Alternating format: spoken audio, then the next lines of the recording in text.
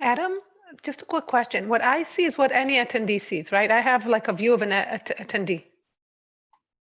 No, you have a view of it as a panelist. So the panelists, the attendees only see whoever's speaking.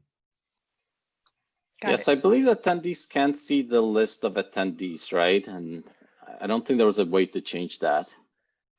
Actually, I think they may not see the list of attendees. That's what, right. Yeah.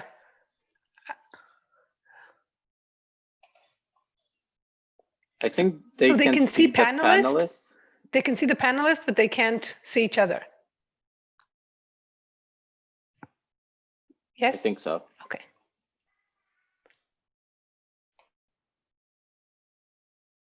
We could ask them, but they're all muted, so we cannot.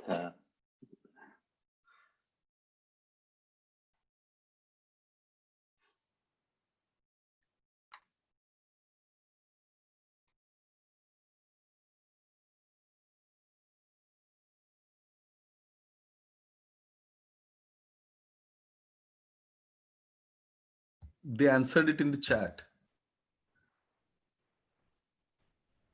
They can see the panelists, but they cannot see other attendees.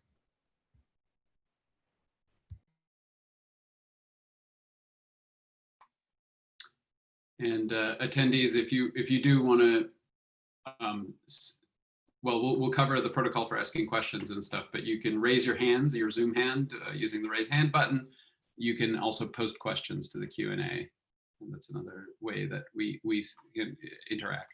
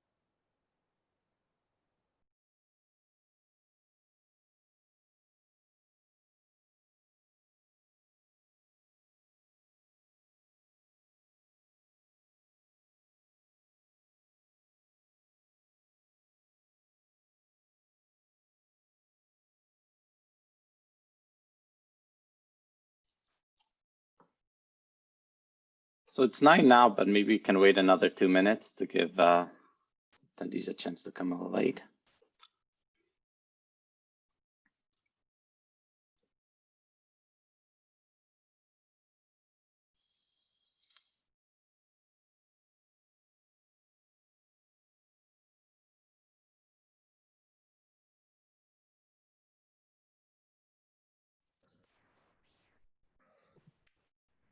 Hey, Serge here.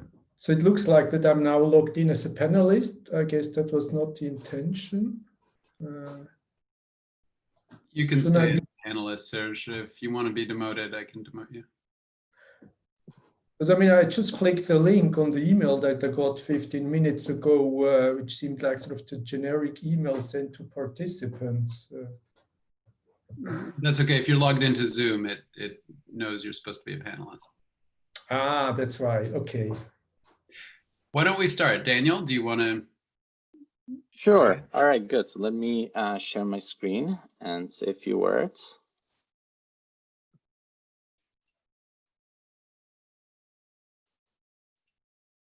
Okay, can everybody see my slides?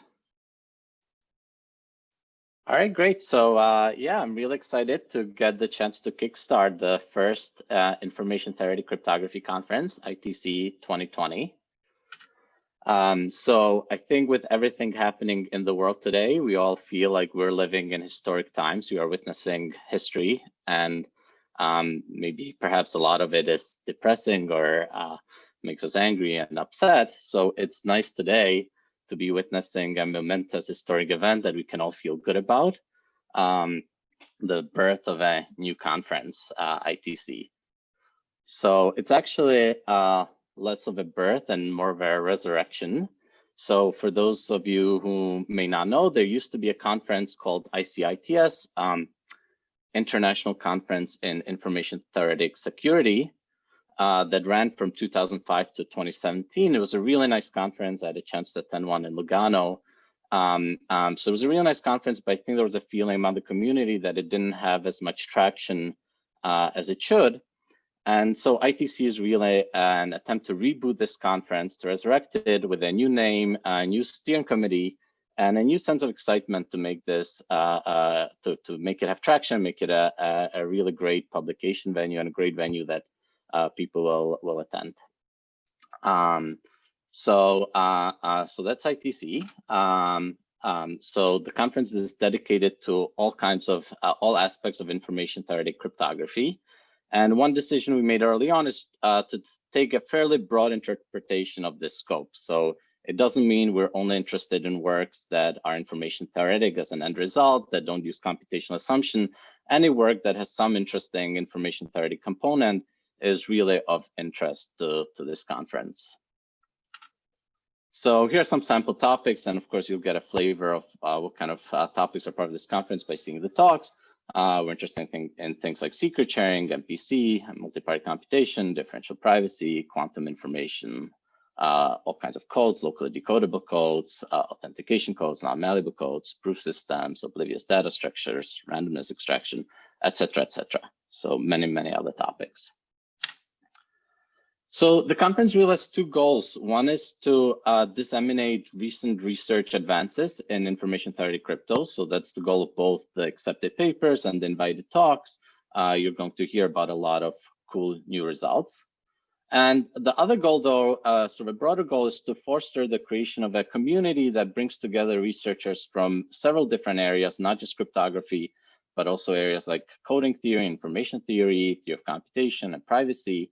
Of course, cryptography. So maybe it's a little harder to do with the virtual content, but I hope we accomplish this anyway. You'll get to hear talk from several of these other areas as well, and some of the people participating are not just core cryptographers, but also from many of these other areas. And I think it's something that we need to strive to do even more to get more people from more areas involved in this conference. So here's just the information for ITC 2020 for this year's conference. So the general chairs are Yael Kalai and Adam Smith. Program chair, here you see the program committee. So I want to just thank everyone for doing a great job, selecting great papers. Really, it was a very fun experience.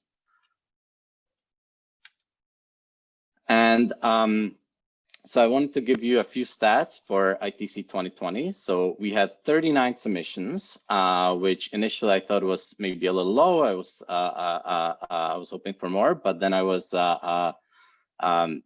very happy with maybe what we lacked in quantity. We made up for in quality. So the quality of the submissions was really great. We ended up accepting 16 of them. And we probably could have, there were other good papers in the pile, so if we rejected your paper, sorry about that. Because this was the first iteration of the conference, one thing we were very conscious of is making sure we set a very high bar for the quality. So I think people weren't sure what to expect or weren't sure what the bar should be. And one decision we made is that we're going to calibrate to TCC, which is a really great conference on the theory of cryptography. And we're going to sort of calibrate to that and set that as our bar. So we wanted to, set the precedent that this will be a conference that where we accept top papers and top works in the field. So we had 16 accepted papers. I'm very, very happy with the program. And we have 6 invited talks that represent greatest hits from the area. So these were selected by the PC. We asked for nominations from the community. We probably should have publicized that better. We only got 2 nominations from the community, but we ended up discussing and coming up with a grade list from the PC. And I'm happy to say that all of the talks we selected, all of the speakers accepted right away. So we had this is the A team. It's all of our topics. It's the six talks that we picked. So originally the conference was supposed to be in Boston, but with COVID that changed. So now the conference is happening in your home virtually. So it's definitely less than ideal. This was not what we originally wanted, but I want to try to look at the positives. So I think there are some positive aspects. I think a lot more, many more people get to participate this way. So we have 360 registered participants. I see 68 participants are on, or 69 are on right now. So that's probably more than we would have gotten if we were meeting physically. And so you can think of this as a free demo of ITC. You know, the first iteration of ITC is free. There's no registration. You don't have to fly anywhere. You just log in. It's easy. You can test it out, try it out, and hopefully we'll get you hooked. And for all the future versions of ITC, you'll be willing to pay a registration fee and fly out to wherever it's being held. So hopefully this will expose the conference to more people than we normally would have. So let me say just a little bit about the format. We'll have, for all the accepted paper sessions, we will start the session with a brief introduction by one of the PC members to all the talks in the session. And then each paper will have a very brief 5 to 8 minute live presentation. And you can think of these live presentations as sort of teasers or sort of the equivalent, the video equivalent of a poster. On the website, there's a link to the longer pre-recorded talk for each paper. So that's a 20+ minute talk that you can access on the website. So if the 5 to 8 minute brief presentation gets you interested, you should also view the longer talk. And all the papers are also available from the proceedings are available from the website. We are published under open access gold standard, so you can access all the papers free from the website. So after all the presentations, we're going to have a discussion and Q&A that's with all of the speakers. So you can write your questions in the Q&A as the talk is happening. The session chair might choose to ask your question right after the talk, but for most questions, we're going to defer them until after all the talks in the session. And then we're going to have a discussion with all the speakers. And you might, the session chairs might unmute you to ask your question. So be prepared if you ask a question that you might get unmuted and be able to ask your question and discuss with the speaker, ask follow-up questions, etc. Okay, so that's really pretty much it for the format. That's pretty much all I want to say. I just want to give a big thanks to many people who made this happen. So thanks to the steering committee and especially Benny Applebaum, the chair, who gave much very useful advice on how to run this conference. Thanks to the general chairs, Adam and Yael. All the PC members and external reviewers, you guys did an excellent job selecting papers and giving good reviews. All the authors who submitted their works, all the speakers that are going to speak in the next 3 days. Shai Halevi for his amazing web review software. So that's what we use to review the submission. And lastly, so this conference is brought to you by Microsoft Research. They sponsor the conference and they allowed us to make registration completely free. So they're supporting both our webinar license and all the publication costs. So thanks to them as well. All right, so I'm going to end here and let the next session take over.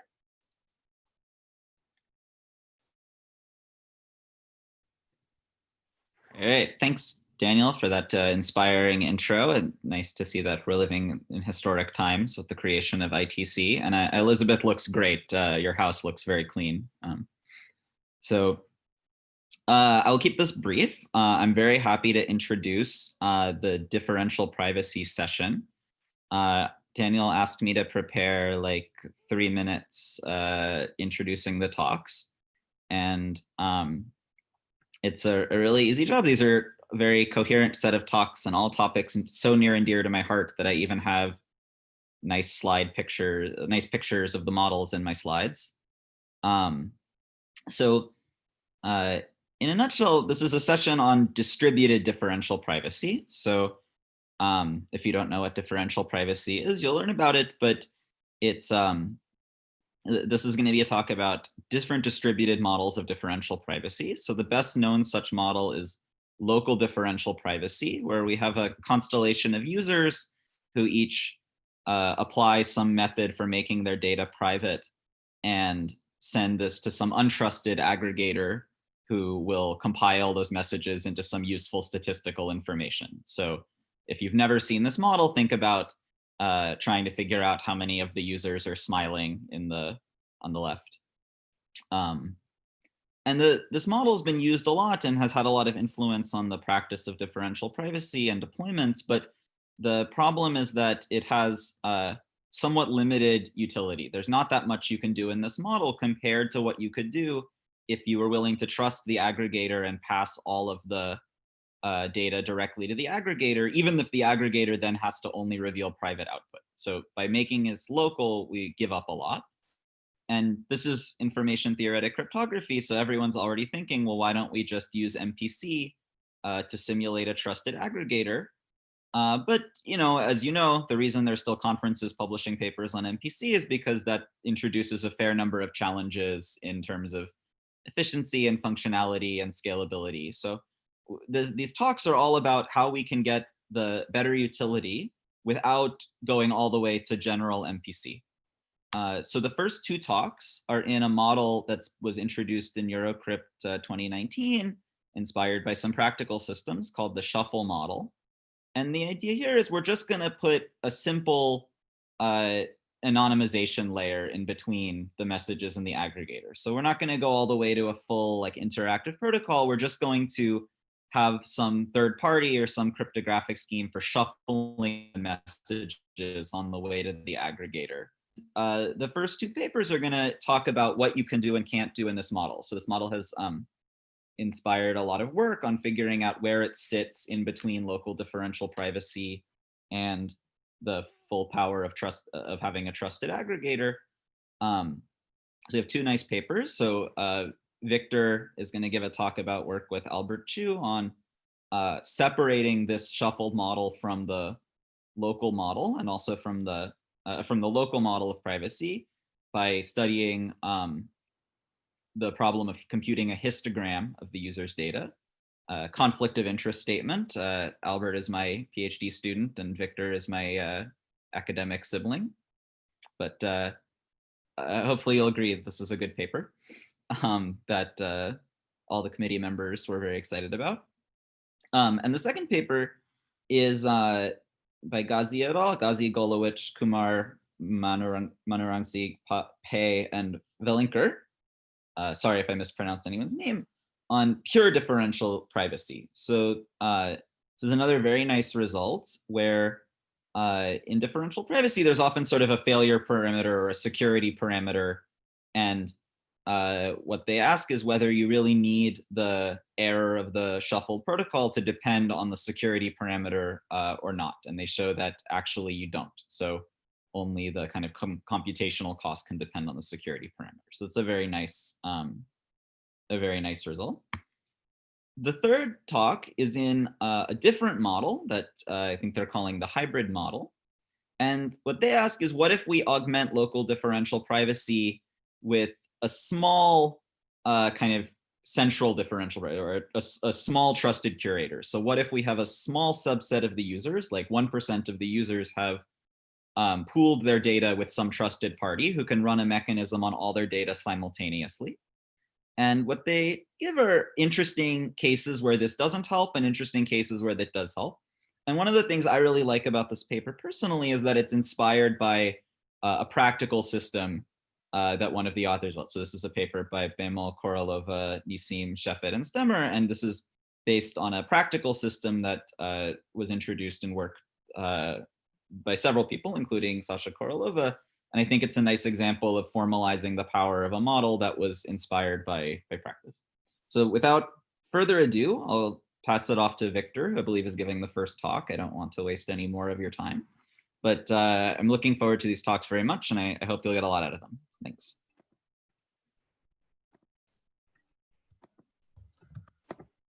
So the first talk that we have is of the paper Separating Local and Shuffle Differential Privacy via Histograms. Victor Balser and Albert Chu are the co-authors, and Victor will be giving the short talk. All right. Hello. Okay, so start with the histogram. So focus on histogram. So each user is going to have one of D possible values, and we're interested in looking at the maximum error across all the bins of the histogram. And so I'll start by going over some already existing protocols in the shuffle model and what guarantees they have. So Chu and al showed that you can get error that's like square root log D, and each user is sending D messages.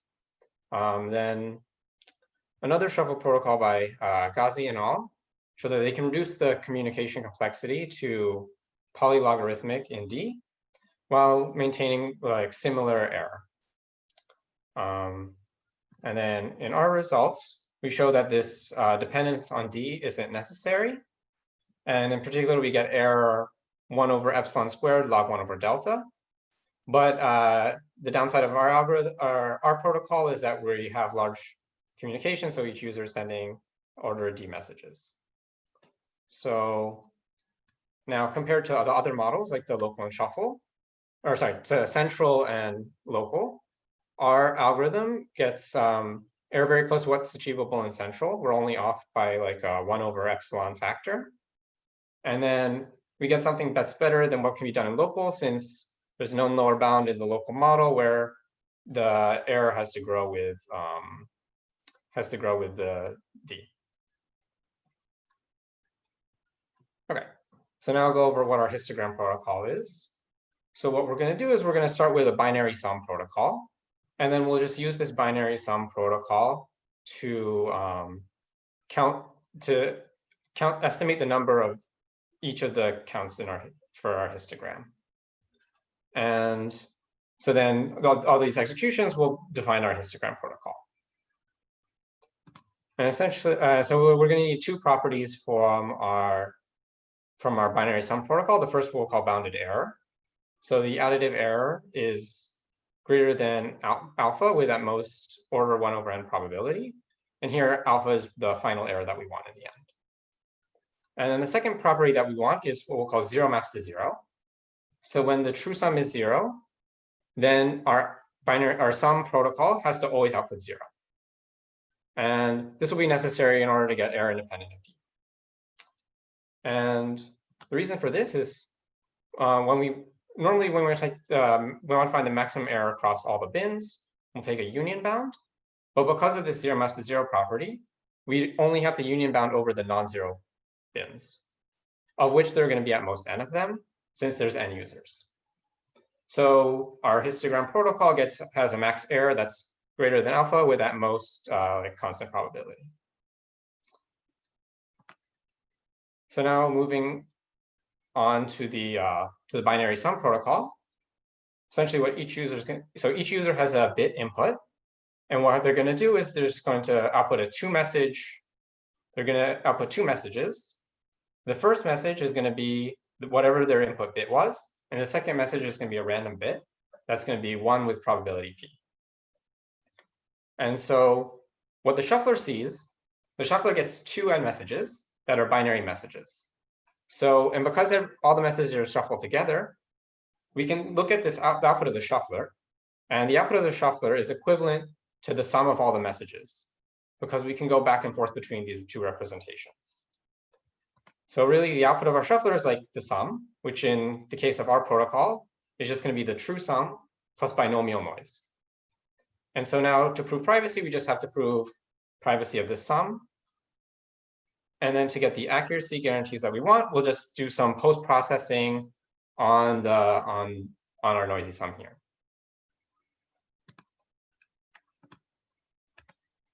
Okay, so privacy is going to follow from prior results from Ghazi et al.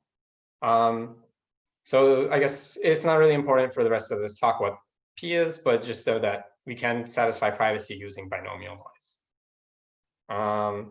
And then for the post-processing, what we're going to do is we're just going to, if our noisy sum is less than or equal to n, we'll just set it to 0. Otherwise, we'll do the noisy sum minus np. So we subtract out the mean of the binomial in this case. And so it should be clear that we get the 0 maps to 0 property. Since if the true sum is 0, then our noisy sum is just binomial, which is always less than n. And then I won't go through bounded error, but that will just fall from like concentration of binomial distribution. Okay, so that's our binary sum protocol. So now I want to just talk about one of the an application of this, and we're going to use this to solve what's called we use to solve what's called a pointer chasing problem. And so here, each user has data drawn from some distribution, and the question is a question of sample complexity. So it's like, how many samples do we need in order to solve this pointer chasing problem? So I'll define what the pointer chasing problem is. And so we start with two unknown permutations, pi1 and pi2, of the numbers 1 through L. And then each user either gets the first permutation or the second permutation. Okay, so here's just an example of two permutations. And the goal is to take 2 hops between these permutations. So what I mean by that is, so we'll start with the first permutation, and it's 2. So we'll go to the second index of the second one. There's a 4. So then we'll go back to the 4th index of the first permutation, so 3. So then we'd like to output 3. And then that's what we'll call solving the pointer chasing problem. And so I won't go through the proof, but I guess what we can show is using our histogram protocol. So in the shuffle model, using our histogram protocol, we can solve the pointer chasing problem with a constant number of samples. However, in the local model shown by Joseph Mount Roth, if we want to solve this problem in the local model, we need to have at least L samples. So we have a separation between the shuffle model and local model for this sample complexity problem. All right, thank you.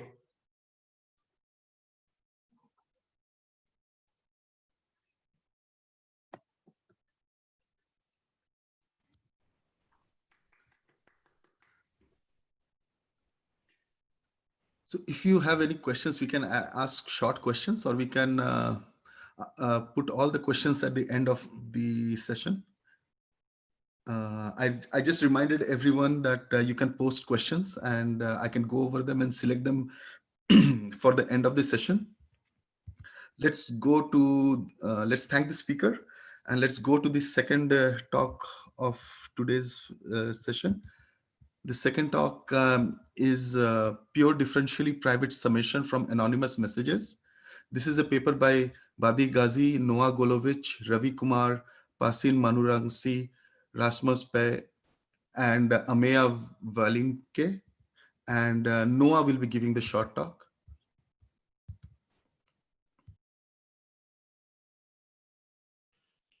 Great. Can you see my screen? Okay, great.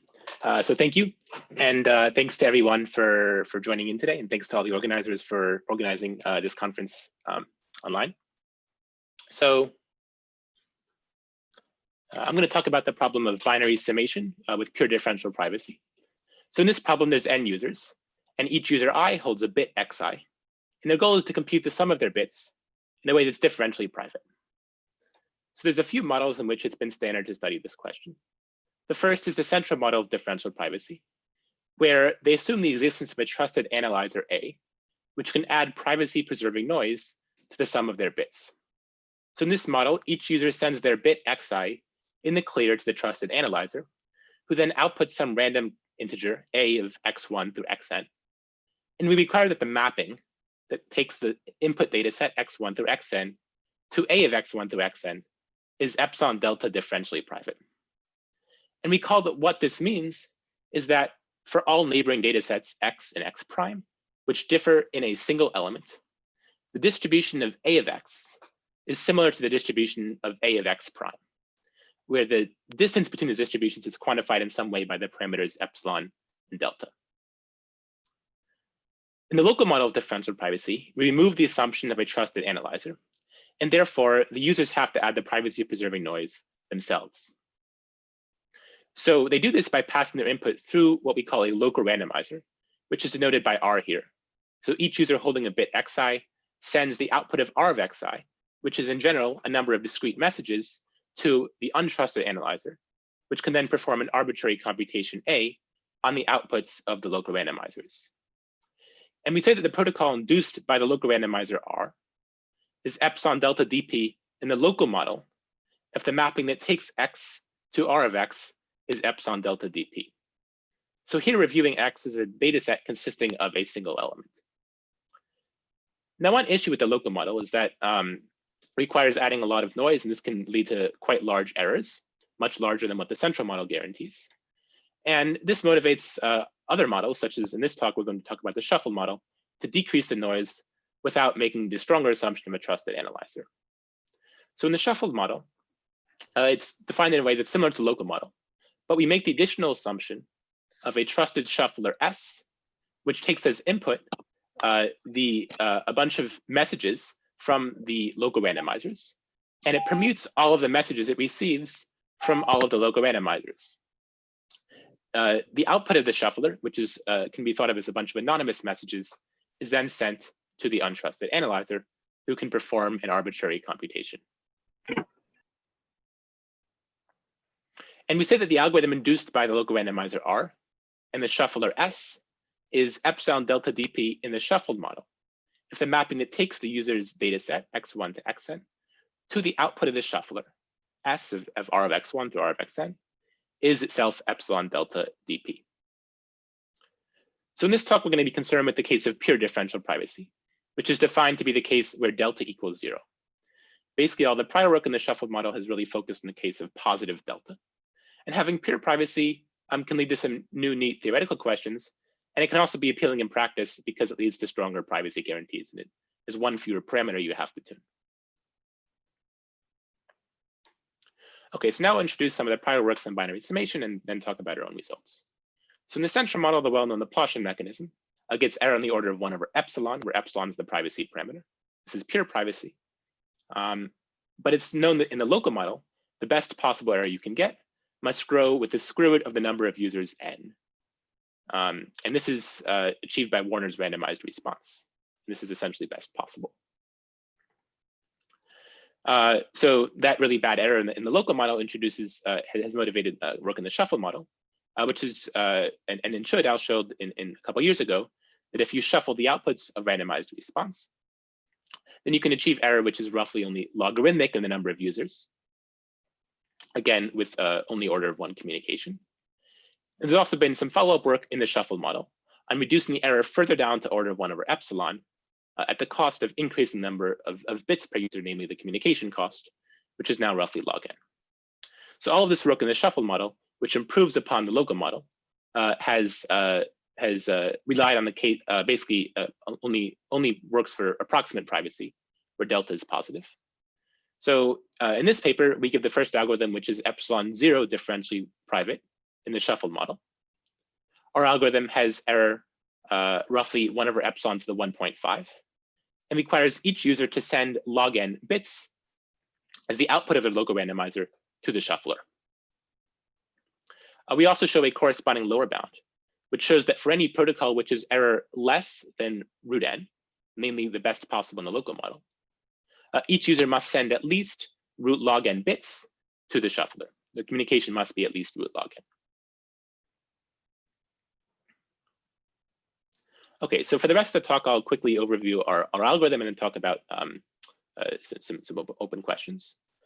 Here's our algorithm for binary summation, which achieves the error of 1 over epsilon to the 1.5. There's 2 parameters. There's a p, which represents a probability, and a odd integer d, which represents the number of messages the local randomizer will send. So given an input bit x, the local randomizer outputs a total of d bits. Each bit is a single message. And these bits are chosen so that T of them are equal to 1 and D minus T of them are equal to 0, where T is a random integer, which is chosen as follows. With probability P, which should be interpreted as something that's kind of small, T will basically be noise. It'll be a discrete Laplacian with mean D over 2. And with remaining probability 1 minus P, T is basically signal. So depending on whether X is 0 or 1, T will either be D minus 1 over 2 or D plus 1 over 2. So to make this a little more concrete, here's an example with D equals 9 and P equals a tenth. Shown in red and blue are the probability mass functions of the output of the local randomizer. And notice that depending on whether the input X is equal to 0 or 1, with overwhelming probability, we're going to output either T equals 4 or T equals 5. And with some small probability P, there is this kind of noise you can see at the bottom, which is given by discrete Laplacian. So what our main theorem states is if we consider each of these n local randomizers, which behaves as is shown here, then the shuffled model protocol induced by this the total of dn messages from all n local randomizers is epsilon 0 differentially private for appropriate settings of the parameters p and d. So p has to be roughly 1 over n, and d, the communication cost, has to be roughly log n. And I haven't told you what the analyzer does. All it does is a simple debiasing step where it counts the number of ones and corrects for the bias. But that's fairly straightforward. And really the kind of the hard part of this, of our algorithm, proving our algorithm works, is to show that privacy holds. Okay, so we have some additional results in our paper. We have a lower bound which shows that any protocol with error which is better than the best possible in the local model. The communication must be at least root log n. And we also have applications of our local DP protocol, or of our pure DP protocol for real valued summation and histogram computation. And you can see our paper for more details. Finally, I'll conclude with a couple of open questions. It'd be nice to have generic tools to analyze pure DP in the shuffled model, similar to the amplification by shuffling results for the case of approximate differential privacy. And it'd also be interesting to close the gap in the error and in communication between our upper bounds and our lower bounds. So great, thank you all for listening. So I have a quick question here. Do we have characterization of the optimal distribution of the randomizer? For example, in your case, when input is 0, you have output of the randomizer from a distribution D0. When your X is 1, it is from distribution D1. Do we have information theoretic guarantees on how the optimal D0 versus D1, like how they look like? Or do we have some approximations to the optimal distributions? We don't, I guess for the case of pure differential privacy here, we don't really know what's optimal. So actually I'll share my screen again. So note that there is a gap between what we get, which is 1 over epsilon to the 1.5, and the 1 over epsilon in the central model. And it's known that basically the Laplace mechanism is essentially optimal for the central model. But we don't know if our local randomizer is optimal for the shuffled model with pure differential privacy. There might be something totally different that gets better.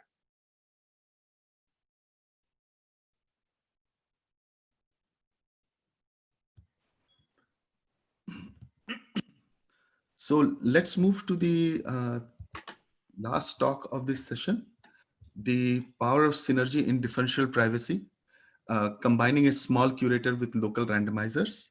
This is a joint work of Amos Bimal, Sasha Korolova, Kobi Nissim, Or Shafet, and Uri Stemmer. And Uri will be giving the talk.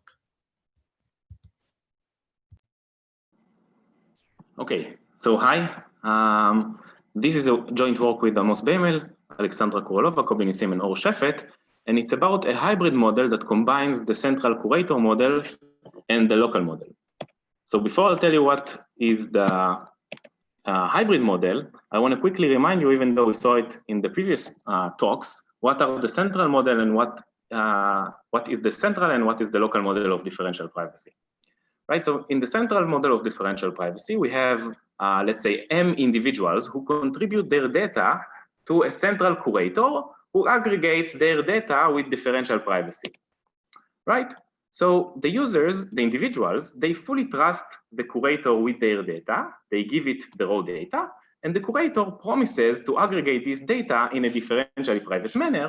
What it means is that if we were to arbitrarily change the data of one individual, so the computed statistics should hide this difference in the sense that the computed statistics should remain distributed roughly the same. Okay, I have here the formal definition of differential privacy, but I'm not going to get into it because I have only 8 minutes, and we saw it kind of in the previous talks. Anyways, the downside for the central curator model is that the users need to fully trust the central curator.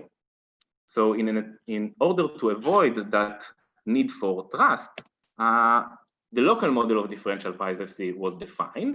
And in the local model of differential privacy, instead of the users giving their raw data to the curator, let's call it now a referee because it doesn't store a database of raw data anymore.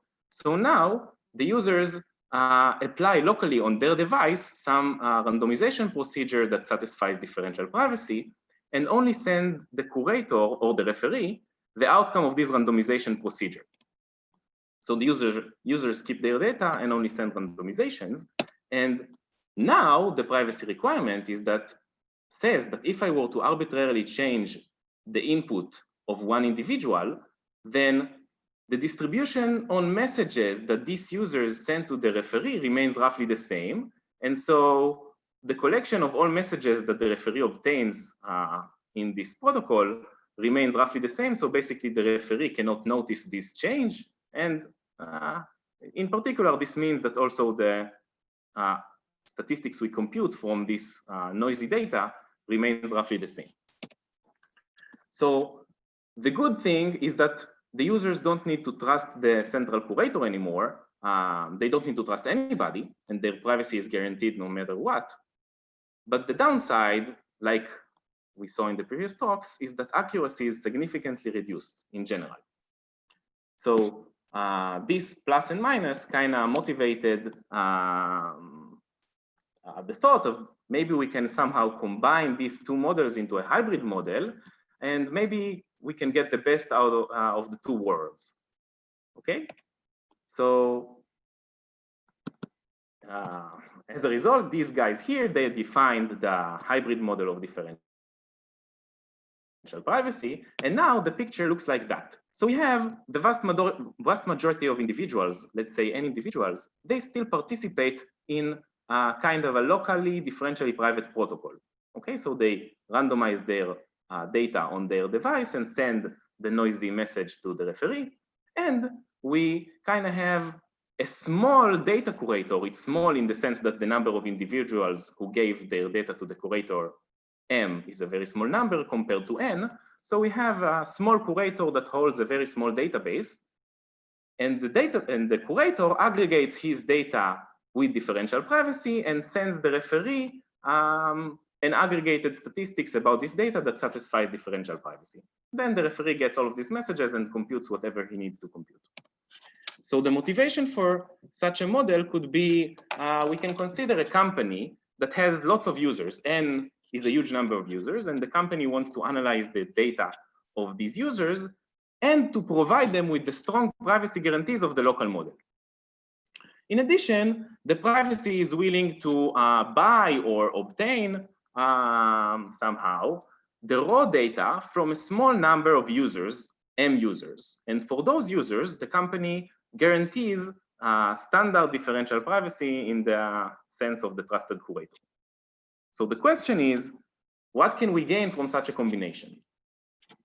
So more formally, we will consider protocols with interaction. So the picture looks more like that. The referee can interact back and forth with the small curator and can interact back and forth with the individuals, and then it needs to output whatever it wants to output.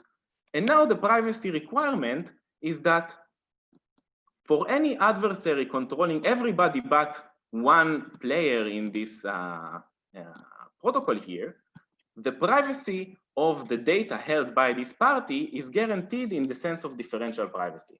So for example, if you consider an adversary controlling everybody except the small curator, then the adversary cannot distinguish between whether the data of the small curator was in black like that, or if one of the entries in that database were to change like in green here.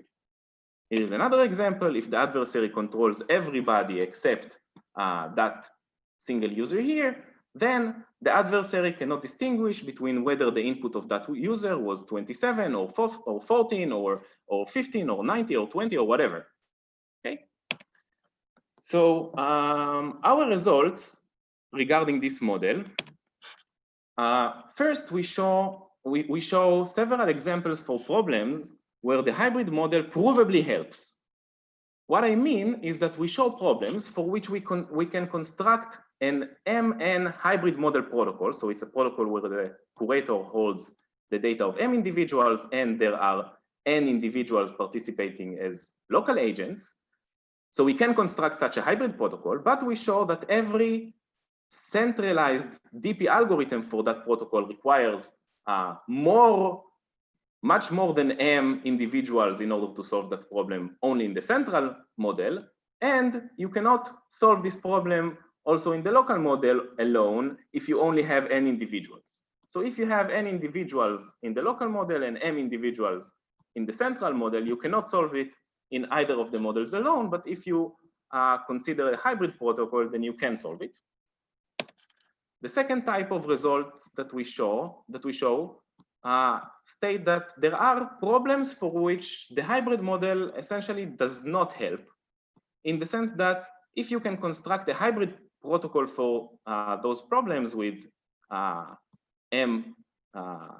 with the data of M individuals in the central model and the data of N individuals like participating as local agents, then either you could solve this problem using the central model alone with your M individuals, or you can solve this problem in the local model alone using the N individuals there. The third thing that we do is we study the round complexity and the communication pattern of protocols in the hybrid model. What we show is that there are problems that you cannot solve in this hybrid model without interaction.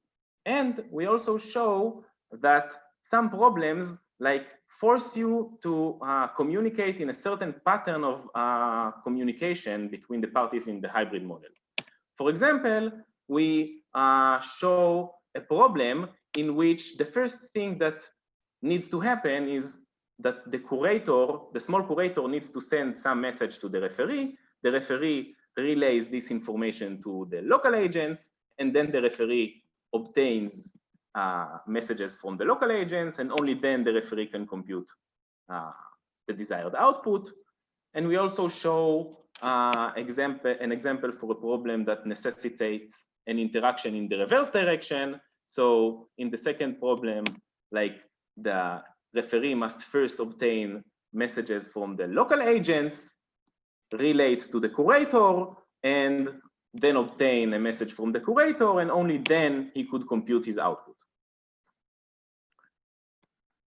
So to summarize, what we do is we initiate the theoretical study of this hybrid model of differential privacy.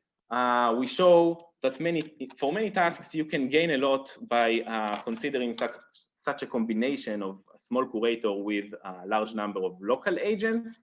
And I guess that the takeaway is that maybe this hybrid model can become like something in our toolkit for designing protocols for differential privacy. And that's it. Thank you. Let's thank all the speakers of this session. Again, a reminder, please feel free to ask questions regarding any particular paper presented in this session, or covering any questions that you have regarding all three papers or differential privacy in general. And the questions can be very open-ended, because the next 15 minutes we are going to have a discussion about differential privacy in general. So since we have a very good panel, I'm sure they will be happy to answer all the questions that you have regarding differential privacy. And and anything particular about their paper. So regarding this model where we have parties who are either giving information to a central aggregator or having a curator to support, help support their computation, I was thinking whether we can think of a genie who knows the input distribution and the distribution of the inputs of the parties and can provide rate limited assistance to both the parties and the curator to help them perform computation. For example, if it was not rate limited, you can implement a cryptographic protocols using the genie. But if it is rate limited, then it will be a nice question as to how to help the parties and the curator compute certain functions. It will be helpful if you can, if you have some opinions about that.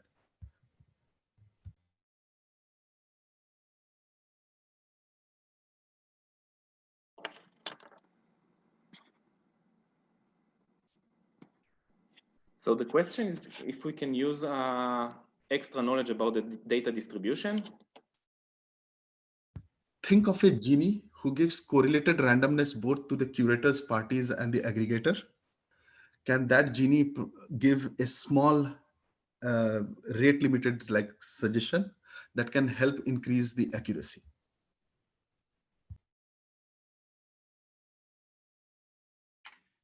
I guess there's a sense in which the separation that Uri gave, the results that Uri described, use something like that, where the central model curator is extracting some relatively small piece of information that the many participants whose data is protected locally can somehow take advantage of.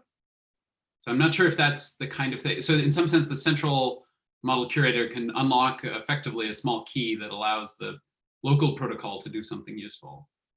I'm not sure if that's what you had in mind, Hemantha, or something related.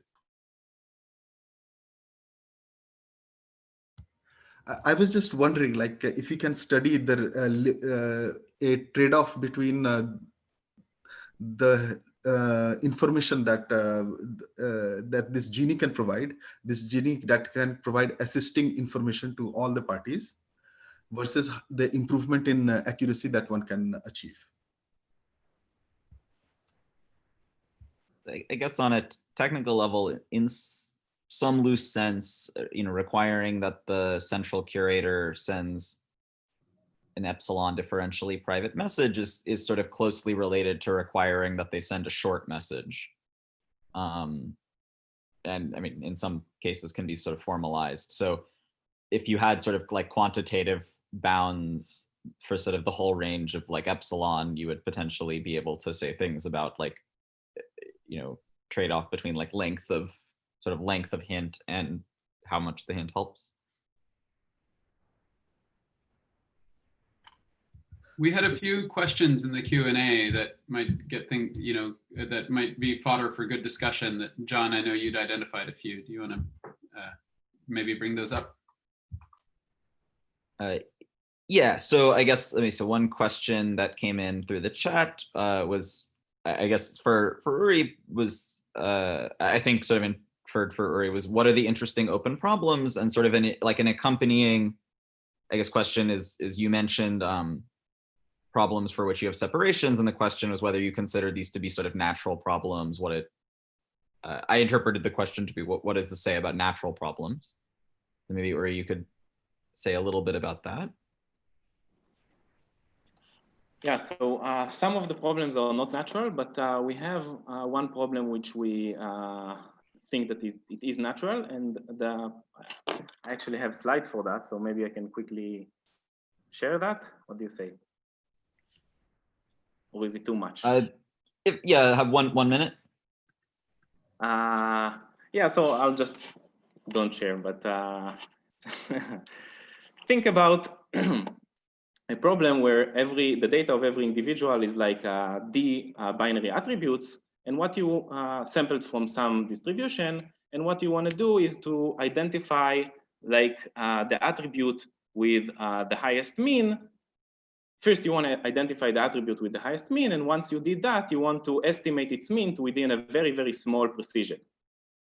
So if you have lots of individuals in the local model, then these users can, once they know what is the right attribute, they can like estimate the mean of that attribute within very high precision, but they kind of can't, because of their privacy requirement, they kind of can't identify the correct attribute.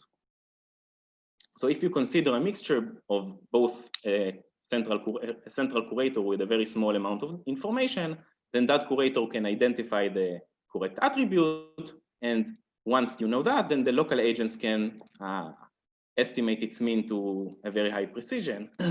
And I think that that's kind of a natural problem. It has applications in biology, also I've heard. And but we also consider more, funny problems. Thanks.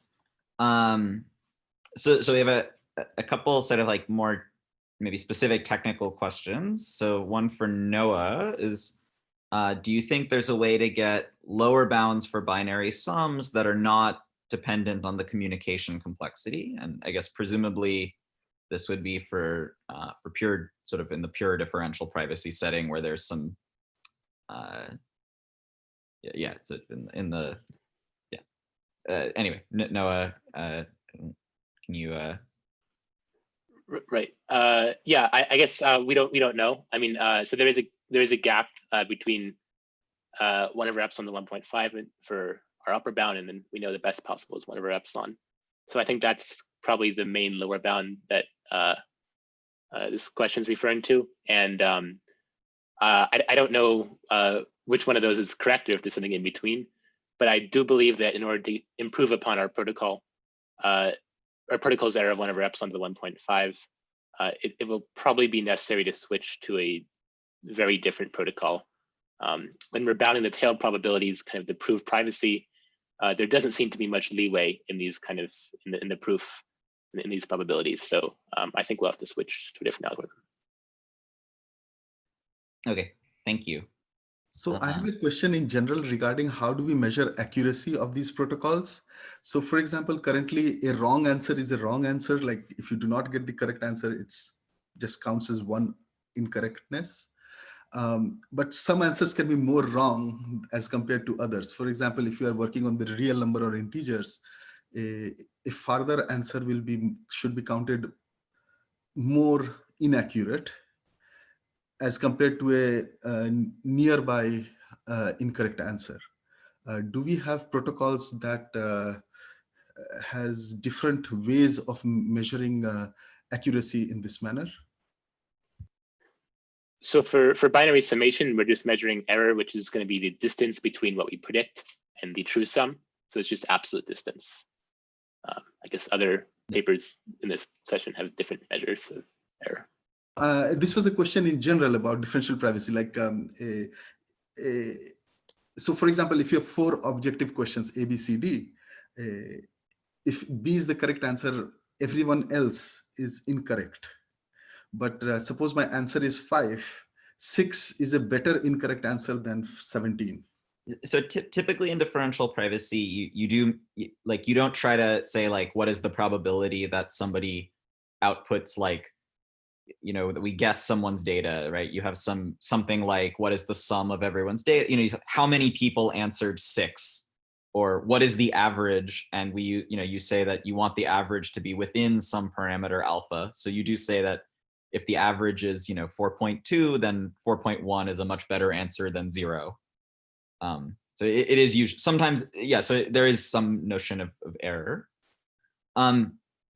So let me give a sort of more high-level question. So Daniel and Amit Agrawal sort of asked related questions. So, right. So the sort of motivation for like both of these different models is that to try to sort of simulate the power of having a central data holder without actually having one. And of course, multi-party computation in some, at a high level sort of just solves that problem. And this is sort of both of these deal with sort of interesting models that sit like in between general multi-party computation and the local model, which is like some very restricted form of multi-party computation. And the question is basically what other models sit sort of in between these things? Do you have any thoughts on sort of what is the next model? Daniel in particular asked, what about allowing only, say, linear functions on the inputs, which is motivated by the fact that MPC for linear functions is much more efficient. So I guess anyone is free to jump in with an answer here.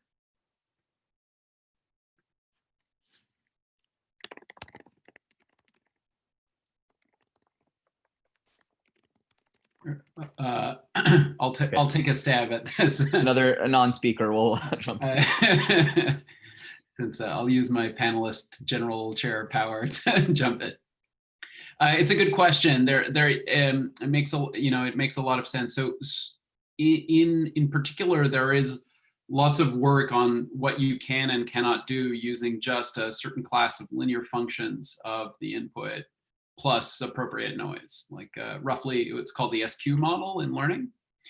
And there are upper bounds and lower bounds, and a lot of natural algorithms can be run in that model. And so if you had the right kind of MPC, you would get that sort of more or less, directly.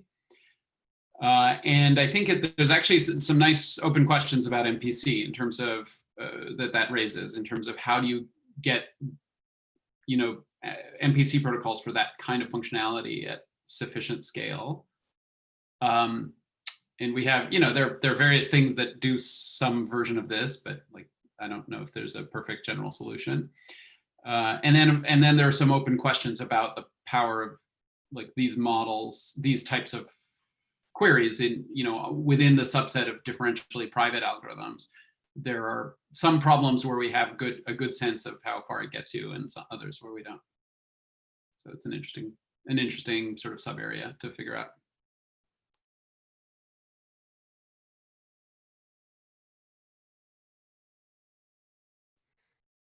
I guess I will use my executive powers. It's 10 o'clock, so it's a great question, I think, to end on.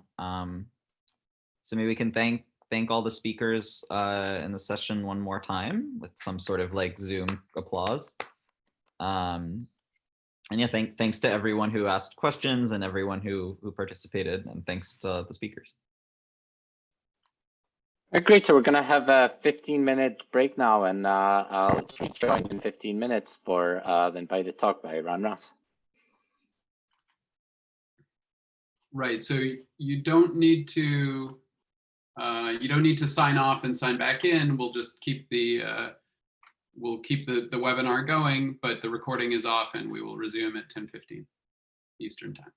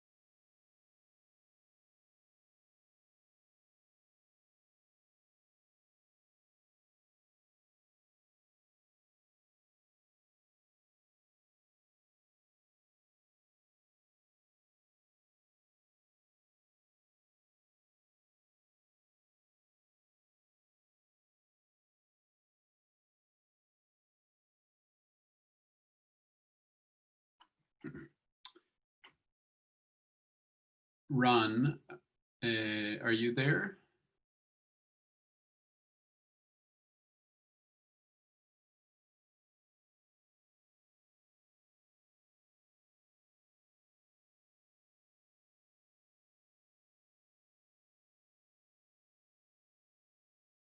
Adam, he looks logged in, but he might be away from his computer right now. Yeah, that's fine. Okay. Yeah, I can see him logged in.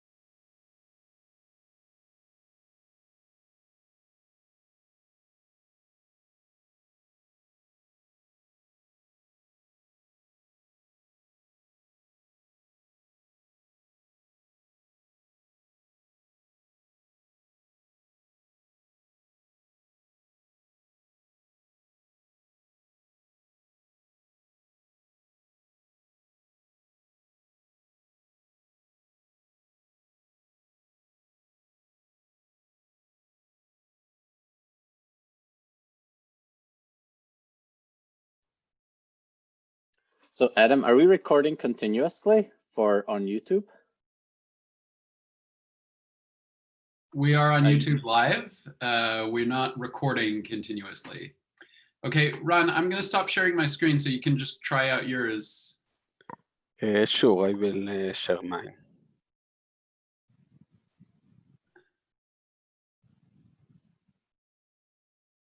So I'll restart the recording when the session actually starts. But we're the YouTube link on we're live on the YouTube link that's on the on the webpage. Great, that looks fine, Ron. So Ron, why don't you do, if you know, we can just keep your screen up and yes, sure, we can keep my screen and yeah, I can start talking later on, like in a few minutes. Yeah. And so Stefano, when the session starts, you know, it's your chairing, so you can take. Right. So should we start on time, or do you want to? I think we should start on time. Yeah. Oh, yeah. I mean, okay. Yeah. No excuse for being late. Give or take a minute. There are 59 attendees signed in. I mean, they may have walked away from their screens momentarily. Right.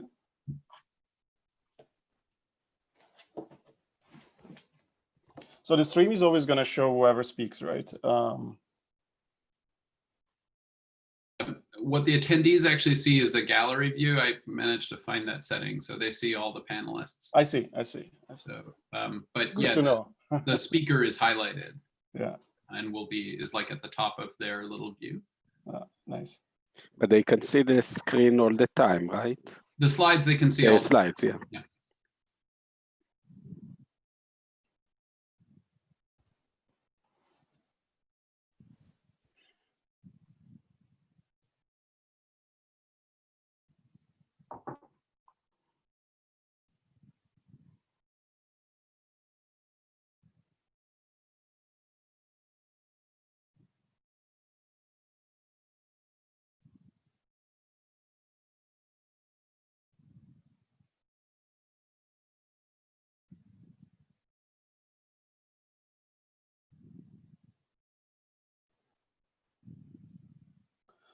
So Ran, I will not interrupt you unless there is a very pressing question from the audience. Otherwise, we leave the questions for the Q&A at the end.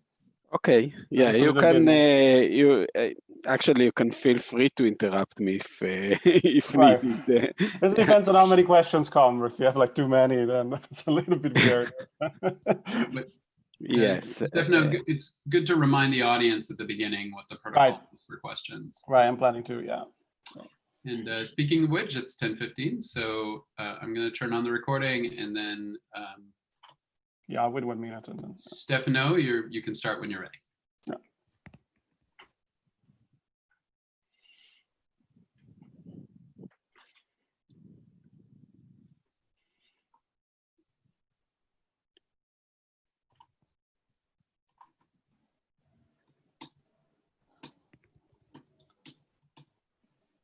All right, so, well, good morning, everyone, and welcome to our very first invited talk. So it's really a great pleasure to have Ran Raz here with us today as an invited speaker. So as I'm sure most of you are aware already, Ran has made fundamental contributions across so many areas of theoretical computer science, and unsurprisingly, this has led him to collect a number of awards on the way, and in particular, this has made him a serial winner of Best Paper Awards at Stock and Fox. I think one main reason to be excited to have Ran talk today in this particular venue is that his work, willingly or unwillingly, repeatedly connects to so many questions across the whole spectrum of cryptography. And in particular, he's going to talk today about his recent line of works on space-time trade-offs for learning problems, which really touches upon one of the core problems of information-theoretic security, namely dealing with bounded memory adversaries.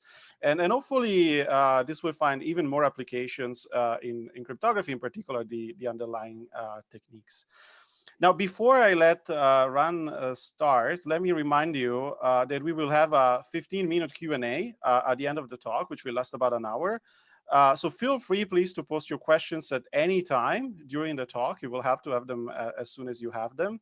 But they will generally be answered at the end. So I will try not to interrupt the talk unless I spot a question which is very important. And if you really want the question to be answered, also feel free to send me a message on the chat. But without any further ado, so let me give the word to Ran. Thank you so much for the introduction and also for inviting me to talk in this forum. I'm very excited to speak here.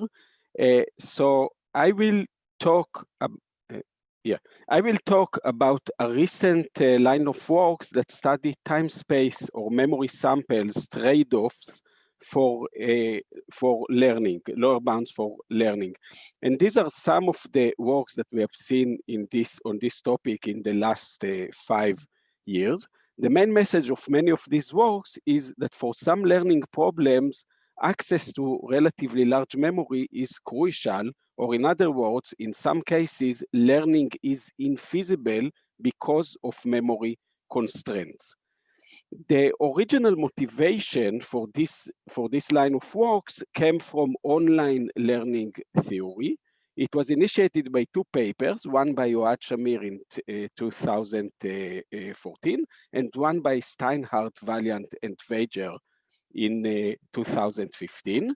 These 2 papers asked the question, can one prove unconditional lower bounds on the number of samples needed for learning under memory constraints? And this was asked in the model of online learning when the sample arrive one by one in a stream and you cannot go back to see previous samples. You just get the samples one by one.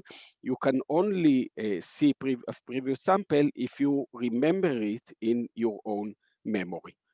Let me start from the example of parity learning. This is a very simple example that I usually start talks about this topic from. So in parity learning, what is parity learning? In parity learning, there is a string x of n bits, x1 to xn, that was chosen uniformly at random from 0, 1 to the n. So it's just n random bits. And the learner tries to learn that stream of bits from a stream of random linear equations modulo 2 in these bits. And the equations arrive one by one in a stream, as we discussed before. So formally, the learner gets a stream of samples, A1, B1, A2, B2, and so on, where for every t at each time t, AT is just a random vector uniformly distributed on 0, 1 to the n, and BT, the free variable, is just the inner product of x and AT modulo 2. So you just AT BT is just a random linear equations in the variables x1 to xn, and the learner needs to solve the linear equation and figure out what was x. There is no noise. It's all very simple. So let's try to give an example. This is an example where you have to figure out, in this case, n equals 5 and x1 to x5 are unknown. You have to figure them out.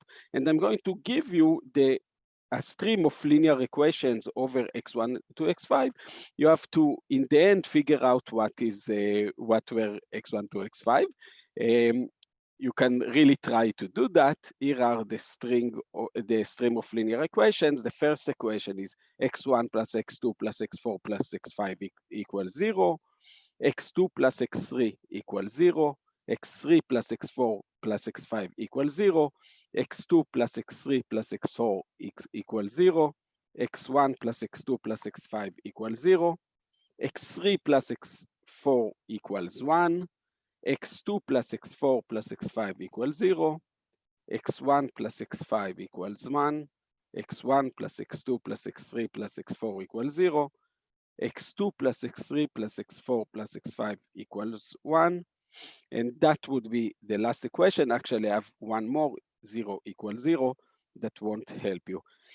So this is not, I'm not sure if it passes well for the online internet forum. I don't know if any of you figure out the solution, but you got the idea. So this is what the learner tries to do. And basically, there are two ways to do that. The first way, and the simplest, the first way is just by solving linear equations. So in order to solve linear equations, the learner needs about of n samples of n linear equations, actually n plus of 1 linear equations. And for that, the learner needs of n square memory bits, because the learner needs to remember n equations. Each one of them is n coefficients. So the learner needs O of n square memory bits. But what happens if the learner doesn't have such a large memory? If the learner has a smaller than n square size memory, maybe even a linear size memory, what happens then? Can the learner still learn x1 to xn? And the answer is of course that yes, the learner can still learn x1 to xn, for example, by trying all the possibilities. So by trying all the possibilities one by one, the learner tries all the possibilities, and each one of them, the learner checks against the next, let's say, 2n equations. And if it satisfies all the next 2n equations, the learner knows that with high probability, this is the correct solution. If not, the learner tries the next possibility. So this is very simple. It uses only linear memory size, but it uses exponential number of samples. And the question is if this is the best way to do that when the memory is limited. Suppose that the memory is limited to linear size memory, or maybe even a little bit more than n square. Can the learner learn x1 to xn with less than an exponential number of samples? And the answer is that no, this is impossible. This was first conjectured by Steinhardt, Valiant, and Wager in their paper from 2015, and I proved it in my paper from 2016. And the theorem is that any algorithm for parity learning requires either a memory of size n square over some constant, say 10, or an exponential number of samples. So the two protocols that we saw are kind of the two best protocols in some sense. Any algorithm would require either a quadratic memory size or an exponential number of samples. Previously, there was no lower bound even when the memory size was n. For memory size smaller than n, it's much easier to prove lower bounds, and this was actually known in the context of bounded storage cryptography. So for memory size smaller than n, one can prove lower bounds by using the property of inner product as a good two-source extractor. Okay, so in this lecture, I'm going to focus on superlinear lower bounds on the memory size, on time-space trade-off lower bounds that are superlinear in the memory size. So this is the parity result. I have to say the best upper bound is n squared over 4. So there is still a gap between the best lower bound and the best upper bound. What I mean is that the memory needed for the best upper bound with less than exponential number of samples is n squared over 4. There is still a gap between the best upper bound and the best lower bound in terms of constant. So we still don't know what is the right constant, but we are close. These two constants are close. Okay, so this is the parity result, and let me tell you a little bit more about the motivation for this result. As I told you before, the first motivation, maybe the main motivation for the result came from machine learning theory. It was asked in the context of online learning and came from the community of machine learning theory. In machine learning, this result says that for some online learning problems, access to a relatively large memory is crucial, or in other words, in some cases, learning is infeasible because of memory constraints. More generally, it's very interesting to understand how much memory is needed for learning. And the parity result gives an example for a concept class that can be efficiently learned if and only if the learner has a quadratic size memory. Or if you want, good memory might be crucial for learning processes. So this is the motivation that comes from machine learning. Let me give you an example. The example is learning by a neural network. As you know, many modern learning algorithms try to learn a concept by modeling it as a neural network.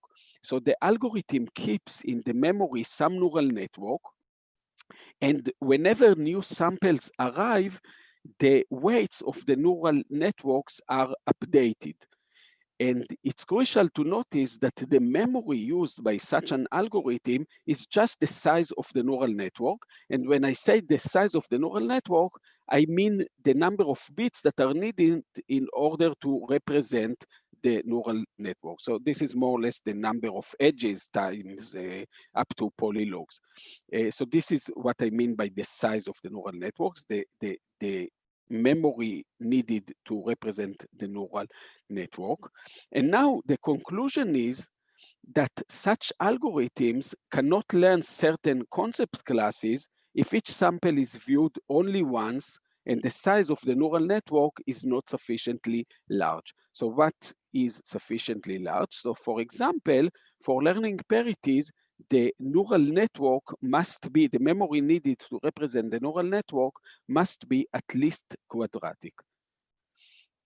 So this is the motivation from learning theory, but there is another motivation for learning studying these problems, and this comes from bounded storage cryptography, which is more related to this conference. So bounded storage cryptography first started by Maurer in 92 and then studied in many other works. In the bounded storage cryptography, Alice and Bob want to interact securely or perform some other cryptographical task in the presence of an adversary with bounded memory size. So the setting is that the adversary can see all the communication between Alice and Bob, but the memory used by the adversary must be limited. And the bounded storage cryptography has the advantage that it might give unconditional security in some cases against computationally unbounded adversaries. And sometimes it even gives everlasting secrecy. And all this if the adversary's memory is bounded. So I will tell you a little bit about two applications for bounded storage cryptography. The first application is a secret key encryption decryption protocol in bounded storage cryptography under the assumption that the adversary is of bounded memory. And I will tell you also about a key agreement protocol from a very beautiful paper, recent paper by Guan and Zandri. They gave actually protocols for key agreement, bit commitment, and oblivious transfers. All these protocols have several advantages over previous works, and they all use the parity result that we saw. So let me tell you first about the secret key encryption decryption scheme. So we assume here that Alice and Bob have some secret key. The secret key is X in 0, 1 to the end that was chosen randomly. And now they want to use this secret key for secure communication in the bounded storage model. So suppose that Alice wants to encrypt 1 bit M and send it to Bob. So the protocol is as follows. Let's denote by A a string of n random bits that are known to both Alice and Bob. So this string of n random bits can come from a common random string, from like a source that transmit random bits to everybody, or if this is not available, then Alice can just choose that string by herself and send it to Bob. So we assume that Alice and Bob know the string A, and the string A can be seen by everybody. The adversary also knows the string A, but this is fine. So given the string A, both Alice and Bob can actually compute the bit B, which is the inner product of A and X. So they have this bit B, and now the encryption by Alice is by taking M XOR B, and the decryption by Bob is by taking M XOR B, which is back M. So M XOR B is the encrypted value that Alice sends to Bob. So this is the entire thing. This is the encryption decryption scheme. And you can see that for that encryption decryption protocol, for every bit that we want to encrypt, we needed a complexity of n, and we have a secret key of also n bits. Now, what we have about this protocol is that this protocol is unconditionally secure if the attacker uses at most n squared over 10 memory bits, and the scheme is used at most an exponential number of times. An exponential number of times is essentially forever, so the protocol remains secure as long as the attacker uses, has at most n squared over 10 memory bits. And what do I mean by secure here? We allow the attacker to see all the communication and even the messages for time t. So the attacker can see A1, B1, A2, B2, and so on until AT, BT. And the attacker can also see AT plus 1, and still the attacker cannot guess BT plus 1 except with an exponentially small advantage. So this is the protocol for encryption decryption scheme that uses the parity result. Let me, and I have to say that previous protocols in the bounded storage model always used the assumption, always needed the assumption that the attacker's memory size is at most linear in the time needed for encryption decryption. And when I say the time needed for encryption decryption, I also count the number of bits that are needed to be streamed by a source of random bits. And I'm talking here only on unconditional security. Okay. So now let me turn to the paper by Guan and Zandri. So they gave protocols for key agreement in which Alice and Bob want to agree on a secret key that only they know without ever meeting. Bit commitment, when Alice wants to commit to a chosen value while keeping it hidden from others, with the ability to reveal the committed value later. And oblivious transfer, Alice has two messages, M0 and M1, and she wants Bob to be able to read one of them, but only one of them, without knowing which one Bob read. So I won't talk about all these protocols. I also won't talk about advantages and disadvantages of these protocols, also of the previous protocol that we saw. I will just say that these protocols have certain advantages over previous works.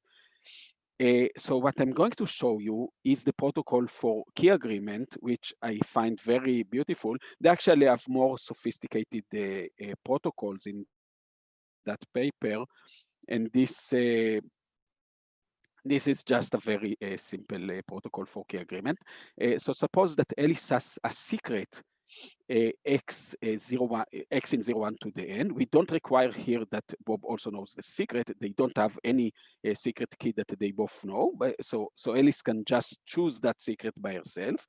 So she has a secret 01 to the n, chosen randomly. What Alice is going to do, she's going to send to Bob a sequence of linear equations, A1, B1, A2, B2, and so on until AN, BN, like n linear equations in the variables x1 to xn. So for every t, AT is just a random string in 01 to the n, and BT is the inner product of AT and x. So this is just a linear equation in x1 to xn. What Bob is going to do, Bob is going to compute a random linear combination of these equations. So from A1, B1 to AN, BN, Bob just takes a random linear combination and gets additional equation AB that must be satisfied by x1 to xn. So B is the inner product of A and X. What Bob does, Bob sends A back to Alice, and then Alice can compute the bit B, which is just the inner product of A and X. So Alice and Bob agreed on the bit B. So this is a protocol for key agreement. It remains unconditionally secure if the attacker uses at most n²/10 memory bits. So I have to say that here the communication is also quadratic, but the bound on the memory size of the attacker is also quadratic. So this is the protocol for key agreement by Guan and Zandri. So what I want,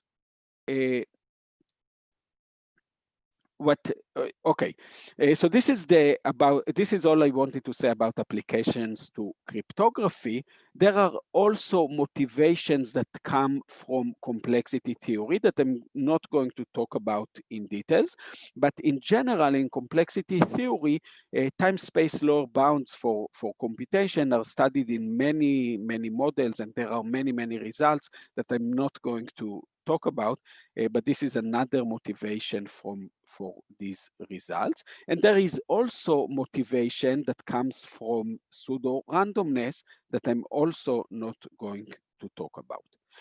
So what I want to do next is to tell you about some additional results about memory, about some additional results that we have that give additional memory samples lower bounds for learning that might be relevant to cryptography. Actually, we know that some of them are relevant to cryptography. So the next thing that I want to talk about is about learning sparse parities. So before we talked about learning parities, then in a paper with Gilad Kol and Avishai Tal, we studied the problem of learning sparse parities. So what is the problem of learning sparse parities? So sparsity K parity learning is the same as parity learning, except that you know in advance that at most K of the variables x1 to xn are 1. So most of them are 0 and at most K are 1. K is a parameter. And we can prove several things about learning sparse parity. Actually, we have two results. We prove that as long as k is small enough, actually it's also true for larger k, but let's assume that k is smaller than n to the 1 minus epsilon. Then any algorithm for sparsity k parity learning satisfies the following. First, it requires either omega of n times k memory or 2 to the k samples. And also the second result, that it requires either n times k to the 0.99 memory bits or k to the k samples. So actually the second result is kind of more interesting because it shows that even for logarithmic k, even if k is log n or even slightly smaller than log n, learning parities of sparsity k requires either superlinear memory or super polynomial number of samples, because k to the k becomes also already super polynomial. And what is interesting about sparse parities is that many central and well-known learning problems can be reduced to parity learning, and therefore we get time-space memory samples lower bounds for many other learning problems. In particular, we get the following conclusion. So first, learning log n sparse parities need either superlinear memory size or super polynomial number of samples, but we also get that learning linear size DNFs, linear size CNFs, linear size decision trees, log n size juntas, all require either superlinear memory size or a super polynomial number of samples. So this is this result. And after this result, there were several works. So these results were only for parity and sparse parities and things that can be reduced to parities and sparse parities. After these results, there were several works that give memory samples lower bounds for larger classes of learning problems. And in general, these results show that for a large class of learning problems, any learning algorithm requires either quadratic memory size or an exponential number of samples. I had such a result in 2017. There were also other results, one by Moshkovitz and Moshkovitz. So this one is Moshkovitz and Moshkovitz. This one is Beam, Oves, Garan, and Young, and this one is myself with Sumega Garg and Avishai Tal. Both of these works, Beam, Oves, Garan, and Young, and Garg, myself, and Tal, build on the technique from R17. MM18 is different. It builds on an earlier paper by the same authors that was independent actually of R17, and this obtained similar results, but only with linear lower bound on the memory size. The linear lower bound was 1.25 n, so it's a linear lower bound, but larger than n on the memory size. So in the rest of the talk, I will focus on R17 and GRT18 that builds on R17. So I see some things in the chat. Shall I check them? Oh, there are questions. I guess if you want to. So I think there was a question from Benny on whether you think that if there's an inherent reason whether for symmetric encryption you cannot get something which is better than quadratic. Yes, there is a reason. we might get something more than quadratic, but either under computational assumptions or if we are able to prove computational lower bounds. So the point is that we will see it later when we talk about the model that we consider. So these results are kind of information theoretic. We only assume that the adversary has that there is a bound on the memory size of the adversary, but we don't assume any bound on its computational complexity. And in general, the adversary can just store n samples, and by storing n samples, usually it gives you information theoretically a way to figure out n bits, x1 to xn. So there is actually a reason that we cannot get bounds better than the number of bits that we have to figure out times the length of each sample. So this is other question. I see there were. Yeah, we can also leave them to the end. I mean, Adam had a question. Yeah, we can talk about them in depth. So in the rest of the talk, in the rest of the lecture, I want to focus on GRT18, which actually builds on the method of R17. I have to say that there are additional follow-up works that build on the methods of R17. This work by Sharan, Sidford, and Valiant is a very interesting work, and they prove time-space lower bounds for linear regression with small error using the same techniques. And this is very interesting because I think it's the first result in this line of works that proves actually proves lower bounds for a learning problem that is important in real life. Linear regression. This is actually a very well-studied problem in real life. We also have a result with Sumega Garg and Avishai Tal on two-pass learning of parity and other problems. So for example, for parity, we get that even if the adversary can read all the equations twice in the exact same order, then in order to learn even if the learner reads everything twice in the exact same order, in order to learn, the learner needs either n to the 1.5 memory size or 2 to the square root of n number of samples. So this is not a tight result. At least we don't know that it's a tight result. We think that it's not a tight result. But this is the best that we can prove when we allow two-pass learning. And it's only for two passes. We don't know anything about more than that. So these are these two results. So now I want to tell you a little bit more about the result with Sumega Garg and Avishai Tal.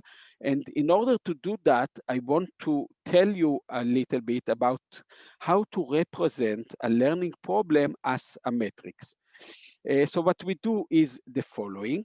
We assume that we have two finite sets, A and X. A is the set of possible samples. For example, in parity learning, it's 0, 1 to the n, actually to the n plus 1. Actually, let's say 0, 1 to the n. And X is the concept class that we are trying to learn. In parity learning, it's 0, 1 to the n also. So suppose that we have an arbitrary matrix M from A times X to minus 1, 1. So this is an arbitrary matrix, and there is a learning problem that corresponds to that matrix. So what is the learning problem? We have X, which is a random element of X. X is chosen uniformly at random from X, and this is unknown. And the learner tries to learn X from a stream of samples, A1, B1, A2, B2, and so on, where for every T, AT is just a random element of A, and BT is M of AT and X. So what happens here is that X is just a random column of the matrix M. that was chosen and is unknown, and the learner tries to learn X from a random coordinates of that column. So we are given random coordinates of that column. We know what is the coordinate and what is the matrix value in this in this coordinate, and we have to figure out what is the column. So this is the matrix. This is the learning problem that corresponds to that matrix M. So what we have is a result that is the following result. This is a theorem with Sumega Garg and Avishai Tal. So let's assume that the matrix M is what is called a good two-source extractor. And you don't have to know what is a two-source extractor because it's written on this slide. Assume that the matrix M satisfies the following property. Any submatrix of M of fraction 2 to the minus k times 2 to the minus L has bias at most 2 to the minus R. And when I say bias at most 2 to the minus R, I mean that if you consider the fraction of ones and the fraction of minus ones, you will get that the fraction of ones is between half plus 2 to the minus R and half minus 2 to the minus R. So this is bias at most 2 to the minus R. So we assume that any submatrix of fraction 2 to the minus k times 2 to the minus L has bias at most 2 to the minus R. Then we know that any learning algorithm requires either omega of k times L memory bits or 2 to the omega of R samples. And in particular, this shows that for a large class of learning problems, any learning algorithm requires either a memory of size omega of log A times log X or an exponential number of samples. The technique is new. The technique in R17 is new. It gives a general proof techniques. This result implies all the previous results that were before that result. And in particular, it gives another proof for the parity result. And I have to also mention, I wanted to mention that there was a very related result independently by Beam, Oves-Garan, and Young, also building on R17. They don't prove exactly this theorem, but they prove similar things. So these two papers are very similar. The paper GRT 18 and Beam, Oves-Garan, and Young also 18 are kind of very similar papers. Okay, so let me tell you about some applications of this result. So one application, for example, is learning from low degree equations. So suppose now that a learner tries to learn x1 to xn from random multilinear polynomial equations of degree at most d. So now the samples are random multilinear polynomial equations and their evaluations on x1 to xn. Now each sample is of length n to the d. And what we have to figure out is of length n, and the theorem says that any learner requires either omega of n to the d plus 1 memory size or 2 to the omega n samples. Another application is kind of the opposite. It's learning from low degree polynomials. A learner learning low degree. A learner tries to learn an invariant 2 from random evaluations. So now we have to figure out n to the d bits, and the samples are of length n. And again, the theorem says that it requires either omega of n to the d plus 1 memory bits or 2 to the omega of n samples. There are many other applications that I will not get to. The next thing that I want to do is to tell you what is the computational model that we consider in all these results. And the computational model is the model of branching program. A branching program is an undirected graph. We consider a branching program of length m and width d. So this branching program is an undirected layered graph with m+1 layers, and in each layer except the first one, except layer 0, there are d vertices. So log d is the memory size, and m is the time. Each layer represents a time step, and each vertex in the layer represents a memory state of the learner inside in that time step. Each non-leaf vertex has 2 to the n plus 1 outgoing edges. So I do it only for parity learning, but the general thing is the same. I do it for parity learning so that I will use n for both the length of x and the length of a. So each non-leaf vertex has 2 to the n plus 1 outgoing edges, one for each equation, one for each a, b, in 0, 1 to the n times 0, 1. So for example, from this vertex, there are 2 to the n plus 1 edges that are labeled by all the different equations. So this is the branching program. And now when we have samples A1, B1, A2, B2, and so on to AM, BM, what we do is the following. We start from layer 0, from the only node in layer 0, which is the starting node, and then we follow the equations A1, B1, A2, B2, and so on. And this defines a path on the branching program that we call the computational path. In the end, the computational path reaches some vertex in the last layer, and we assume that all the vertices in the last layer are labeled by a guess for what is the correct x, and we call that guess x hat of v. So this is the output of the branching program. So the branching program starts from this vertex, follows the computational path, reaches the last vertex, and the output on that vertex. So this is the model of computation that we consider. So for example, the parity result says that any branching program with width at most 2 to the n square over 20, which means space n square, memory size n square over 20, and length at most 2 to the n over 100, which means at most an exponential number of samples. Any such branching program for parity learning outputs the correct x with exponentially small probability. I didn't say that before when I stated the result, but it's with exponentially small probability. So this is the model of computation that we consider.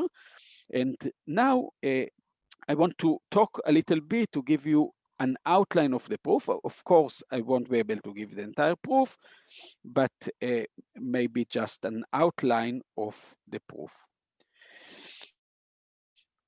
So this is an outline of the proof technique from R17. And as I said, the same proof technique was used in several follow-up works. And let's assume that we have a branching program of length smaller than exponential. Let's say that the length of the branching program is smaller than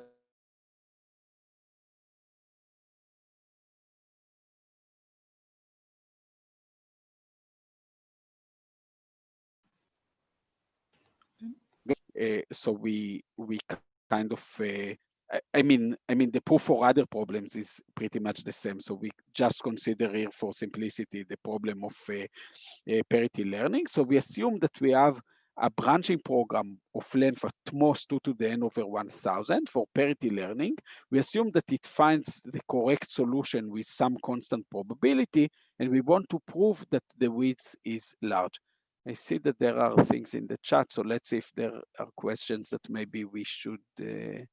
I think it's because the sound is, at least it seems that for all of us, it's breaking up. So I don't know if it's a problem on your Okay, end. is it fine now? I think it was a problem at my end because I saw some sign that the internet is. I see. Yeah. No, just yeah. So if it's a connection, that's very little. It's weak, but now it's probably fine, right? Yeah. Okay, so it was probably only it was probably only on this slide, so I will say again. I'm going to give here a proof outline, of course, far from being a full outline, just some ideas of the proof from R17 for time space lower bound for parity learning. So in order to do this proof, we assume that we have a branching program of length, let's say smaller than 2 to the n over 1000, and we assume that that branching program finds the correct solution with some constant probability. And we want to prove that the width of that branching program is larger than 2 to the n square over some constant. So this is what we want to prove. And let me first give you one idea, one very high level idea in the proof. So what the proof does is to define significant vertices in the branching program. So a vertex V in the branching program where we call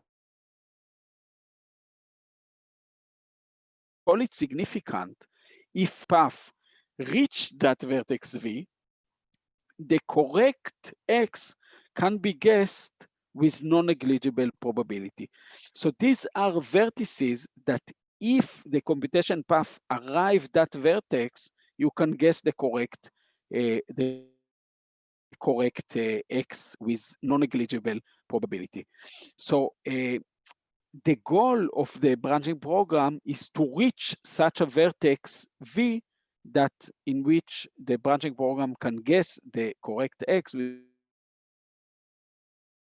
non-negligible probability. And our goal is to prove that the branching program cannot reach significant vertices with high probability. So let's denote by probability of V, prob of V, the probability that the computation path reaches V, reaches the vertex V. Now, we would have wanted to prove that if V is significant, then the probability to reach that vertex V is smaller than 2 to the minus omega of n squared. If we proved something like that, we would be done. Why? Because under the assumption that the branching program reaches a significant vertex V, there must be at least 2 to the omega n squared significant vertices, because the probability to reach each one of them is 2 to the minus omega of n squared. So there must be at least 2 to the omega n squared significant vertices if we want to reach them with high probability. So this is what we would have wanted to prove, but we cannot prove that. It's not even true. So what the proof does, and this is only a very high level view of the proof defines an event B, which is the event that some atypical things happen. And the probability for that event would be exponentially small, 2 to the minus omega of n. This is exponentially small, but still much larger than 2 to the minus omega of n squared. But since it's exponentially small, we kind of we can assume that that event does not occur. And now what we prove is that if B does not occur, then the probability to reach V is smaller than 2 to the minus omega of n squared when V is significant. So the probability of V conditioned on the complement of B is smaller than 2 to the minus omega of n squared. And this is enough because now we know that the branching program can win either if the event B occurs or if it doesn't occur and the branching program reaches a significant vertex.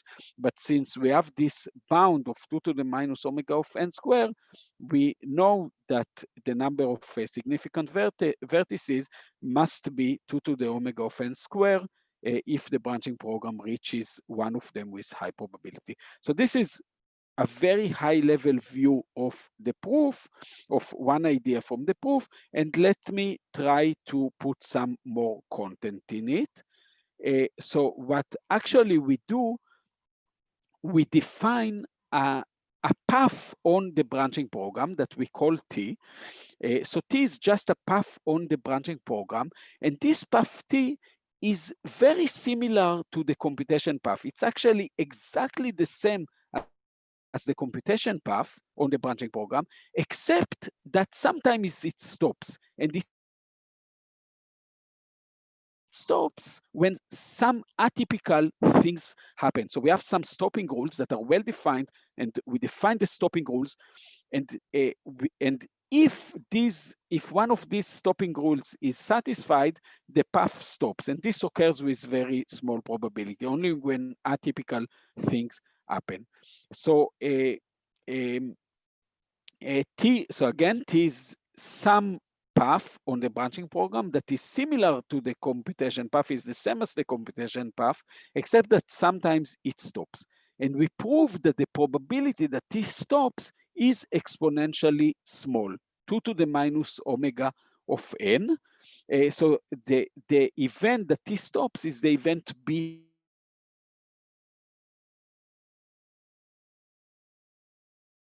from the previous slides and the computation path. But since the event that T stops is so rare, you can think of T as just the computation path. So now we work with the path T rather than the computation path, and we define the probability for every vertex V.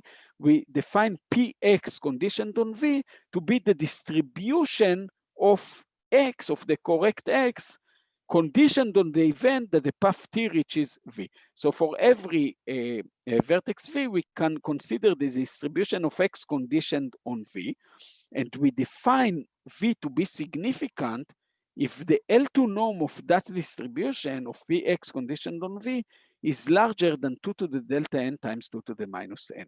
So for the uniform distribution, the L2 norm is just 2 to the minus n. If the L2 norm of the distribution is larger than 2 to the delta n times the L2 norm of the uniform distribution, we say that V is significant. So the distribution is already far enough from uniform that X can be guessed with non-negligible advantage, non-negligible probability. So this is a significant V, and we define the probability of V to be the probability that the path T reaches V, rather than that the computation path reaches V, just the probability that the path T reaches V. And what we prove is that if V is significant, then the probability of V is smaller equal to the minus omega of n squared. Now we actually prove that, and this is because we consider T rather than the computation path, and T stops with some exponentially small probability.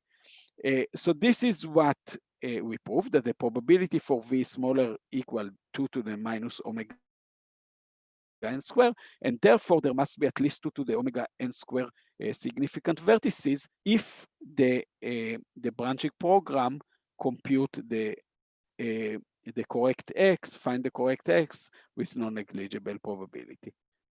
There is something in the chat, non-urgent. So let's call it, is there a natural description of the event B? Okay, so the question is if there is a natural description of the event B. I don't know if it's already answered.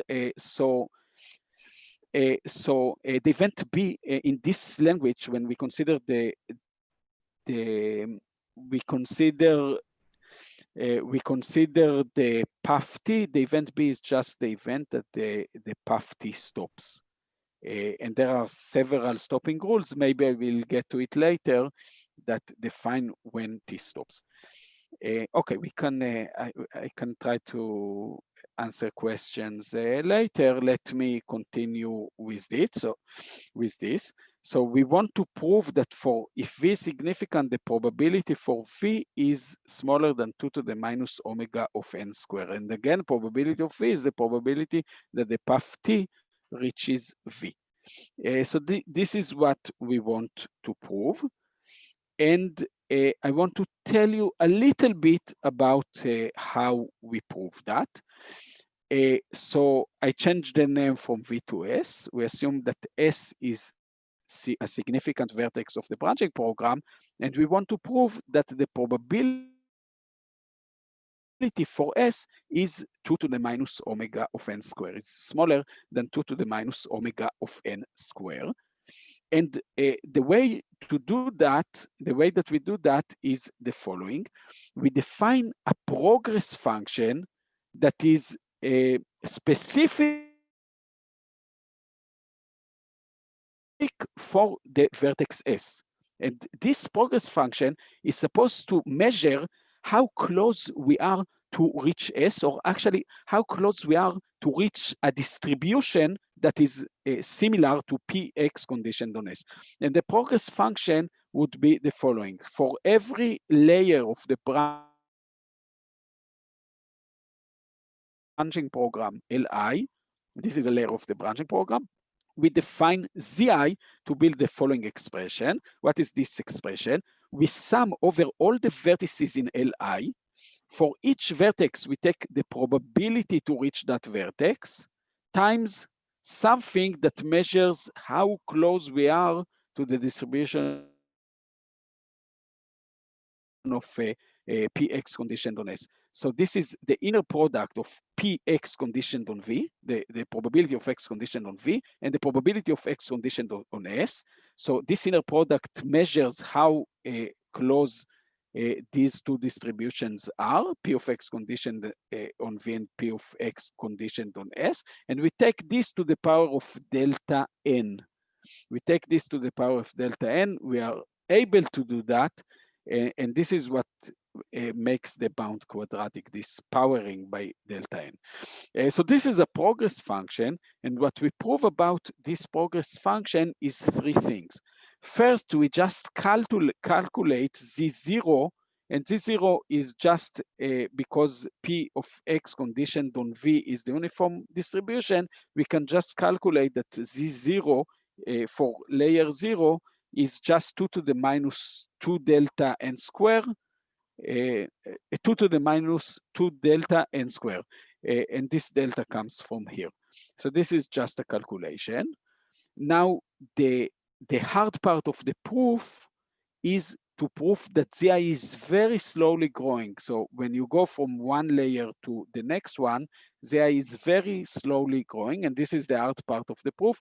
And since we know that Zi is very slowly growing, we know that Z0 is almost the same as Zm. So Zm is also very close to 2 to the minus n delta n square. And the third thing that we show is, let's assume that S is in Lm without loss of generality. Then it's really easy to actually, since Zm, if S is in Lm, Zm sum on all the vertices in Lm. So it, in particular, it includes the term probability of S times Px conditioned on S, inner product Px conditioned on S to the power of delta n. And since S is significant, this is a probability of S times 2 to the delta n square, 2 to the minus 2 delta n square. And you see that this is exactly as we had here, times 2 to the delta n square. So since Zm is close to Z0, this and this kind of cancel, and we get that the probability for S is smaller or equal 2 to the minus delta n square, which is 2 to the minus omega n square. So this is what we get, and the out step is step 2, and I'm not going to show how, even in a high-level view, how we do step 2. I'm just going to say what are the stopping rules, although just so that you see them. T stops on a vertex V if one of the following occurs. Either V is significant, then we stop. Or we also stop if Px conditioned of V of the correct X is large, we also stop. And if the next edge corresponding to a large Fourier coefficient of Px conditioned on V, we also stop. The next edge means the edge that we have to go by seeing the next samples. So these are the stopping rules stopping rules for T. It's very important that the stopping rules do not depend on S that we target. We must have the same stopping rule for every S. So the event that T stops must be a global event, and this is the event B from the first slides. These stopping rules do depend on X, but this is fine. So to summarize, the main message is that for a large class of learning problems, any learning algorithm requires either superlinear memory size or a super polynomial number of samples. The main message that for some learning problems, access to relatively large memory is crucial. And these are some of the works that we saw. Thank you. All right, so thank you very much. So we can start answering some of the questions that have been asked, but please keep more questions coming, and we'll try to answer them.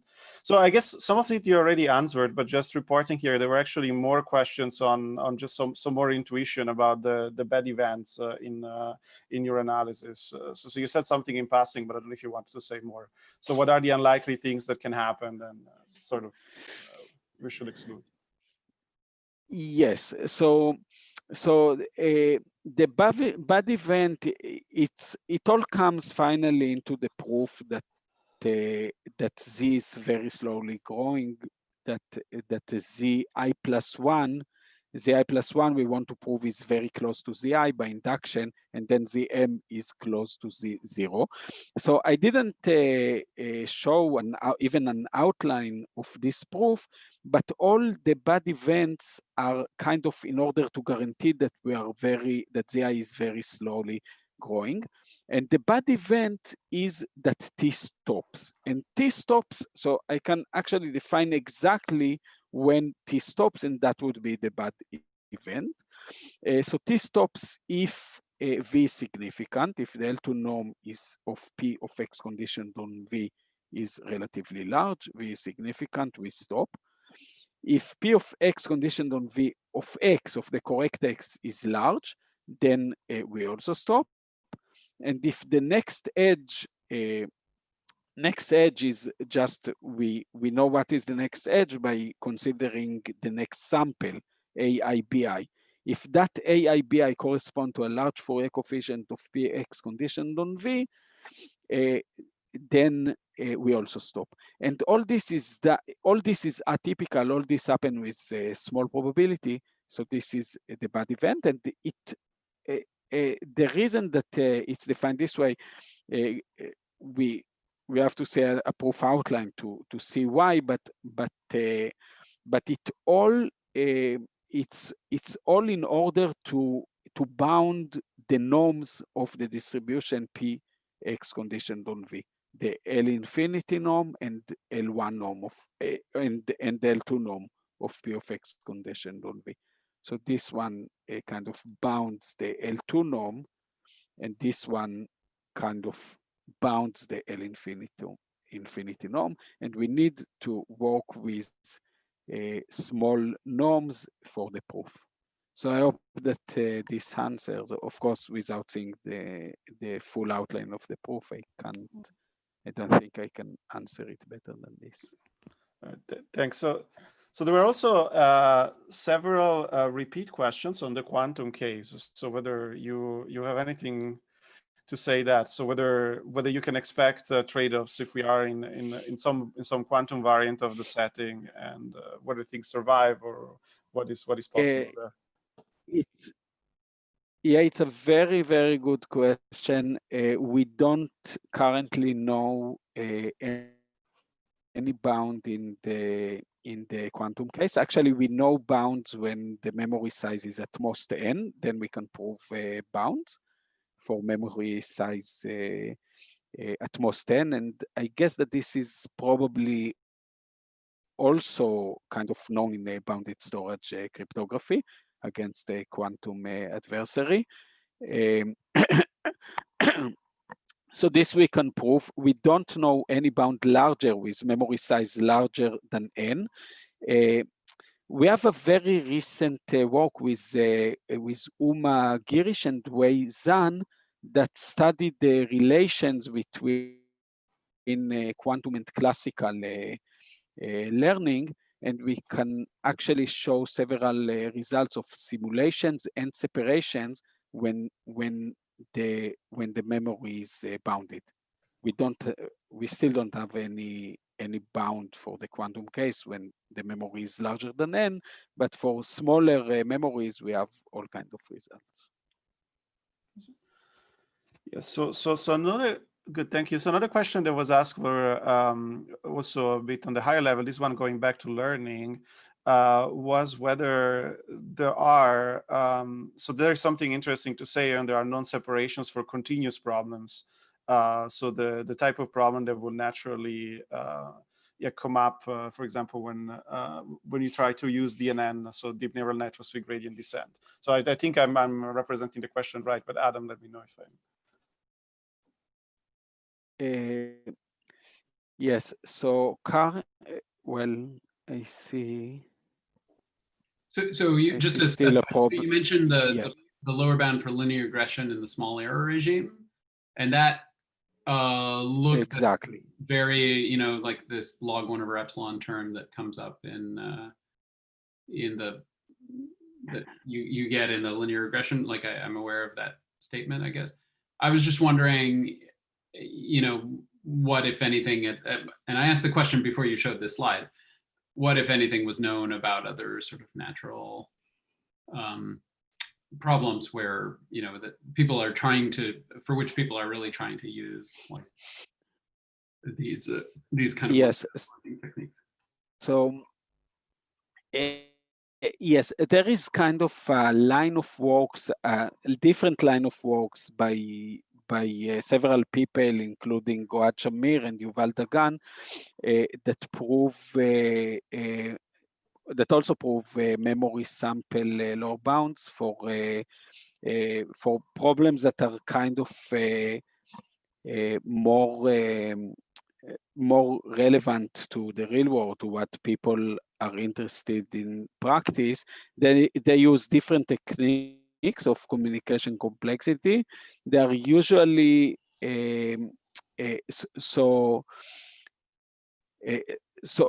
therefore more interesting problems in learning. Usually the bounds are kind of weaker than the n square versus exponential bound that we get here. So for in this line of works, the only result for problems that are kind of interesting in the real world is this result that we mentioned for linear regression. This result also doesn't talk about an exponential number of samples. It talks only about polynomial number of samples, but it shows that if you want optimal number of samples, then you need a quadratic size memory. And if you don't have quadratic size memory, you need more than the optimal number of samples. So this is what they show basically. But this is a learning problem that can actually be done with a polynomial number of samples, with smaller than quadratic memory. So essentially, this is the only result in this line of works, but there are also, as I said, results by several people, including Goad Shamir and Yuval Dagan, about other problems. There was another question taking us back to the proof you presented. So Evgeny Doris was asking about the potential function that you define in the proof, whether you had some intuition on that part of why. I guess his words are that it looks magical. So. Well, yeah, it's a potential function. It's not such a complicated function. I guess the averaging over probability in the layer is kind of natural to do. inner product is one of the first things that you try. And the only thing here is taking the power of delta n. I think what is interesting here is there are two interesting things here from my point of view. First, that this potential function targets a specific S. It's not a potential function for the branching program. For every S, in order to prove for that S, you need a different potential function that targets that specific S. And the second is, so this is one thing that is interesting. And the second is that this potential function doesn't really work if you don't introduce the stopping rules. So the second interesting thing from my point of view is the stopping rules, that you need to introduce very specific stopping rules to make this potential function works. And the stopping rules must be global without knowing what is S. So you must introduce the stopping rules globally without knowing what is S, and these stopping rules guarantee that the potential function is slowly growing for every S. So this is, but I think the potential function is more like, you know, you just trying many things until something works. And this is not so complicated, so. I had a quick follow-up question on this, was on my part, was say that we want to actually formulate the result in a different way, and I want to really have a bound which is as precise as possible, the probability of guessing X as a function of the number of samples and the memory. Like, you know, maybe you have memory which is less than n squared, you know, so n to the 1.5, and you have a certain number of samples, and I want to know what the probability is going to be. Do you think we get something quite tight if we reformulate this, or do you think there's you know, too much cutting and kind of cases here and there? So I think the results that we have are so the results that we are kind of tight in all parameters. The memory, the bound on the memory is quadratic, the bound on the samples is exponential, and the bound on the probability is also exponential. So if your branching program is a little bit smaller than quadratic memory, and a little bit smaller than exponential number of samples, you only guess with exponentially small probability the right answer. So we do get to optimum in all parameters simultaneously in this result. All right. I guess the question was like, so if you're not like up to say exponential 2 to the, so whether, you know, it's always 2 to the minus n, or whether it grows a little bit with the number of samples, and whether that growth can be characterized tightly, or whether it's really sharp, which is really very close to 2 to the minus n all the way. You mean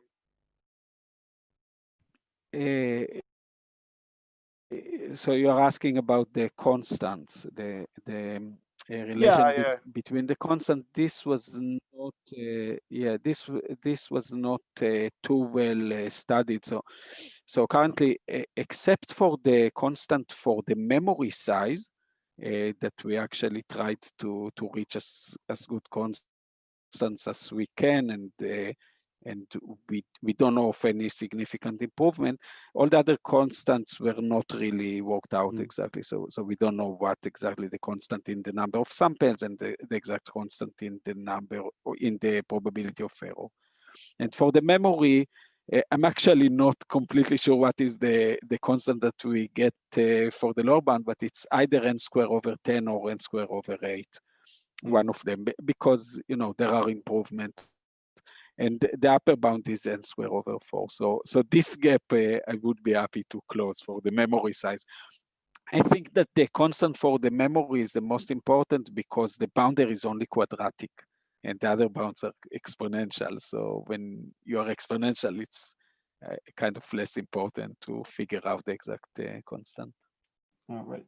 So and I think there's a final question, and then we can go to the break from Daniel about, so it's a very general view, if you think there's any big open problems left for crypto in the bounded storage model, and if so, which ones are they?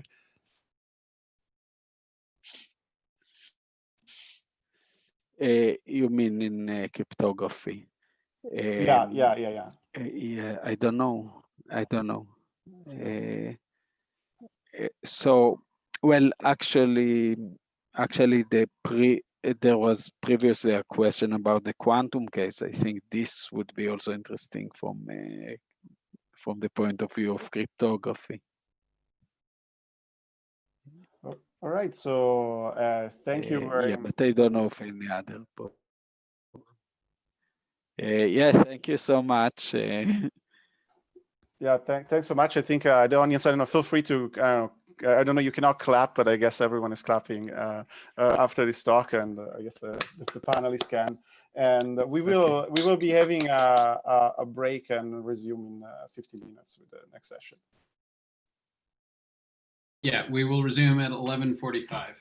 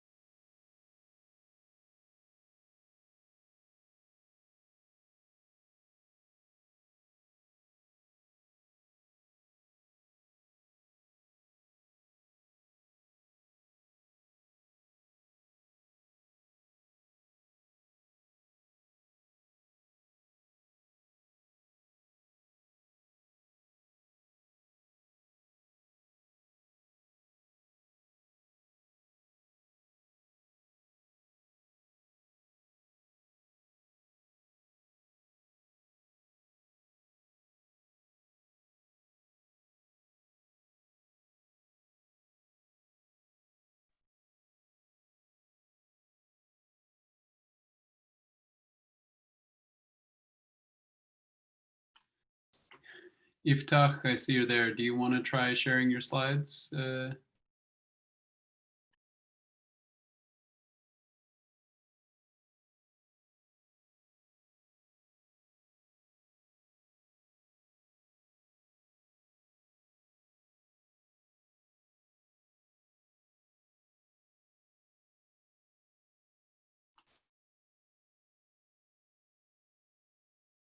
Hi, Iftach.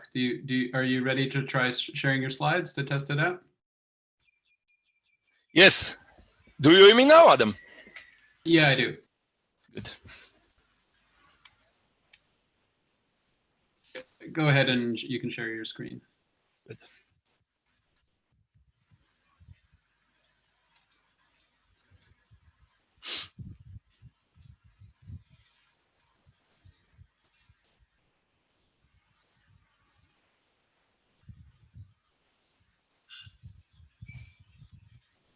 Yeah, that looks good. Looks good? Good. Okay. Yeah, we can just see the whole slide. Okay, so Okay, I'm good. gonna, why don't you stop sharing your screen? I'll put back the, the generic thing that says when we're starting again. Okay. And you want a couple of minutes before, in Good. 10 We have like 10 minutes now? Yeah, we've got 10 more minutes, so it'll start again at Good. 11:45. Okay. Okay. Bye, Adam. Thanks.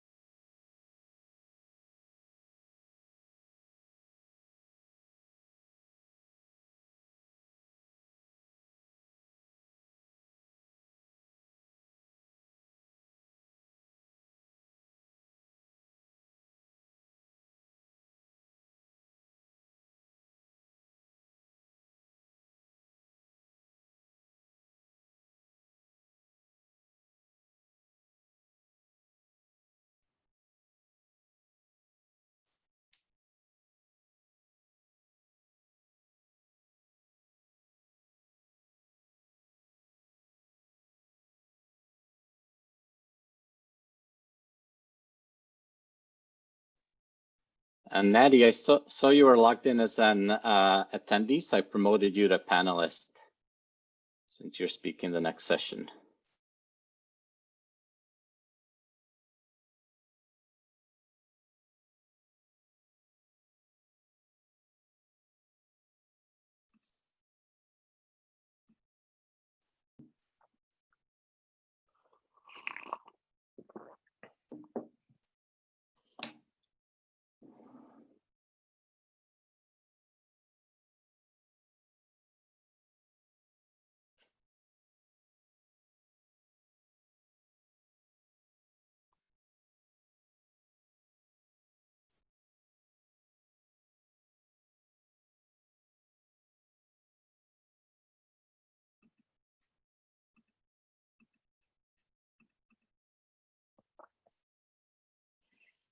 Hey, we'll talk about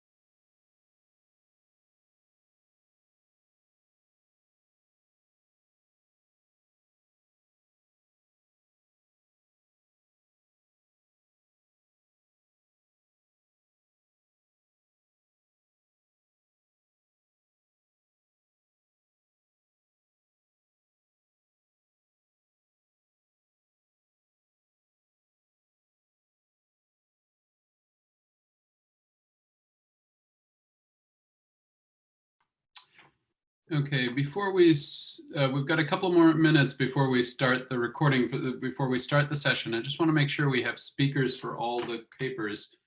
I see Lior, I see Lo Wen, I see I don't see a speaker for one-to-one constrained pseudorandom functions. So Nati Peter, Rotem Sabari, Hotekwi.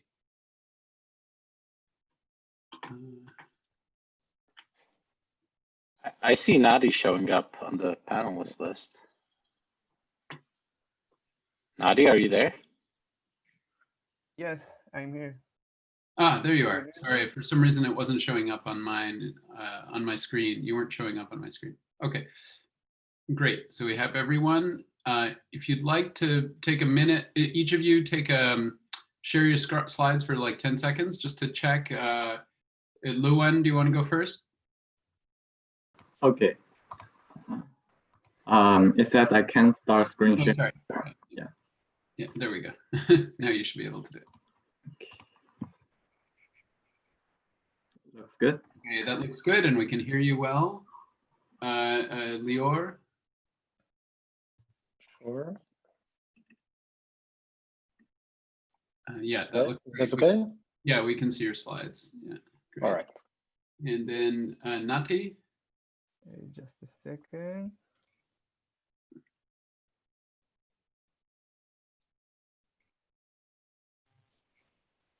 Can you see the slides?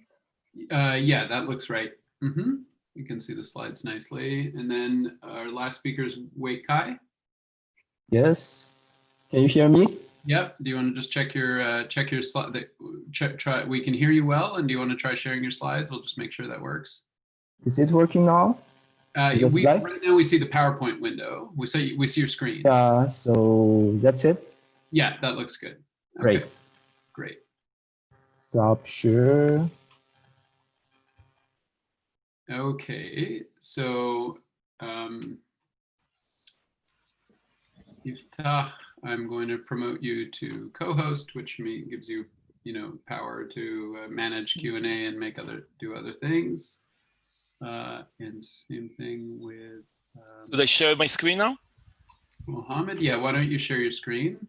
No. Should I? Yeah, go ahead.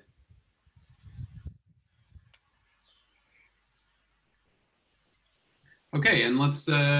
Great, that looks great. So let's start the session. I'm going to turn on the recording, and then Yiftach, the floor is yours. Yeah.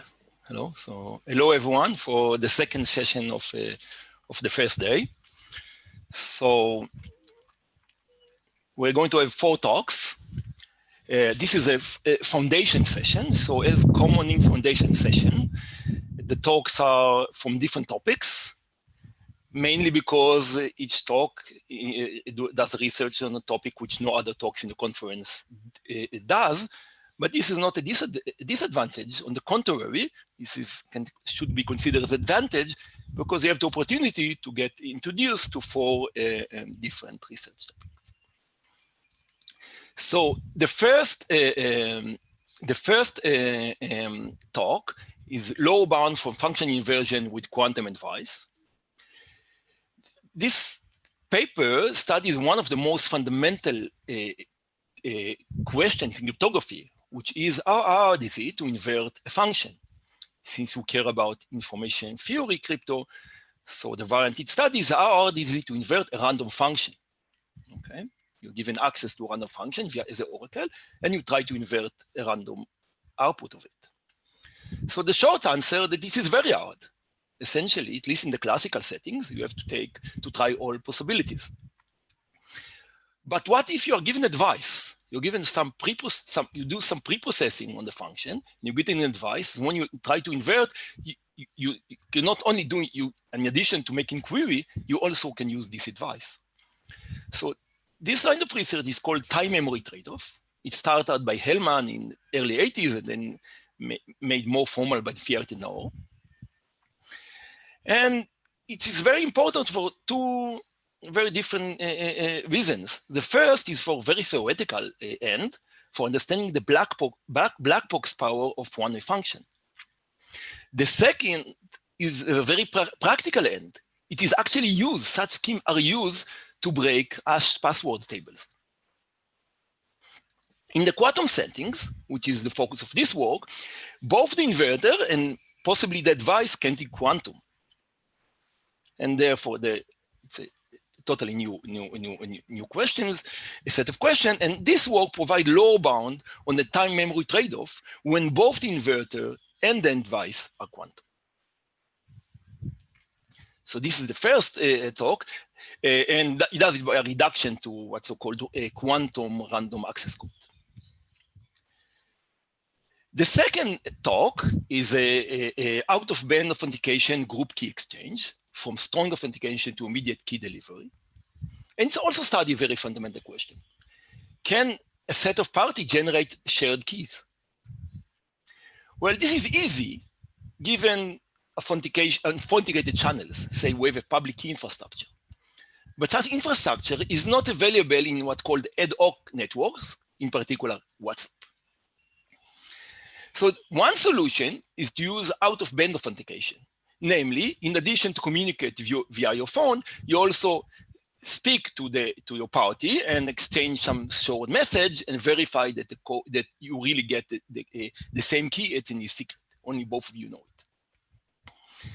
And there are many questions. And one question is how efficient this scheme can be done.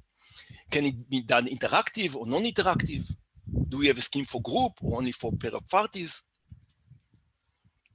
This work gives an optimal interactive solution for group exchange, namely when there's a group of parties trying to agree on a common secret key.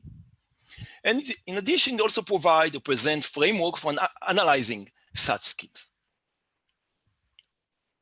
The third talk is one constrained pseudo-random function. So let me start with explaining what the buzzwords are. So everyone knows what pseudo-random function. These are functions that if a generate key is chosen, then without having the key, you cannot distinguish between the output of the function on, say, L different inputs to uniform bits. Constrained PRF is augmented of PRF. It said that in addition to the standard key, you also a designated key is generated, which allows you, given the designated key, you can compute the PRF by yourself on a set of input S, but on all other inputs, it's still a PRF. It's look totally random, even if you have the designated key for S. So this work presents what we named 1.1c constrained PRF, which is a relaxation of constrained PRF. It only requires the security to hold if you see a single output of the PRF. Only a single output should look uniform. Many outputs may look very different from uniform. And it gives several results. First, it shows that even though it seems rather weak, primitive, to achieve perfect correctness and perfect security, it requires exponential security, complexity. Namely, if you have to have a practical scheme, you have to settle down for a polynomial or super polynomial security or not perfect security. Namely, you have to use crypto. It also provides several constructions of such schemes. And in addition, it showed that if you combine such a 1.1 constrained PRF with what's so-called key homomorphic PRF, you get the standard notion of constrained PRF. And finally, it showed that it can use as a building block in conditional disclosure of secrets. The final work in this session is oblivious parallel tight compaction. So let me again start with the buzzwords. So tight compaction is just a partitioning algorithm that tries to partition a set into two subsets according to some field. Okay. Oblivious means that if you see the data access pattern of this algorithm, you get no information about the data itself. And such oblivious tight compaction is used as a building block in oblivious sorting, and more generally in oblivious RAM, when you want to have a general computation that leaks whose data structure access leaks no information. And when you speak about such scheme, you care about efficiency, and efficiency means overall work and the parallel depth of the computation. And this work presents a deterministic perfect oblivious tight compaction with linear work and logarithmic depth. So these are the four works. Before moving to the presentation themselves, I remind you that you are very welcome and encouraged to post a question, and we will try to forward them after the last talk is given. Thank you.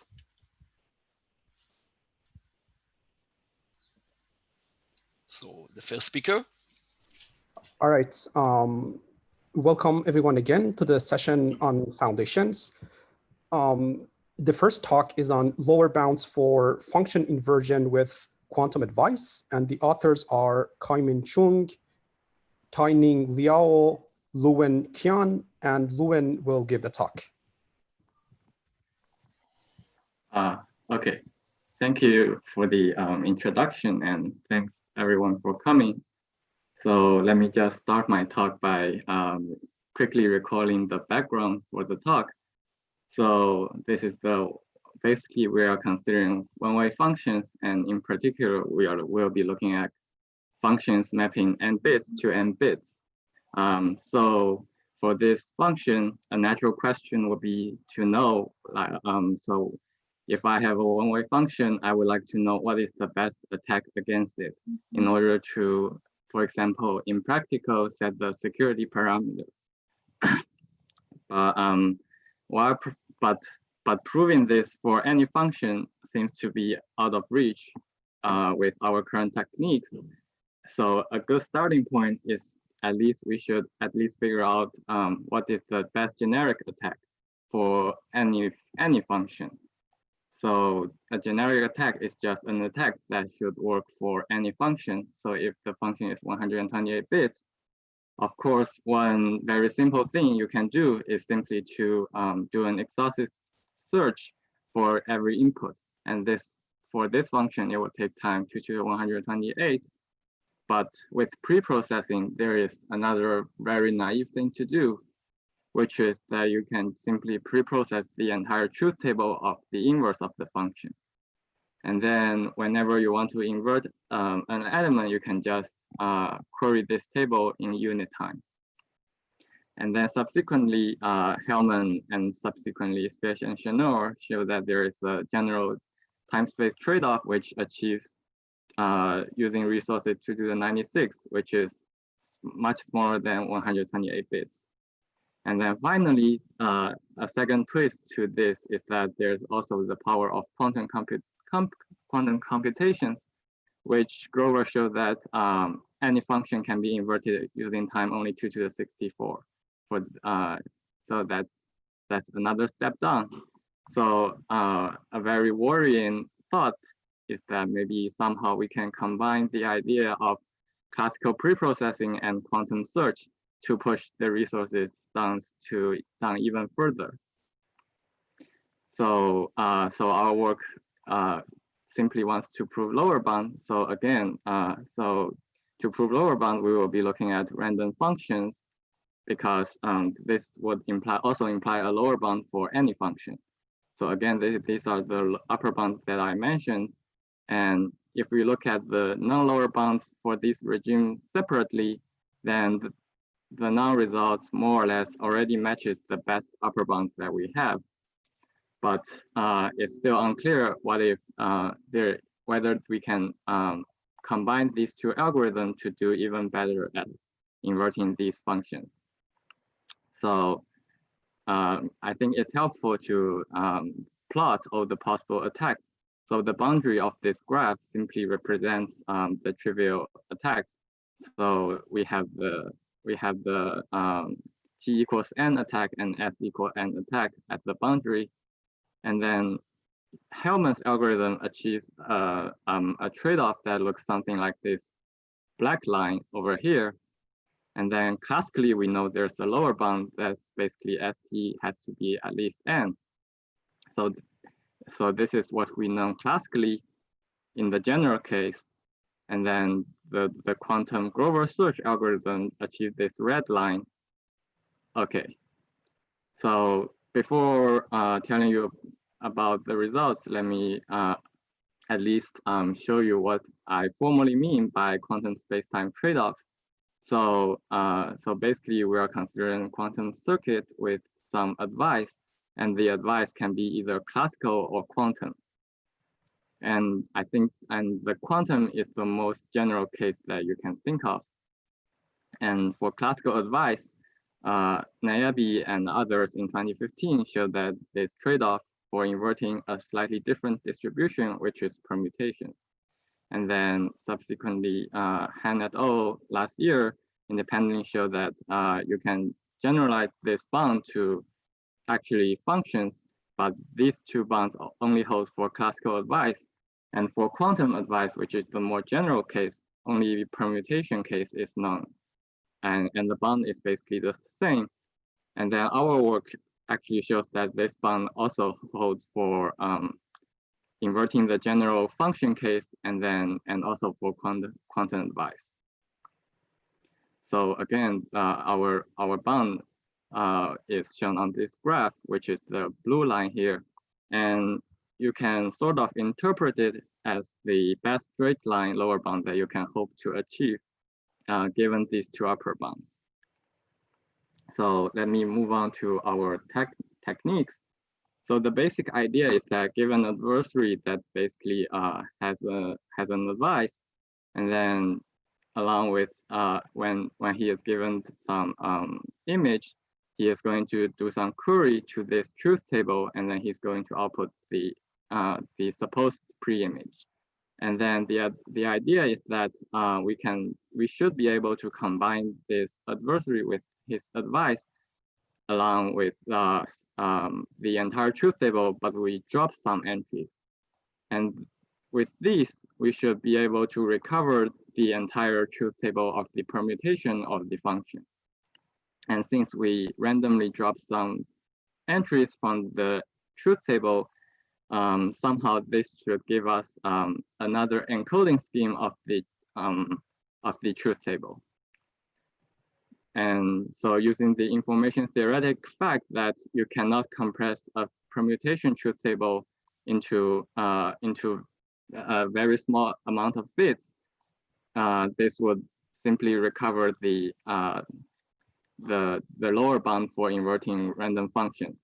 And this is the idea of Nayabi and all, and they show that how to adapt this technique to handle inverting inverting permutations with a classical dice.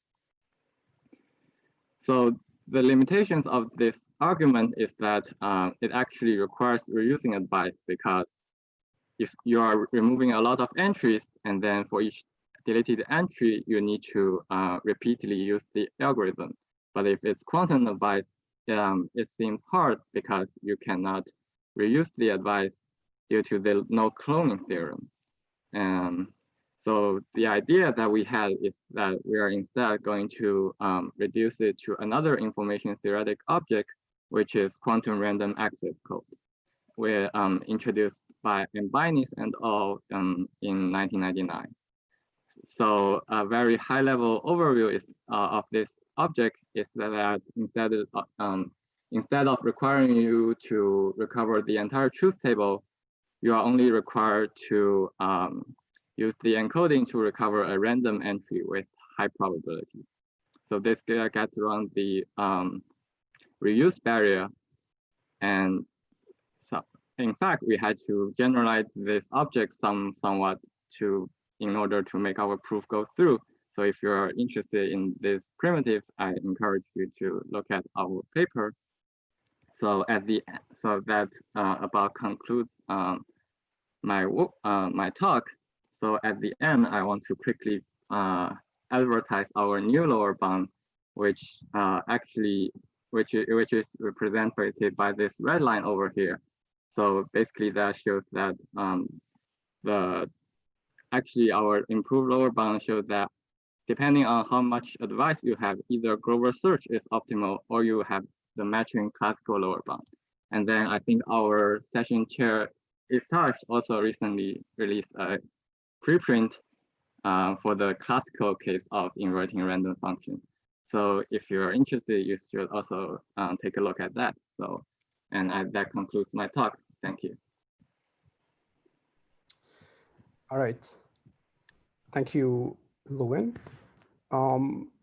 Let's defer the questions to the end of the session, and let's move to the second talk. The title of the talk is Out of Bound Authenticated Group Key Exchange from Strong Authentication to Immediate Key Delivery. And the authors are Moni Noor, Lior Rotem, and Gil Segev, and Lior will be giving the talk.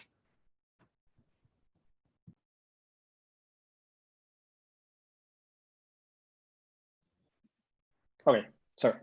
So thank you, Muhammad. As Muhammad said, this is joint work with Moni Noor and Gil Segev. And the fundamental problem that we deal with is that of generating shared secrets in groups of 2 or more users. So this is a very fundamental task in cryptography. And generally speaking, when authenticated channels are available, we have a host of key exchange protocols that allow us to fulfill this task while protecting against eavesdroppers. But when authenticated channels are unavailable to the users, we have to protect against man-in-the-middle attacks, where a man-in-the-middle can change messages sent by the users with messages of their own choice. So it's not hard to see that such attacks are impossible to detect if we don't have any sort of setup or additional assumptions. And indeed, a very common assumption is that of a trusted public key infrastructure. As it turns out, however, in some scenarios, this assumption may be unrealistic. So consider, for example, the case of ad hoc networks, such as the ones formed in messaging applications or by pairing of IoT devices. So in these scenarios, connections are made in an ad hoc manner and in a very unpredictable manner. And moreover, these networks include numerous devices, which are often being added or replaced. So all of this makes it rather unrealistic to assume a trusted PKI in these settings. So fortunately, what is realistic to assume and what is indeed often assumed in scenarios such as the ones that we mentioned is that users have the ability to so-called out-of-band authenticate one short value. So for example, in the context of messaging applications, this may be done by having 2 users compare a short string that is displayed on both of their devices. And the supposed guarantee is that if the string is the same on both devices, then with high probability, no man-in-the-middle attack has occurred. So this can be modeled as a low bandwidth authenticated channel over which one user can authenticate one short L-bit value over to the other user. And this channel is low bandwidth because users will only compare reasonably short strings. And more generally speaking, there are other implementations to this out-of-band channel, but what many of them have in common is that this value L is inherently tied to the amount of effort that the users have to put in. So these implementations inherently have a trade-off between minimizing the user effort and maximizing the security that we provide to the users. And obviously, we want to get the best possible trade-off. So let's see an example for a non-interactive out-of-band authenticated key exchange protocol, where by non-interactive, we mean that each user sends one message over the insecure channel, and this message is independent of the other messages of the users. And the out-of-band value can depend on previous messages. So here we have Alice, Bob, and the man in the middle. And what Alice and Bob do is they run the Diffie-Hellman protocol. And after that, Alice out-of-band authenticates to the hash of her view of the protocol. And then Bob simply verifies that this out-of-band value is consistent with his view of the protocol. And if that's the case, then the users set their keys as in the Diffie-Hellman protocol. And otherwise, they simply reject, implying that they have detected a man-in-the-middle attack. So what is good about this protocol and about non-interactive protocols in general is that they do not require any 2 users to be online at any particular point in time. So this is why such protocols are widely used in messaging applications. And for example, the protocol that we just saw is a simplified version of the one used by Signal and WhatsApp. The bad news, however, is that an attacker which runs in time, which allows him to compute T evaluations of the hash function, can break the protocol with probability, which is roughly T times 2 to the minus L. So I won't get into details here, but you can see the full talk or the paper for details. But what is crucial about this fact is that this success probability of the adversary becomes quite large whenever L is small. And as we said, this is your typical case in out-of-band authenticated key exchange protocols, since the value of L is inherently tied to the user effort. Moreover, it's not hard to see that this kind of limitation is inherent to any non-interactive protocol. And again, you can see the paper or the full talk for more details. So what we will be interested in this talk is interactive protocols. And indeed, the main advantage of interactive out-of-band authenticated key exchange protocols is that they can achieve security, which is essentially independent of the attacker's concrete running time. So thanks to this fact, there are practical protocols in deployment in the user-to-user setting. So for example, the PGP phone protocol, the Bluetooth protocol, or even the protocol that Telegram uses to secure its voice calls. And these protocols were also academically studied by Passani and Vodene and by Lindell. In the group setting, however, the situation is quite different. So there are no group out-of-band authenticated key exchange protocols in deployment which are interactive. And the problem was only partially studied formally in a previous paper of Gil Segev and myself from 2018. And there our focus was a bit different. So we had insufficient guarantees in terms of key exchange protocols, and we'll talk about it in the following slide. So our focus in this work is interactive out-of-band group key exchange protocols. And the main challenge that is unique to the interactive group setting is that some users may not complete a protocol, for example, due to connectivity issues. So we still want, even in these scenarios, that the remaining users agree on a shared secret key. And we call this property in the paper immediate key delivery. This is exactly the property that our previous protocol from 2018 failed to satisfy. So I will conclude with our contributions given this state of affairs. So we put forth a framework for analyzing out-of-band authenticated group key exchange protocols, which captures both crucial security notions as well as the notion of immediate key delivery. On the negative end, we show that existing protocols that have short out-of-band values do not satisfy at least one of these requirements. And on the positive end, we present an optimal out-of-band authenticated group key exchange protocol with immediate key delivery based on the minimal assumption of any passively secure key exchange protocol. And by optimal, we mean that the forgery probability or the success probability of the adversary is optimal as a function of the length of the out-of-band value. So the technical challenge that one has to overcome in order to provide immediate key delivery without settling on security is that an honest user cannot tell the difference between another honest user losing connectivity and adversarial interference blocking messages from this user. So for those of you who are familiar with literature on fair coin flipping protocols, this might sound reminiscent of problems that arise there. And indeed, in our protocol, we use techniques from the realm of fair coin flipping in order to provide immediate key delivery. And an interesting open question is to which extent is this relation between fair coin flipping and immediate key delivery is inherent. So with that, I will conclude, and thank you for listening.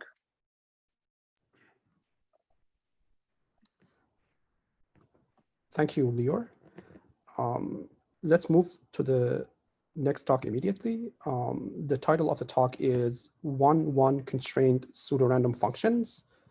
And the authors are Nadi Peter, Rotem Sabari, and Holtek Wee. And Nadi will be giving the talk. Hello, everyone, and thank you, Muhammad, for the introduction. So in this work, we define and study 1-1 constrained pseudorandom function, or shortly 1-1 CPRF. In this model, we have two parties, Alice and Bob, where Alice holds a predicate F, and Bob holds a value, an input for the predicate denoted by X, and both of the parties additionally hold some common random string K. Alice generates a key KF using F and K, and Bob generates a value KX using X and K. So in this model, the correctness requirement is that if the predicate f on the input x returns 1, then the value kx can be computed using the key kf and the input x. And the security requirement is that if f on x returns 0, then the value kx remains pseudo-random given the key kf. So as most of you are familiar with the definition of constrained pseudo-random function, our model can be viewed as a simplified version of constrained PRF in which the security holds against a single constraint key and a single evaluation query. So in our work, we present several constructions and lower bounds. I will start with a simple trivial construction for any possible predicate f. In this construction, the common random string k contains random bits kx for every possible input x. And the key kf contains all the bits kx for which the predicate f on the input x returns 1. So it is very easy to verify the correctness and the security of this construction. And we ask the following question, for which classes of predicates there exists an efficient 1-1 CPRF with small complexity, where the complexity of 1-1 CPRF is the size of k, kf, and kx. So our first result is a negative result, which is information-theoretic lower bound for a 1-1 CPRF model. We show this lower bound for inequality predicates, which are predicates of the form fy, which returns 1 on all input except for some fixed value y. And to achieve this lower bound, we use some entropy properties. And this lower bound shows that for inequality predicates, the trivial construction is basically optimal. We also present several constructions for specific types of predicates. We show a 1-1 CPRF for the equality predicates, for subsets predicates, and for inner product predicates. So these constructions are relatively simple, and I will refer you to the paper for all the technical details. Another result of our paper is a generic construction for end composition, which means that we can take a 1-1 CPRF for a predicate F1 and another 1-1 CPRF for another predicate F2. And we can obtain a 1-1 CPRF for the predicate, which is the end of F1 and F2. And the complexity of this 1-1 CPRF is proportional to the complexities of the 1-1 CPRFs for F1 and F2. Another thing we show in our paper is several applications of our 1-1 CPRF model. The first application, we show that by taking 1-1 CPRF that satisfy some property, which is denoted here by 1-1 CPRF star, together with a key homomorphic pseudo-random function protocol, can be used to achieve a single key constrained pseudo-random protocol, which is secure against multiple evaluation queries. And we additionally show that all of our construction that I will tell you about before are satisfy this required property for this application. It can be used to create a single key CPRF protocols.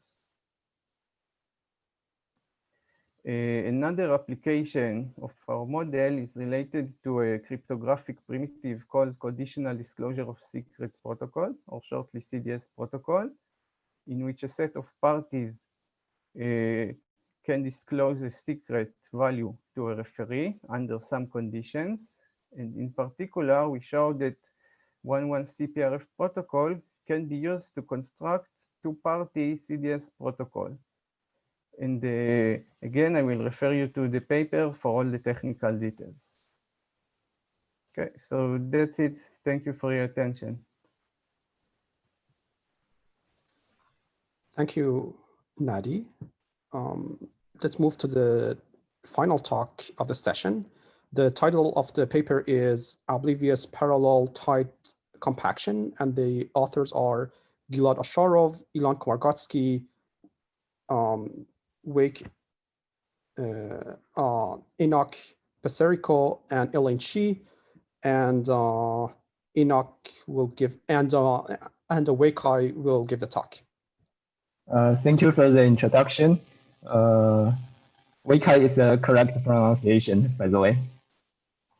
So the problem of tight compaction is very simple. The input is an array of n elements. Each element is tagged with 0 or 1. In the output, we want to move all the 0 elements to the front and the 1 element to the back. So tight compaction is just a degenerated sorting on only 0 and 1 elements. We don't need stability, so we don't need to preserve the ordering between input 0 elements.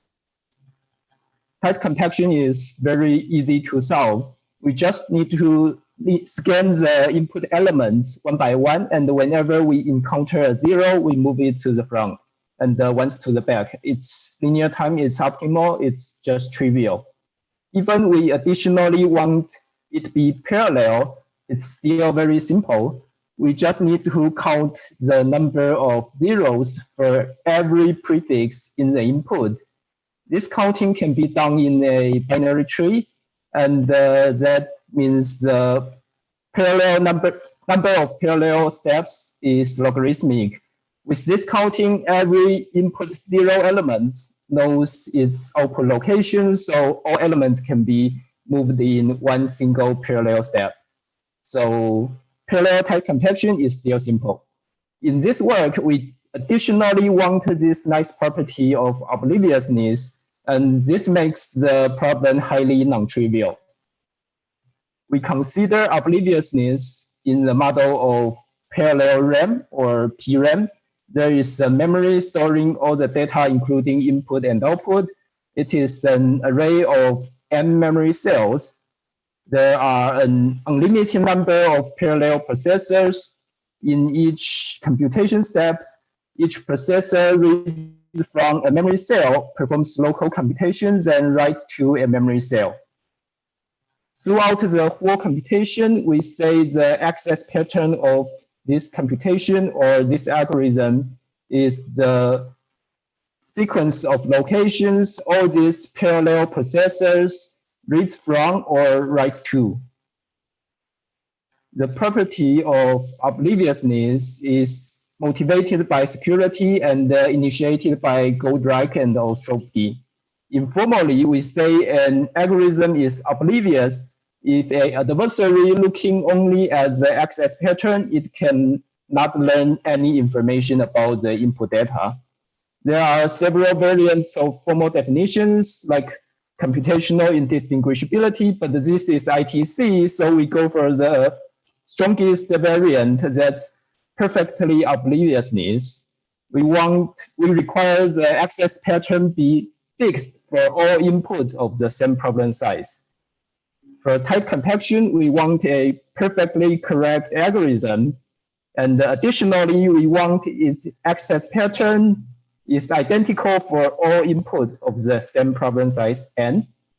That means any adversary looking at only the access pattern, even the adversary is unbounded, it can learn absolutely 0 information about the input.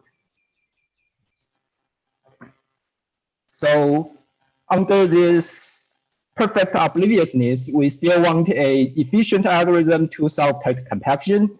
There are 2 metrics in the model of PRAM, work and depth, where depth is also known as parallel time or the number of parallel steps. In terms of depth, the most efficient algorithm to solve tight compaction is oblivious sort by Itai, Komlos, and Zemeradi. The depth is logarithmic, it's optimal, but it's a sorting algorithm after all, so the work is n log n. That's very good for sorting, not very good for tight compaction, because tight compaction is easier. In our previous paper, we improved the work to linear in problem size. That's optimal in work, but in terms of depth, our algorithm was very bad. Even with an unlimited number of parallel processor, our algorithm did not speed up. So a natural open question is, can we get the best of the two algorithms that's optimal in work and also optimal in depth? In this work, we totally solved this problem. We constructed an algorithm that is perfectly correct, perfectly oblivious, and it runs in linear work and logarithmic depth. So it is optimal in all of these 4 dimensions.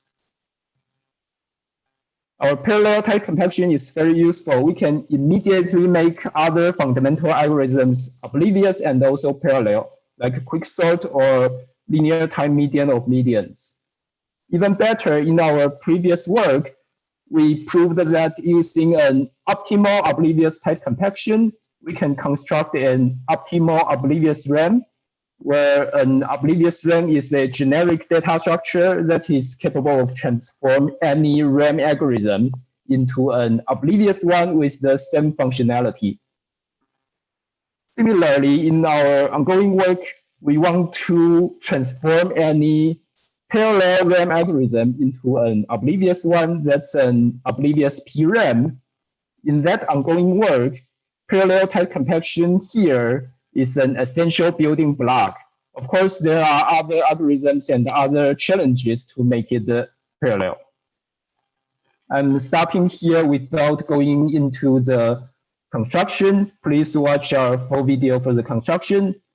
Although our algorithm is asymptotically optimal, there is a huge hidden constant inside the asymptotic notation. There are randomized algorithms with much better constants, but they are randomized, so they have a tiny probability to fail in either correctness or obliviousness. They are not perfect. Thank you for attention. Please watch our full video, and any question is welcome.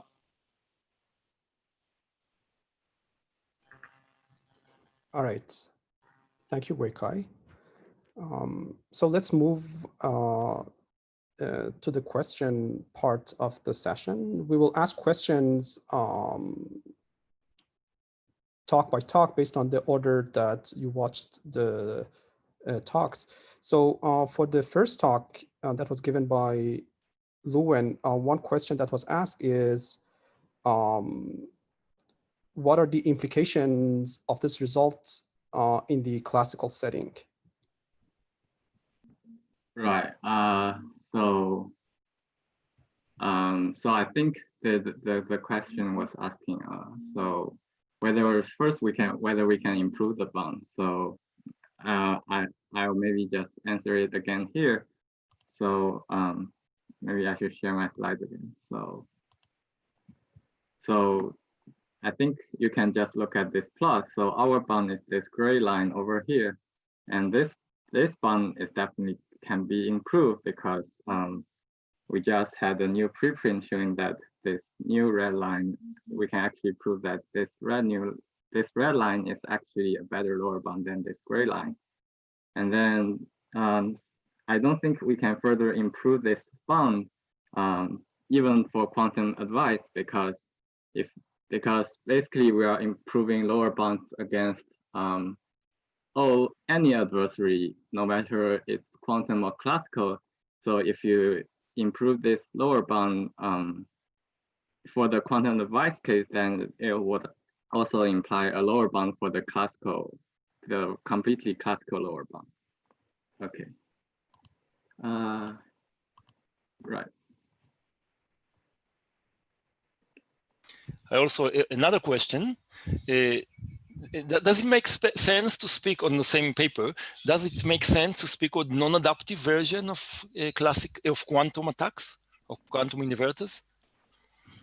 I mean, if you restrict the restricting the attacker power to gains better low bound? Right. So I think so non-adaptive just really corresponds to having query depth of 1, right? So in the quantum case, you can also talk about if you have only query depth of 1, then I suspect that you can also maybe show that S plus T has to be n even for quantum, but I'm not sure.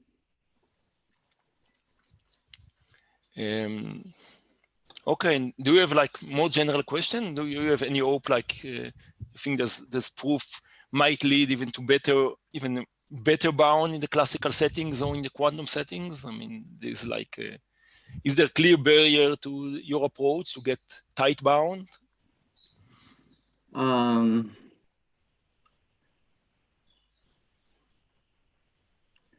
So I think for the compression argument, which is of this work, it seems like there's some barrier that's preventing us from going from ST squared to ST plus T squared. And so that bound we additionally use some other ideas, but somehow the term S times T creeps back. So I think this might be natural because then the classical lower bound is also ST, at least has to be at least n for many years. So I think there are some barriers there. Okay. Thank you. So, question. There's another question in the Q&A. Yeah.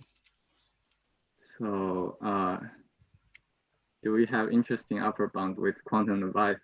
So no, the best algorithm we know is either completely classical, which is Hellman's algorithm, or quantum scroll research, which doesn't use even classical device. And I think the new lower bound we should kind of rule out that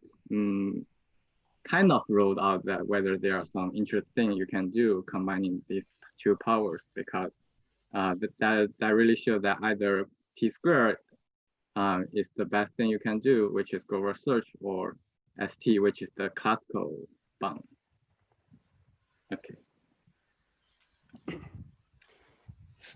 Okay, good. One question that I have for Lior, the transformation that you mentioned from passively secure key exchange to the out of bound version, does it preserve the round complexity?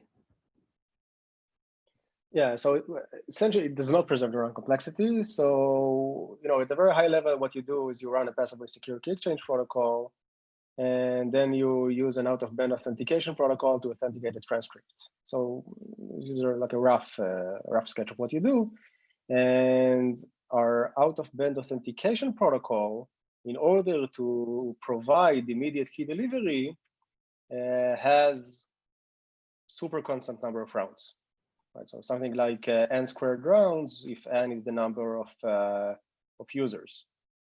So as I mentioned at the end of the talk, we use techniques from Ferrer coin flipping, and it's interesting whether or not this is inherent in the sense that if I give you a protocol or an out-of-band authentication protocol with immediate key delivery, can you get a coin flipping protocol with some related guarantees?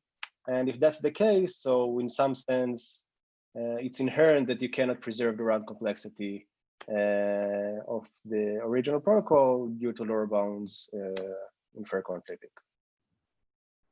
I see. So even assuming, say, DDH, we don't still have a constant round protocol for out-of-bound authenticated key exchange? So we have a constant round protocol, but one that does not provide immediate key delivery. So if you want immediate key delivery, which is like the version of guaranteed output delivery in authenticated out-of-band authenticated key exchange, so we don't know of any constant round protocol, and as I mentioned, this might be inherent in some sense. Assuming anything. Another question is asked, general question, what are the main open problems in out-of-band authentication, or both in the group or in the two-party settings? Are there, you solve it all? I mean, you have so many papers on this topic. No, so I guess one interesting open question is indeed this relation to fair coin flipping in both directions. Another one is, so when we talk about key exchange, you're in the computational setting, but the out-of-band authentication can be information theoretic. And there are questions of the minimal number of bits that you have to out-of-band authenticate in order to get some non-trivial security. So we know that you can't do it with one, and we know that you can do it with a small constant, but we don't really know what's the exact number of bits that you have to out-of-band authenticate. So this is another question, and I guess a question that relates to it, and it's not per se an out-of-band authentication, but as I said, we use techniques from literature on fair coin flipping. But essentially what we do is we don't run just one coin flipping protocol, but we run, in some sense, a string sampling protocol. Right? So the out-of-band value is, in some sense, the output of a string sampling protocol. And I think it's interesting whether or not, in some sense, it's easier to collectively sample a string, a long string, than, but not too long, right? So let's say roughly the number of users is a bit long than just one bit. So our string sampling protocol is in essentially a parallel composition of a coin flipping protocol, but can you do something which is fundamentally different than simply run a coin flipping protocol in parallel? So both in lower bounds and in upper bounds. Like, are there better lower bounds or are there better? Yeah. Yeah. So lower bounds are probably more difficult in this setting, right? Because techniques used for coin flipping somehow don't really apply. But yes, for upper bounds, there might be something reasonable. And Leo, yeah. So it seems that all you need is just a high mean entropy for the string, right? Is it easier than just than really getting a random bit? Or maybe it's not clear, I don't know. Yeah, so you need high mean entropy. So essentially, I didn't get into the formal definition, but it's like in I don't know, password authentication, password-based authenticated key exchange. Our definition is, you want the probability that the man-in-the-middle attack is detected to be something like epsilon plus some negligible function of the security parameter, right? Where epsilon is independent of the attacker's concrete running time. So this epsilon will, roughly correspond to the mean entropy of the string. Yeah, my point is that maybe it's obvious, but it seems to me that maybe sampling a long string with high mean entropy is easier than tossing a single bit, which is unbiased. Yes. So it's it surely is easier. So for example, if the string is much longer than the number of users, it's trivial, right? But you could do like a Blum coin flipping in parallel, and you get a string with high mean entropy. But I guess that the interesting regime is that the string is roughly the same. The number of bits in the string is roughly the number of users, and then it's interesting if you can do much better than coin flipping in parallel. Okay, thank you, Leo. So let's move to the third speaker, to Nati. One question is regarding the lower bounds. So you show that if you try to build a perfect Nati, where's Nati? Yes. Yes, I'm here. Can see you? Yeah, now we do. So the low bound regards, you have a low bound about the complexity of the construction if you require perfect correctness and perfect security. Does it extend also for statistical correctness and statistical security? No, it does not. We use the sum of entropy properties, and it works only for information-theoretic security.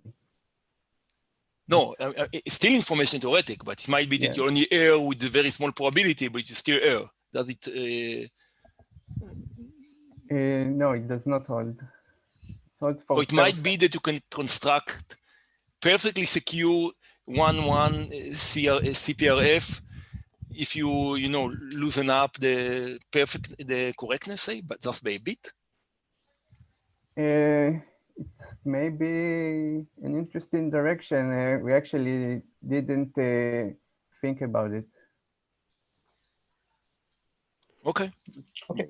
Just to mention, continuing Iftach's talk, Iftach's comment, I mean, in the context of CDS, which seems very closely related, like you said, we know that there are big gaps, especially for the case of, specifically for the case of non-equality, where if you allow a tiny error probability, then you can shave, you can basically reduce from linear lower bounds to logarithmic lower bounds. So basically, this is the power of hashing, right? So I don't know, I wouldn't be surprised if something like this happens there also, like in your context. Okay, another question to Nadi. Was 1-1 constrained PRF studied in the computational setting? Can we do it under a weaker assumption than those that are sufficient for single key constrained PRFs?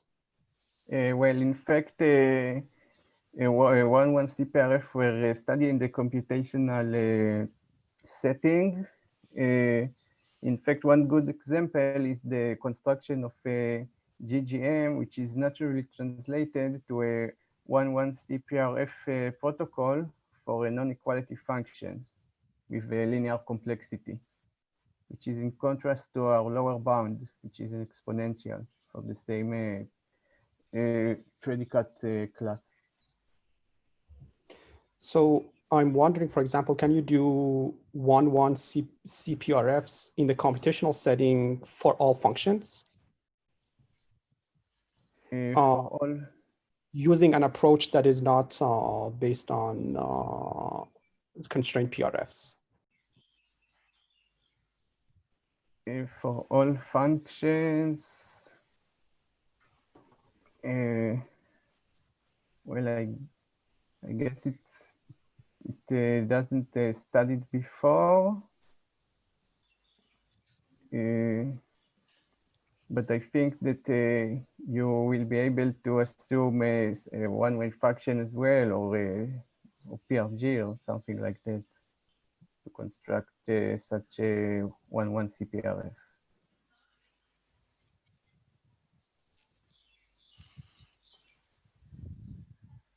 Okay, thank you, Nati. Let's move for the last speaker for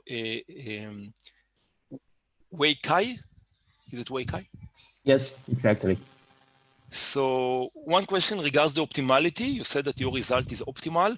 So it is clear that an algorithm for compactness should touch all elements. So it requires to do n linear work, but the logarithmic depth is also clear that you should. Yes, there is a classical lower bound proved by York et al.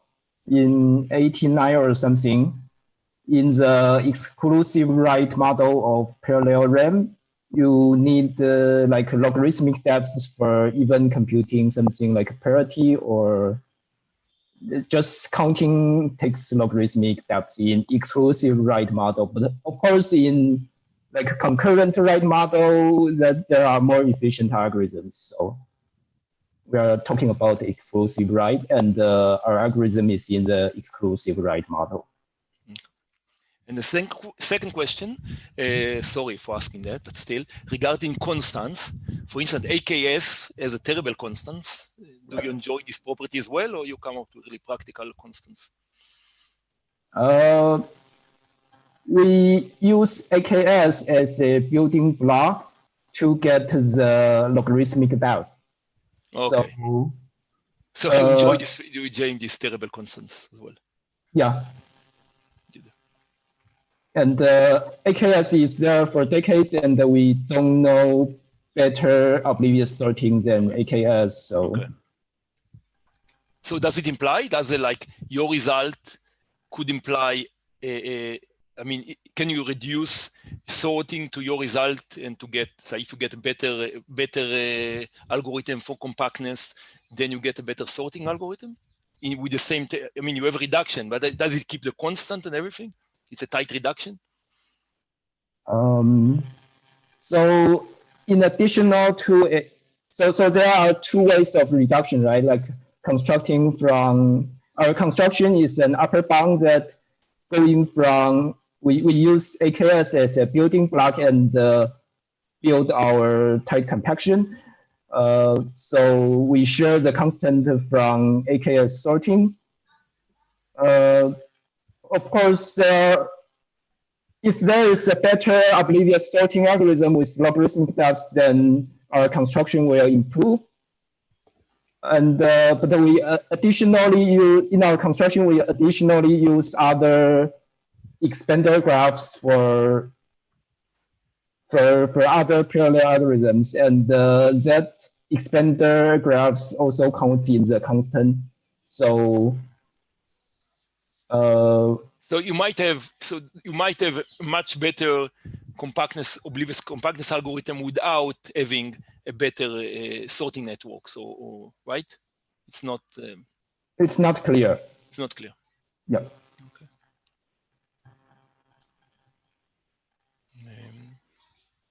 Do we have more questions? I think there was one question that was left out for Nadi. The question is, can you drive lower bounds on 1-1 constrained PRFs from known lower bounds on conditional disclosure of secrets? Yes, well, the answer is yes, of course, but for CDS, we know a much weaker lower bounds than our lower bound for a 1-1 CPRF. So in this point, it will not it gives us some interesting lower bound.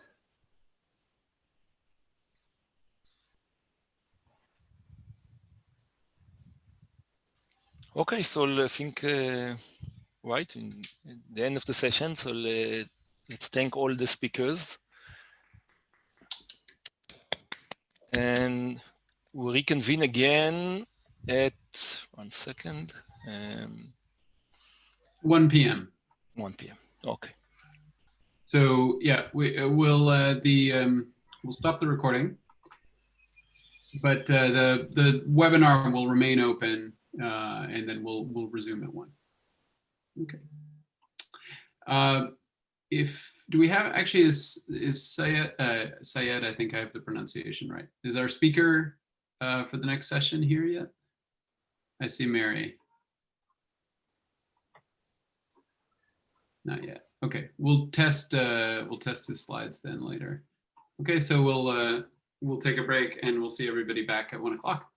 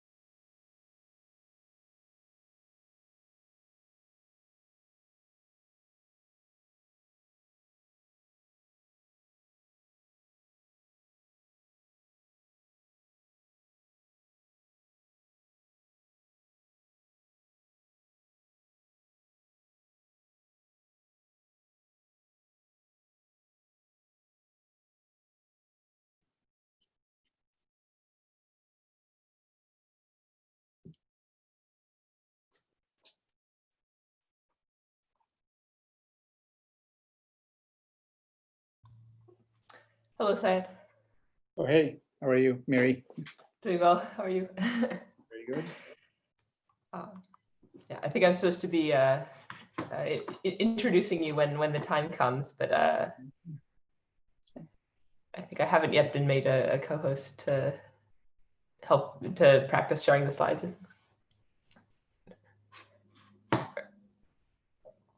I said, so let me, Mary, I'll try making a co-host. Let me see if I can do that.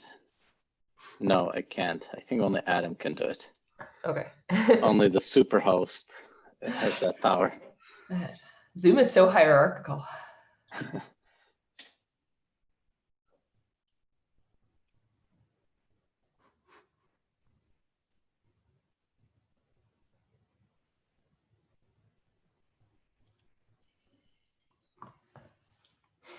Oh, so Mary, so you can't share slides? Is that the problem? You can't share your slides, Mary? Is that the problem? I don't have slides. Syed has slides. No. So do I need to be made a co-host to unmute people for questions and stuff, or to allow? yes, I think you do. Yeah, that's right. And I think Syed needs to be made a co-host so that he can share his slides. This is my understanding in theory. No, I think any panelist should be able to share slides. Oh, really? Okay, but I take it back. Cool. Sorry, I'm not an expert. So do you see a share slides button? Can test it out now. Share screen button, share screen, Okay. that's the same thing, right? Yeah, do you want to test it out just to see okay. that you can share your slides? It says you cannot start screen share while the other participant is sharing. I see, yeah, so Adam has to unshare this this splash slide. Okay.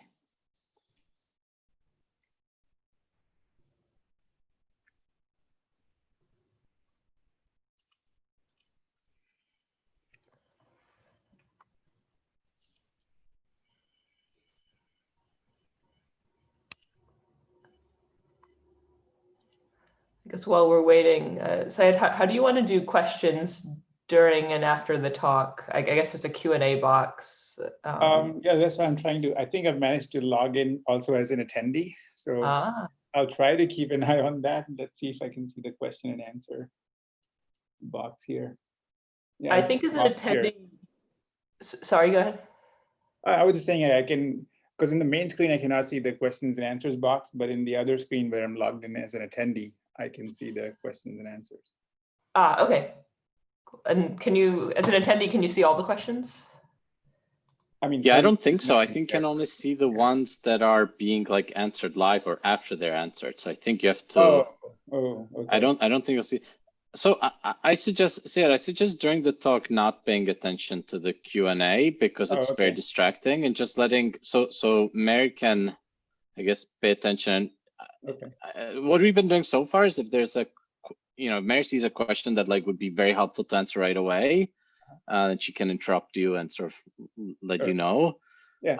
But otherwise, but it's a good point. I can just stop and see if check if there's any questions. Sounds good. And yeah, we can defer most questions sort of till the end, because there's 15 minutes of Q&A at the end, so we can, any sort of longer questions or more discussion-based questions we can defer to the end. Yeah, sounds good.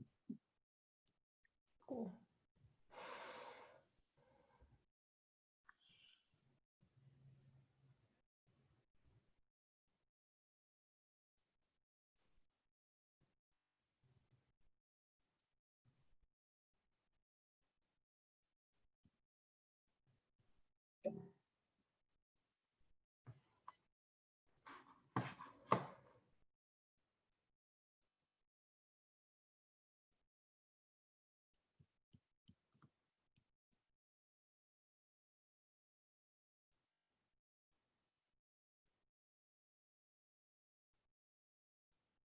It's been a while since I came to my office, so my computer is asking for all kinds of updates.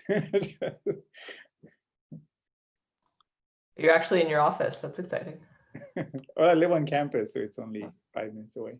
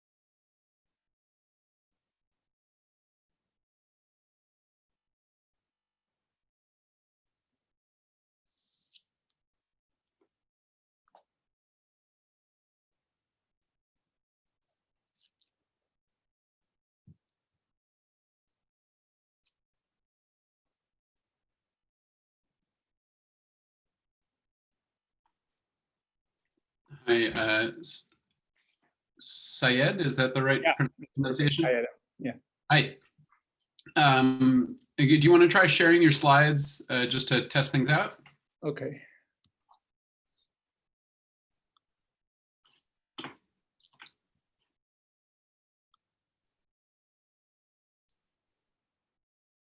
So do I share the whole desktop screen or just the PowerPoint window? That's up to you, but usually the Syed, is that the right pronunciation? Yeah. Hi.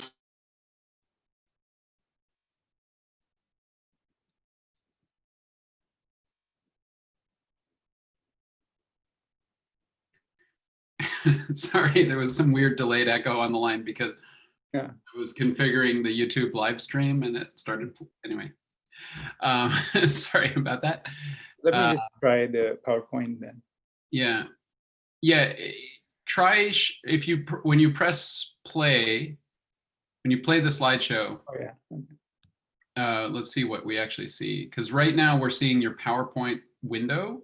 Yeah, I mean, I'm also logged in as an attendee, so I can see what you see as well. I see, okay. There, that looks like it works just fine. Okay. Well, I think we're ready to start. So, Mary, can we hear you? Can you just check your sound? Can y'all hear me? Yeah, that's great. Okay, I will turn on the recording and hand it over to Mary. All right, Mary, go ahead. Okay, so thanks everyone for being here. So today we're really happy to have Syed Jafar here. Syed is a professor of electrical engineering and computer science at the University of California, Irvine. He has a BTech from IIT Delhi, a master's from Caltech, and a PhD from Stanford, all in electrical engineering. He's also held positions at Lucent Bell Labs and at Qualcomm. His research includes multi-user information theory, wireless communications, and network coding. He's won many awards. I will not mention them all, but they include several Best Paper Awards, the Blavatnik National Award for Young Scientists. He was named to Science Watch's World's Most Influential Scientific Minds 5 years in a row. And he was named an IEEE Fellow in 2014. He's also been named the EECS Professor of the Year Award at UC Irvine 5 times. Yeah, so we're very happy to have him here to tell us about exploring interference alignment through the lens of private information retrieval. Take it away, Syed. Great, thank you. Can you hear me? Just to check. I'm fine, okay. All right, so thank you very much, Mary, for the introduction, and Daniel and the rest of the program committee for this opportunity to present our work. This is not my usual audience, so I'll keep that in mind, and maybe if you find sometimes I'm explaining things too much and they sound trivial, it's just because I have no idea what common reference to use sometimes. All right, so this is work by my students Hua-Sun and Zuqing Jia on the topic of private information retrieval from an information theoretic perspective. And so before I jump into this talk, let me say a little bit about just our perspective, like why do we work on these problems and what do we expect out of them. So one of the main things that is most interesting to me is the question of how, in many situations you have some desired information as well as some undesired information, and that's what we call interference. So how those two kinds of information coexist over the same resources, for example, in the same memory or over the same transmission, over the same bandwidth, or whatever the context might be. And interference alignment is an idea that helps us see optimal ways of creating coding schemes where desired information and undesired information can be optimally packed into the smallest space possible. So that's what we're going for. In this regard, maybe as information theorists, we are always interested in ideas that, ideas more than applications. So what I mean is, okay, so I'm interested in privacy. That's one reason to be interested in private information retrieval. But for me, the bigger reason to investigate private information retrieval is there's so many connections that this problem has to other problems, and the interesting ways that it allows me to think about interference alignment and how to hopefully take the insights from this problem and apply it to other problems as well. So with that bit of context, let me For some reason, my screen is frozen. Can't.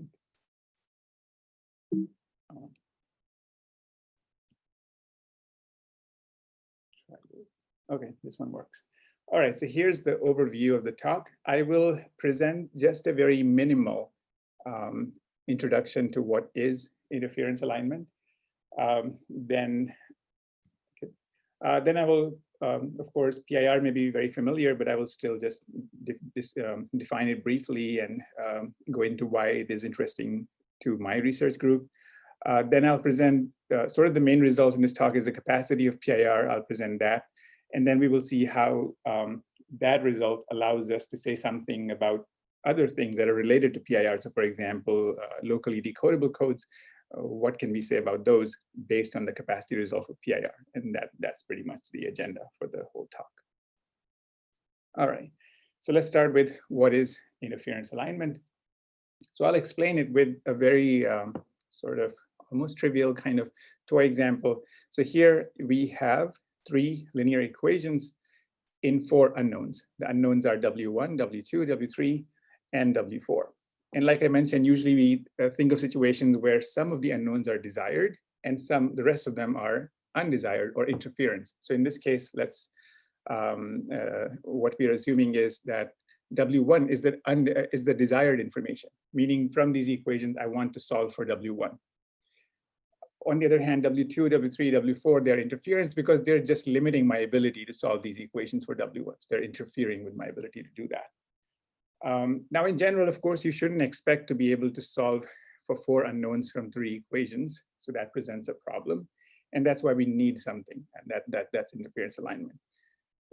Also, let me point out before I go to the solution that you notice that this set of equations allows me some control in terms of these parameters alpha and beta that I'm free to choose.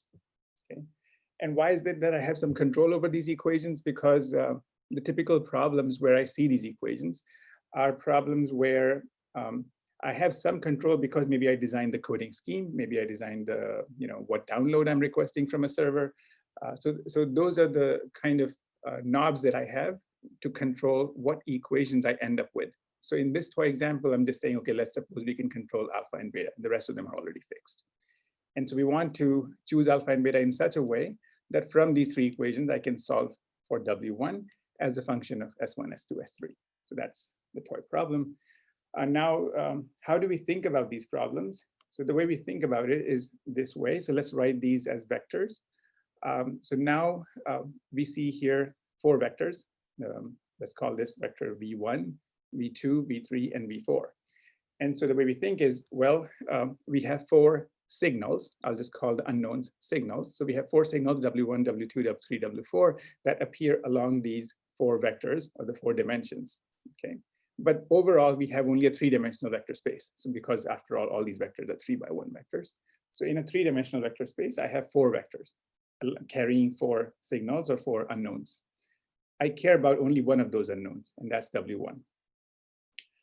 So now let's see, what control do we have? We have no control over the interference from W3 because this vector is already fixed. We have no control over this V4 either. So already these 2 interfering signals occupy 2 dimensions out of my 3-dimensional total signal space. And that's because these 2 vectors are linearly independent, so they span 2 dimensions in this 3-dimensional space. So that means 2 dimensions are already taken by interference. Now, one thing we will see, and this is information theoretically true, it's not just like a linear equation or just a signal processing statement, information theoretically true, that the dimensions occupied by the desired signal and the dimensions occupied by interference cannot overlap. So here, because I have already taken 2 dimensions by interference, W3 and W4 already have occupied 2 dimensions, and I have only 3 dimensions, so that leaves me just 1 dimension for desired signal. What that means is that the remaining interference from W2 cannot occupy any extra dimension beyond what's already been taken by interference. So therefore, this vector V2 has to occupy the same space that's already being occupied by vectors V3 and V4. And what that means is that V2 must lie in the span of V3 and V4. So that's easy to do. We will choose beta in such a way that this vector V2 lies in the span of V3 and V4. So just take this 3 by 3 matrix whose columns are V2, V3, V4. For that determinant to be 0, find out what beta that is, and that's beta equal to 6. So that guarantees that V2 is in the span of V3 and V4. In fact, now after you plug in beta equal to 6, V2 is V3 plus 2 V4. So you can see that this interference from signal 2 is not going to bother us anymore because it's occupying the same space that V3 and V4 were already occupying. So now if we rewrite the equations with this, so let's see what happened because of that. What has happened is now we still have 3 equations, of course, but the number of unknowns has effectively gone down from 4 to 3. So earlier we had W1, W2, W3, W4. Now the unknowns are W1. This aligned variable, W3 plus W2, which I can think of as just one variable, and another aligned variable, W4 plus 2W2. So now I have 3 equations and 3 unknowns, and it makes sense that I should be able to solve it provided the equations are independent. And so it still remains to guarantee that the desired signal, which is this vector V1, 1, 5 alpha, that vector should not align with the interference space, because like I said, the desired signal should always remain separate from the interference space. So that's easy to guarantee. I just have to make sure that alpha does not put V1 into the interference space, and it turns out any value of alpha other than 4. Oh, by the way, I forgot to mention all symbols are in F7 here, just for this example. So any value of alpha other than 4 will work. So that's basically what the idea of interference alignment is in a very simple sense. So you note that we are able to decode the desired information, W1, once we've chosen alphas and betas correctly. But notice that we are not able to decode W2 or W3, or W4. But that doesn't mean we're not able to decode anything else. We can, in fact, decode W3 plus W2. And we can also decode W4 plus 2W2. It's just that we cannot decode, W2, W3, W4 individually. So that's the general picture to keep in mind. And this may not be so obvious in how we solve PIR, but this is exactly how we think. So just so you know how we are thinking of the problem when you see the solution, because it may not be obvious what we were seeing when we were looking at that problem. So why is it so important in information theory? It is because many problems in network information theory present us with systems of linear equations. And as is often the case, even in PIR, we'll see the same thing. Some of the unknowns are desired, the rest of them are interference. And the goal generally in these problems is to allow or to somehow accomplish a recovery of desired variables while using the smallest possible number of equations. Okay, so you want to not take up too many dimensions and still be able to recover the desired information. And of course, depending on what problem we are solving, different problems will allow us different levels of control over these equations. Like in this toy example, I said, okay, maybe you can choose alpha and beta. But depending on the problem, you have different levels of control over these equations. And that's what makes problems different, because each problem has its own set of constraints on what you can do with these equations. So by solving these problems, we learn something about fundamental alignment structures. That's generally our motivation in most of the problems that we look at, and that was our motivation in PIR as well. So what I'll do here is I'll just briefly go over some very short summaries of different settings where we see the same kind of situation. The first setting here is a wireless interference network. So what you have is many transmitters talking to many receivers. So transmitter 1 is talking to receiver 1, transmitter 2 wants to talk to receiver 2 at the same time, and so on. So you can have any number of transmitters and receivers. But because it's a wireless setting, everybody can hear everybody else. So every receiver will see a superposition of signals from all transmitters.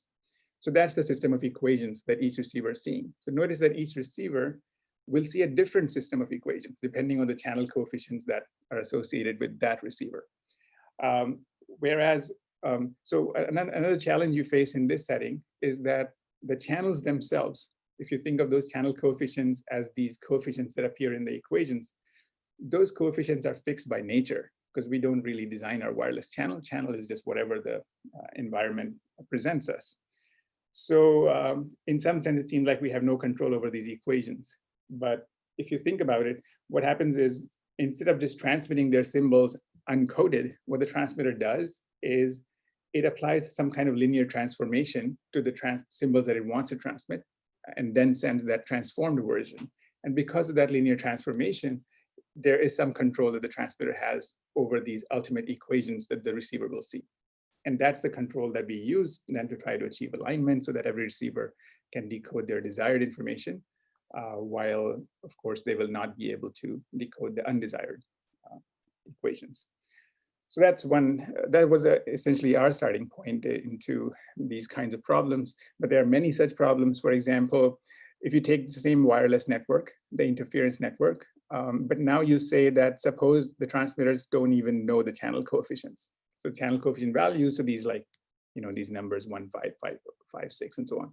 These numbers are not known to the transmitters. The receivers, by the way, always know the channels in every problem we do in wireless. But let's say the transmitters don't know. So what is it that they do know that they can use? It turned out in this problem, topological interference management, the transmitters know the topology of the network, meaning they just know which channel coefficients are 0 and which ones are non-zero. Okay, if they're non-zero, then they don't know the value. They just know it's non-zero. So under this assumption, just with this knowledge of what is 0 and what is not 0, it turned out it's still possible to align and create nice interference alignment solutions.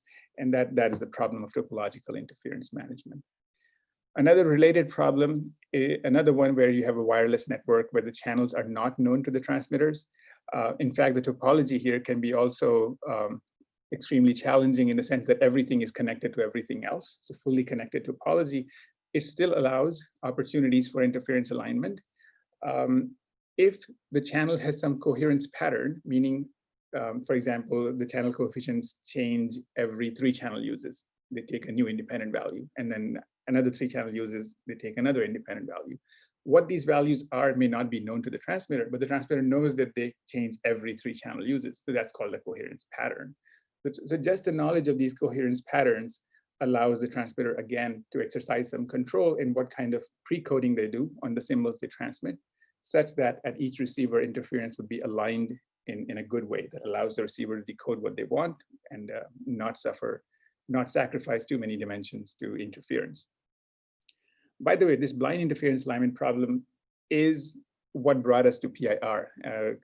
Unfortunately, in this talk, I will not have the time to explain the connection between the two, but at least in very simple cases, PIR is essentially blind interference alignment. So that's why we got started in the PIR problem. So other problems that we have worked on where, again, we use the interference alignment perspective include distributed storage repair. So here you have different databases. These databases store linear equations because we're using some linear, excuse me, linear storage code.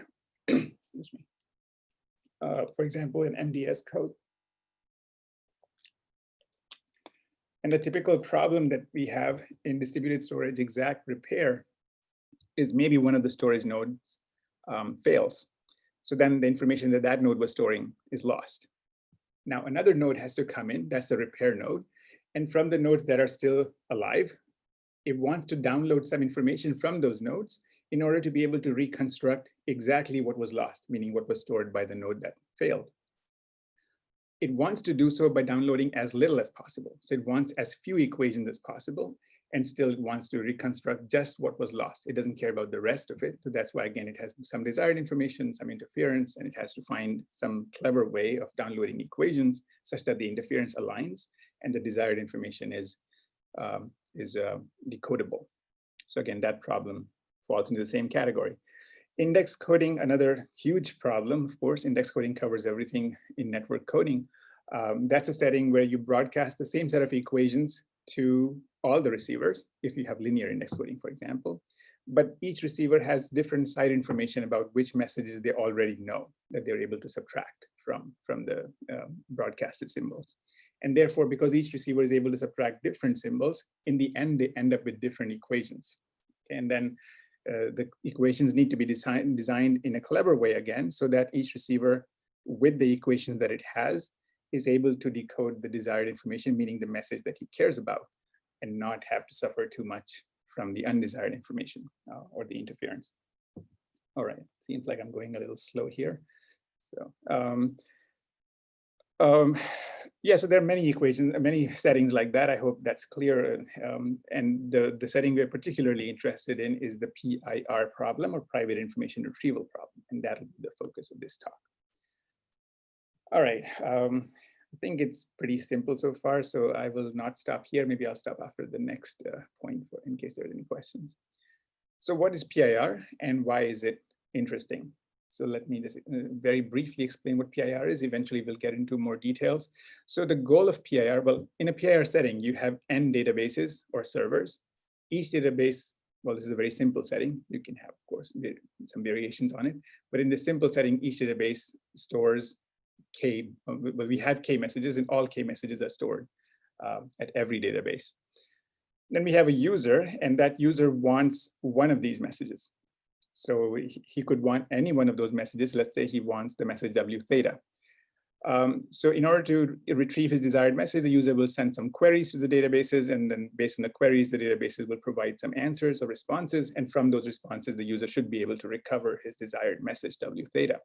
The important thing here is that the queries that the user sends to the databases should not reveal anything about theta. So meaning the queries should be independent, because this is information-theoretic privacy, so they have to be absolutely independent of theta.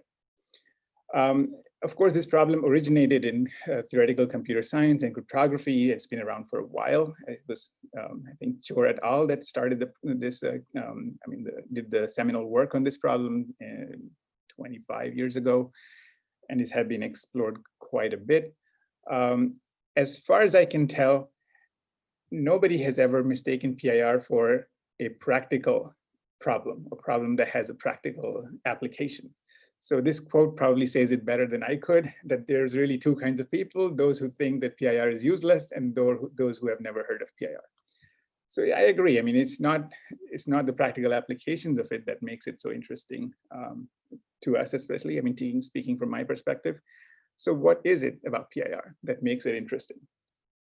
And put simply, it's the connections that PIR has with everything else. And that's, as I pointed out in the beginning of the talk, that's really what's most interesting to me. So for example, our own interest in PIR started with connections that we noticed between blind interference alignment schemes that we have previously worked on and private information retrieval schemes. So in some simple cases, they're exactly the same scheme. So you can, that's what we thought was curious and got us interested into the problem.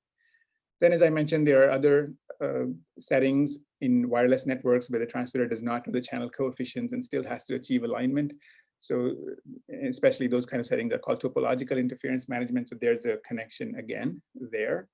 Now, it turns out topological interference management is, in a strong sense, equivalent to index coding. It's not quite information-theoretic equivalence, but it's equivalence in a linear setting. So anything you can do with linear codes in one problem, you can do it with the other problem as well. So these two problems are equivalent. Of course, index coding is equivalent to everything in network coding, but especially the connections between index coding and locally repairable codes have drawn attention. They've been presented at ISITs. Now, locally repairable codes, of course, are close to locally decodable codes. And we know that locally decodable codes, as Yakanin's thesis showed, are intimately connected to private information retrieval. So really, there's a whole, circle of life kind of thing here, that everything is connected to everything else. But this is not everything either. I mean, so if you just explore the different contexts in which private information retrieval has appeared either as an essential ingredient of some other scheme or just as some kind of equivalence, then really there's too many topics you could list where the connections appear. Things ranging from oblivious transfer, for instance, hiding secret sharing, secure computation, and secure distributed matrix multiplication. This last topic is something we are currently working on as well. So in the conclusion, I will say something about that. Also in this talk, I'll say something about this connection as well, locally decodable codes and PIR. So anyway, the point here is that what makes PIR so interesting is these connections that it has with so many other problems. So there's a chance that any interesting alignment structures that we learn by studying PIR will help us solve other problems as well. And that is basically essential to network information theory.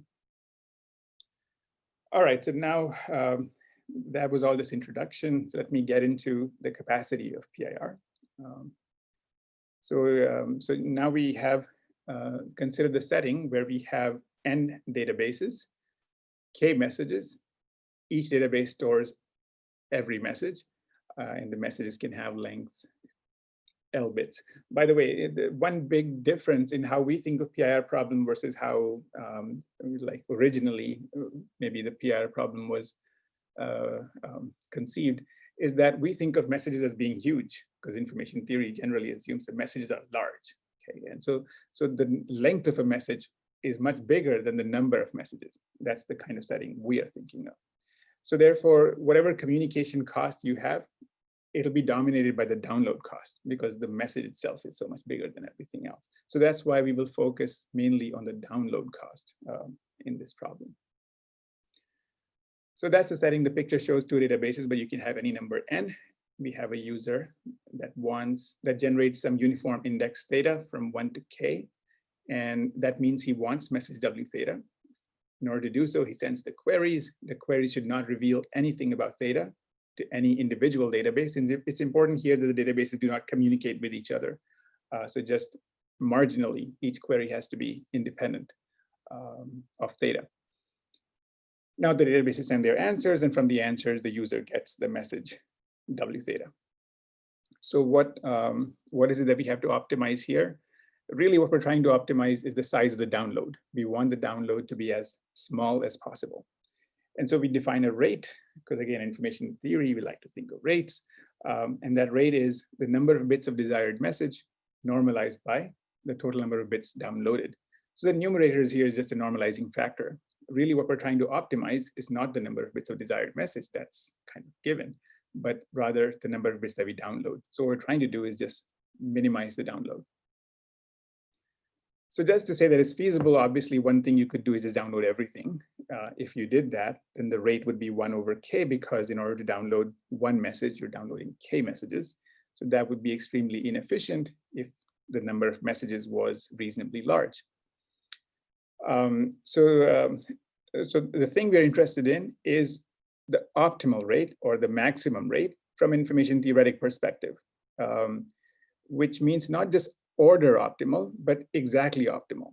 Okay, so we want to know what's the exact maximum value that this rate can take. And so let me just state directly what the result says, and then we will try to see why it makes sense. So the result says the maximum rate you can have, or if you want to say what's the minimum download you can have, then just look at the reciprocal of that. So the maximum rate or the capacity of PIR, when you have n databases or n servers, each storing all k messages, it's this expression. This many bits of desired message can be retrieved per bit of download, and nothing more than this can be done. Okay, so let's understand intuitively what that is about. So, so in general, we have n databases. Each database storing all the messages. Suppose, so this is just intuition, so here I will just be drawing pictures, really no math here. Suppose I want the message W1 and let this circle represent, this gray circle represents W1. So because, well, let's say there are 4 databases, because in the picture I see 4. So what do I do? Well, the obvious thing I could do is just divide the circle into 4 parts and ask each database to send me that 1/4 part, right? So now I've divided the circle into these 4 parts. Now that would, of course, make the scheme, I mean, it would not be private at all because I'm only asking for the desired message. So in order to maintain privacy, I have to pretend that I could have wanted the other messages. So for example, if I have a purple message, then I should also ask for 1/4 of the circle of the purple circle from each of the databases. And similarly, if I have a red message, then 1/4 of that, and if I have a green one, 1/4 of that as well. So I have to ask for all of these things from each database. So how do I do this efficiently is the question. So the first thing you notice is that, well, I want message W1. So the gray circle is the one I want. So I have to download different parts of that circle from the different databases so that in the end, I can put together this entire circle and reconstruct my message. On the other hand, the other messages, I don't really care about them. I'm using it just because I don't want to reveal which message I want. So I don't need to download different parts of the circle from different servers. So for example, for the purple message, I could just download the same part of the circle from each server.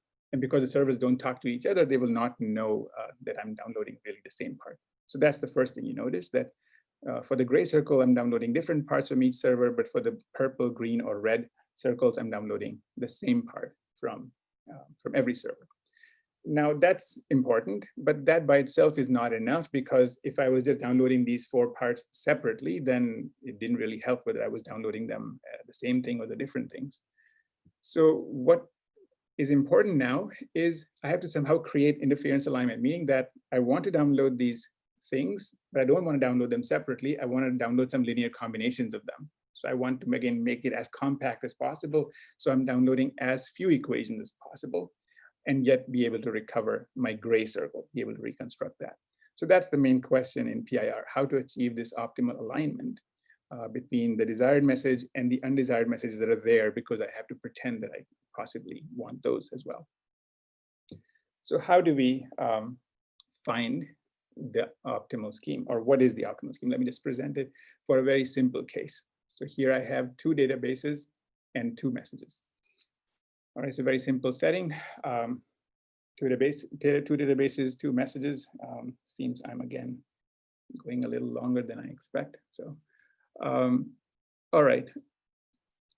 So what does the user do? I have 2 messages, W1 and W2. Each message is made up of number of bits. What the user does is first he privately generates a permutation of each message's bits. And so the pi of W1 is just represents some permutation of the bits of message 1, and pi of W2, which is a different independent permutation for the bits of message 2. And these permutations are generated privately by the user, so the database does not know what these are. Then the scheme works based on 3 principles, and those principles are that we try to achieve symmetry across databases, symmetry across messages, and we try to use site information to retrieve useful information. So let me quickly explain what these principles mean. So in this case, suppose the user wants message 1. So theta equals 1, user wants W1. So he wants the bits A1, A2, A3, A4, and so on. He does not want the bits B1, B2, and so on. So, well, he wants message 1, so he asks database 1 for one of his desired bits. So he asks for A1.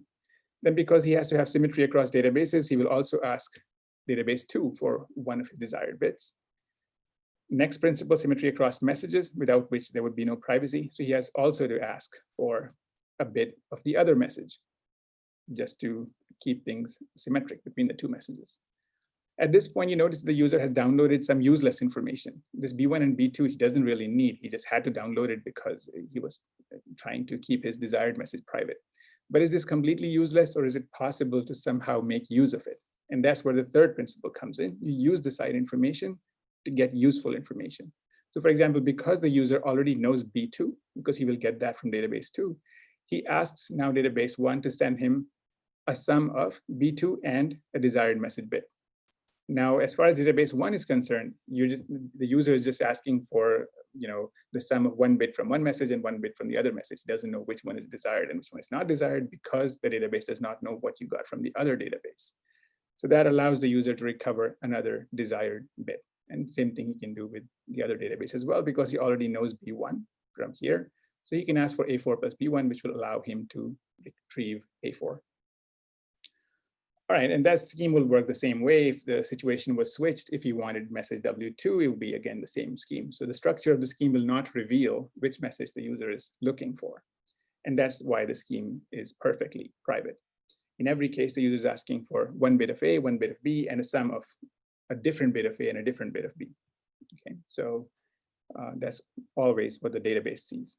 Another thing to note here from our circle analogy before, if you notice that for the desired message, the user is downloading different bits from the 2 databases. For example, if user wanted message 1, then he's downloading A1 and A3 from database 1 and A2 and A4 from database 2. But for the undesired bits, he's downloading the same information from the 2 databases, B1 and B2 from here, B1 and B2 also from here. Okay, so that's the part where we said the purple circle is the same. It's the same part of the purple circle that we download from every database. But the gray circle is different. That's important.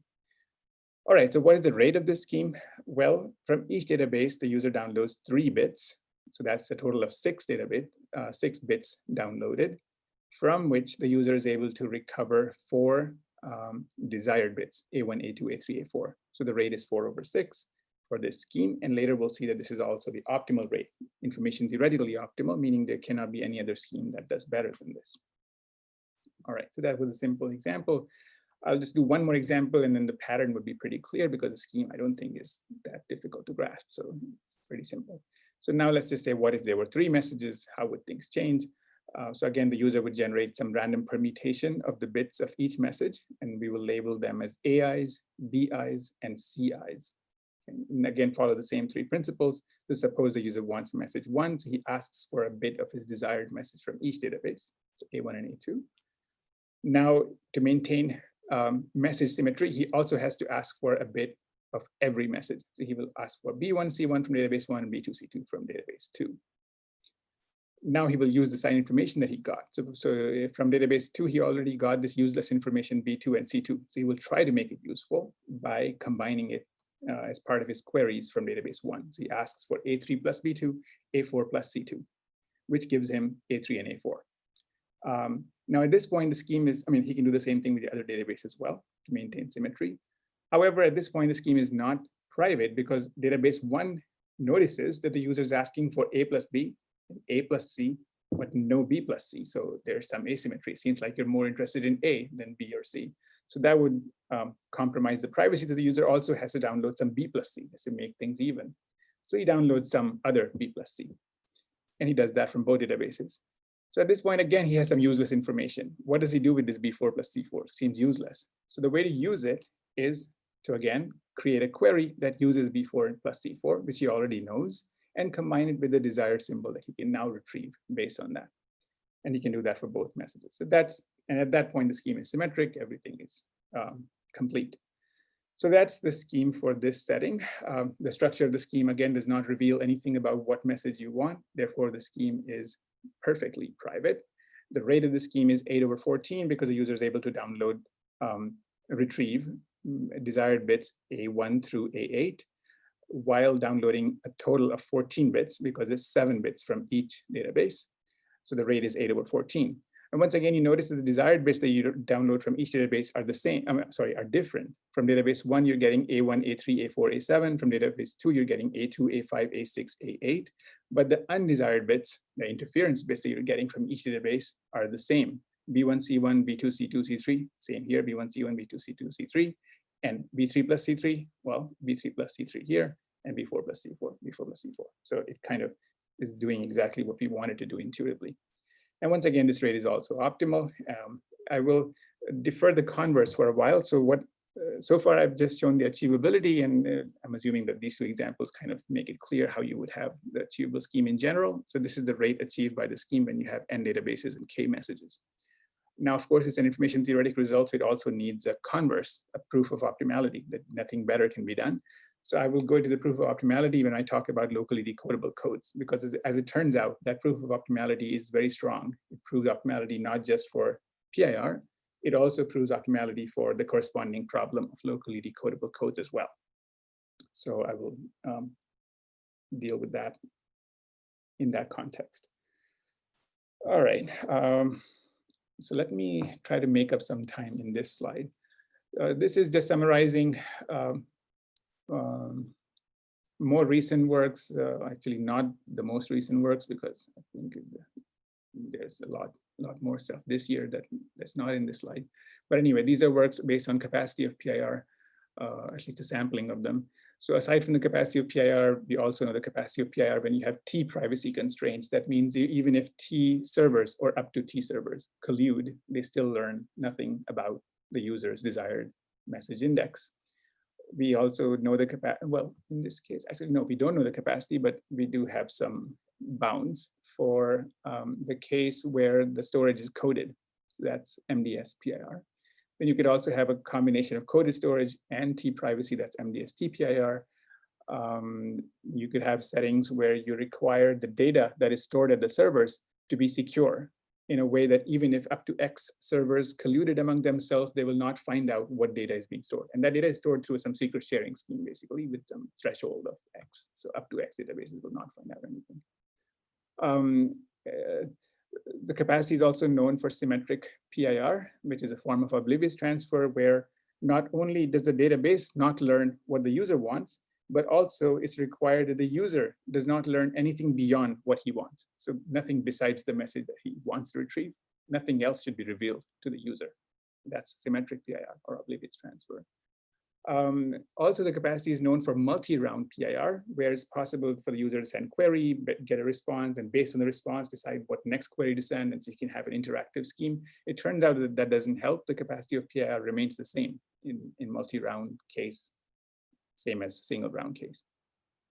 Similarly, the capacity of PIR is known for multiple messages when you want to download or retrieve multiple messages. It's also known, actually, no, in this case, it's also open. In some cases, it's known, but generally open when you have upload constraints, meaning how much information you can upload.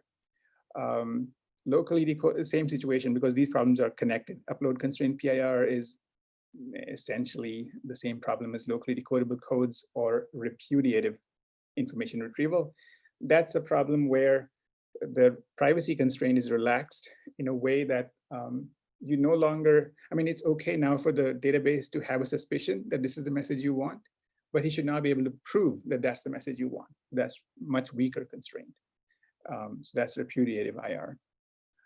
Similarly, PIR capacity has been found with storage constraints, site information, or settings where the user doesn't want to directly download a message, but rather wants to download some function of the messages. So that's private computation. That capacity is also known. And then there's really too many settings for me to summarize here. They include things like eavesdroppers and Byzantine servers, and those have been explored as well. All right, so is there any quick question I can take before?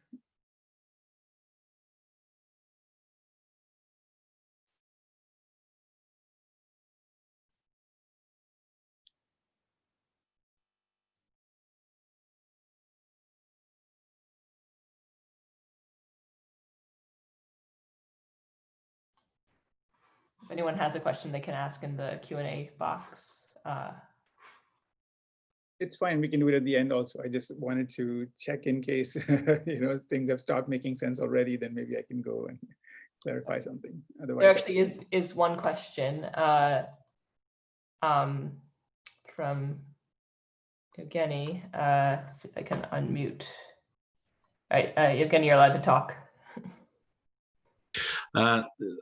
Sure, yeah. No, I was just wondering, there is a lot of work. This is super exciting stuff, but there are a lot of papers, I guess, of Yuval, Sergey Khanin, and so on. I guess they're in a different setting. I'm trying to see, do your results strictly beat those results, or they're incomparable?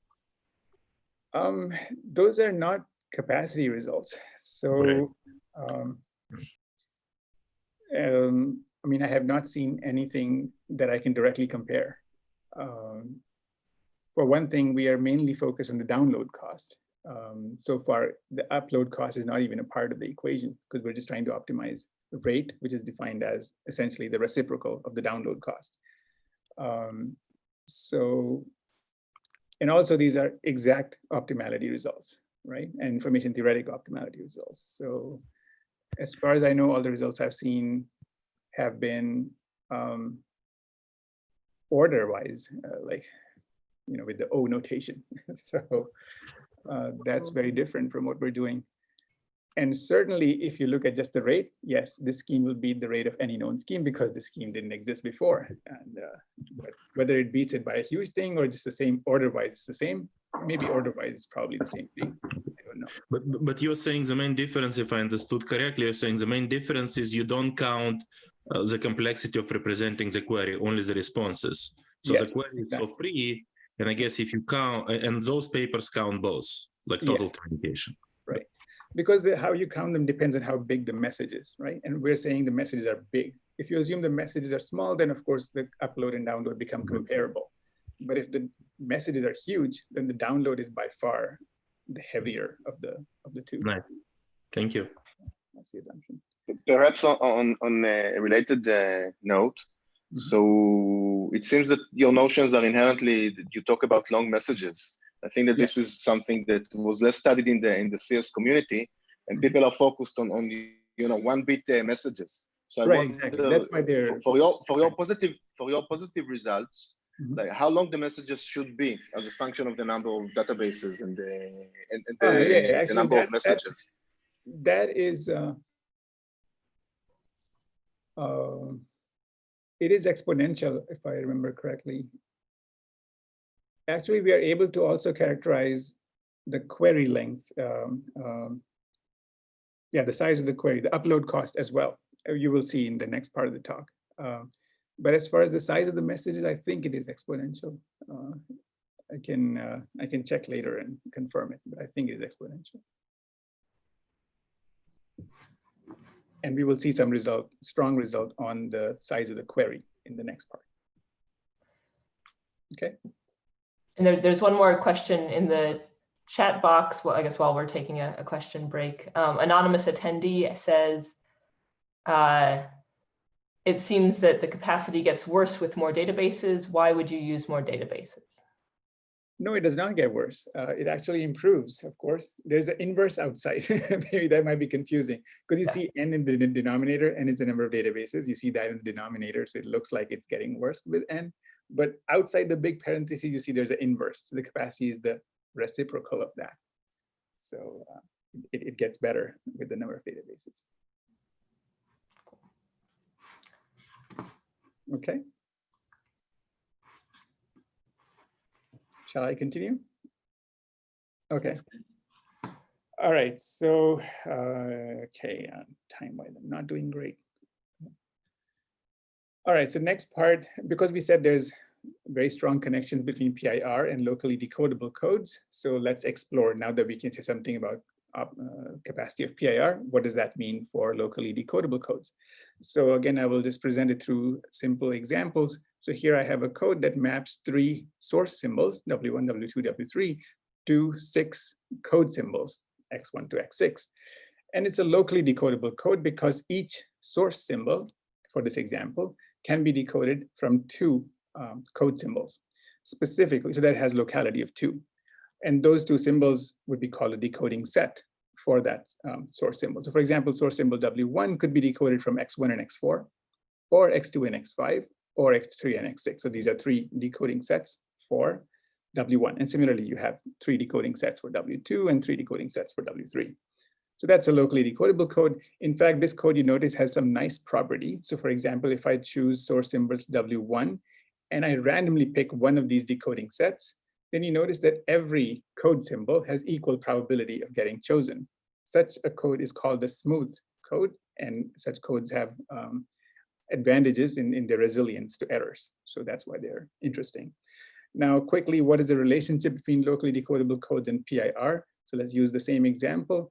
Imagine that you have 2 servers, and we will associate these code symbols X1, X2, X3 with server 1, and X4, X5, X6 with server 2. Now, in this problem, suppose we have an upload constraint. So upload becomes important here. So what constraint do we have? The constraint that we have is that from each server, the user can only ask for one of 3 things. That means the upload is limited to a 3-array symbol. So from server 1, the user can either ask for X1, X2, or X3. And similarly, from server 2, the user can either ask for X4, X5, or X6.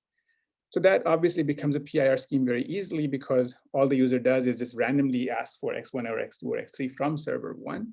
And then based on which message he wants, he chooses the corresponding neighbor and asks for that from server 2. So for example, if he wants the W2, which means he wants one of these decoding sets, and suppose he chose X2, then X2's red neighbor is X6. So he will ask for X6 from server 2.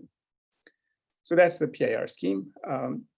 What is the correspondence between locally decodable codes and PIR? Well, if you look at the size of the upload, so here we had a 3-array symbol. That means we could download 3 things from each server. In general, suppose you can download Q things from each server. So you have a Q-array query. Then the length of the locally decodable code would be Q times the number of servers, so Q times N. So obviously the length of the code depends on the upload cost of PIR scheme. So if you want to study the length of the locally decodable codes, you have to study upload constraint PIR. On the other hand, the size of the code symbol, how big are these symbols? That's another very important distinction. We don't assume that the source symbols are necessarily the same size as the code symbols. In fact, the very question we want to explore is how big do these code symbols have to be for this code to work? Or how small can they be? Because we want to find the smallest possible that they can be. And that, of course, is related to the download cost of PIR, because after all, this is exactly what we're downloading. These code symbols are what the user downloads in the PIR scheme. All right, so because we notice in the PIR formulation, we focus on the download. We were trying to minimize the download cost. So it makes sense that in the corresponding question, as we translate it to locally decodable codes, the corresponding question would be, what's the smallest size of the code alphabet, given whatever decoding sets constraints that we have? And the point here is that, yeah, so the code alphabet will always allow you to make anything feasible. So whatever decoding sets you come up with, there's always a code alphabet size that will allow you to do that. The question is, what's the smallest size though? And that's what we want to know. Okay. So let me take an example to make that point a little more clear. So the question we're interested in is, what's the smallest possible size of code symbols normalized by the size of source symbols, just to minimize the number of parameters. So without loss of generality, let's assume the source symbols had size 1. And size is measured by entropy here. So it's just normalized to 1. And what we want to do is find the minimum possible size of the code symbols, that is entropy of x, which is entropy of x1, x2, x3. Each of them have the same entropy because they have the same size.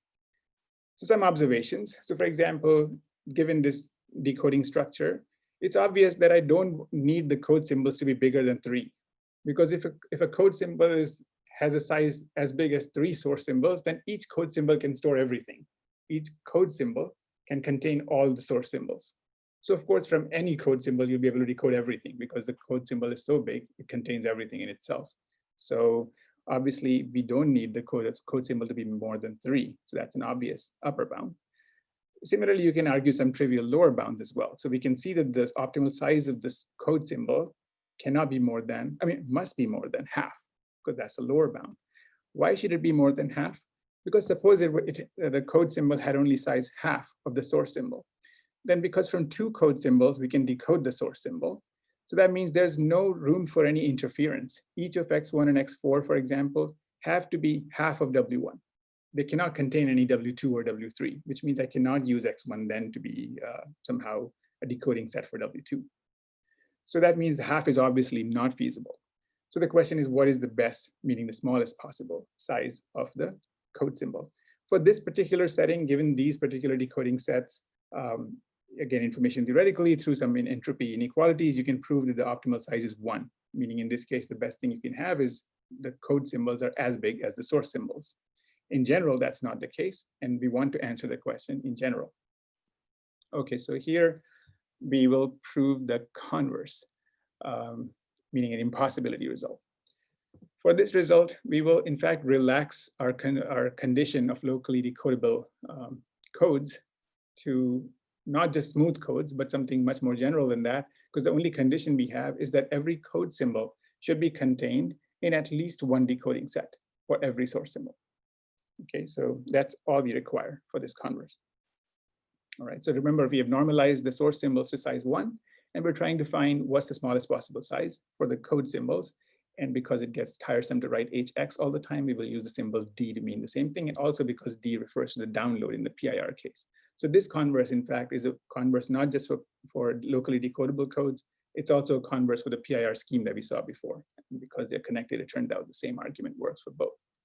It's a pretty simple argument. So again, let's use that example where we had 3 source symbols, W1, W2, W3. And remember, blue color represents decoding sets for message 1, a red color for message 2, and green color for message 3. And this code has locality 2. So how do we prove the converse? Well, start with any code symbol, let's say XA. And based on starting from this code symbol, we build a tree. So first we say from XA, there must be a decoding set that allows us to decode W1. So because here locality is 2, so there must be another symbol, another code symbol XB, so that XA and XB together give us W1. And similarly, from XA, there must be some decoding set that allows me to decode W2. So XA, XC is that decoding set. And that red edge shows that from here I can decode W2. And similarly, XB must be a part of some decoding set that allows me to decode W2 as well. Notice I'm not saying that these symbols have to be distinct. Some of these symbols may be the same symbol. That doesn't matter for the proof. Just that there exists some decoding set. That's all I'm saying. Because remember, that's the only condition I have, that every code symbol must appear in some decoding set for every source symbol. And so similarly, I can go down this tree and say, well, XA must also be a part of a decoding set for the message W3. And similarly, XC must also be a part of some decoding set, and XB must be a part of it, and XD must be a part of it. That's the tree. And I'm done because in this case, there are only three source symbols. That's the entire tree. All right, so from here, we prove our impossibility result. Okay, so maybe this one I will go through, but actually what this is saying is almost trivial. So let's see what it is saying. Well, so W3, which is, we're looking at this decoding set from which we can decode W3. So W3 has size 1. So that's equal to the mutual information between W3 and XA and XE. Expand mutual information, that's the difference of entropies. And then the joint entropy is less than the sum of entropies. This joint entropy can be expressed as the chain rule of entropies, drop the negative term, end up here. And this gives us this bound. Okay, that if you want to look at the derivation, that's what it is. But intuitively, what it's saying is something actually trivial. What is it saying? So let's look at the picture a little, let's make it a little more obvious. What we're saying is from XA and XE, the total size I have is 2D, or 2 times h of x, because each of them has size h of x. That's the total. I remember earlier picture we had where we said talking about dimension. So this is the dimension we're living in, because all we have is XA and XE. So that's 2D dimensions.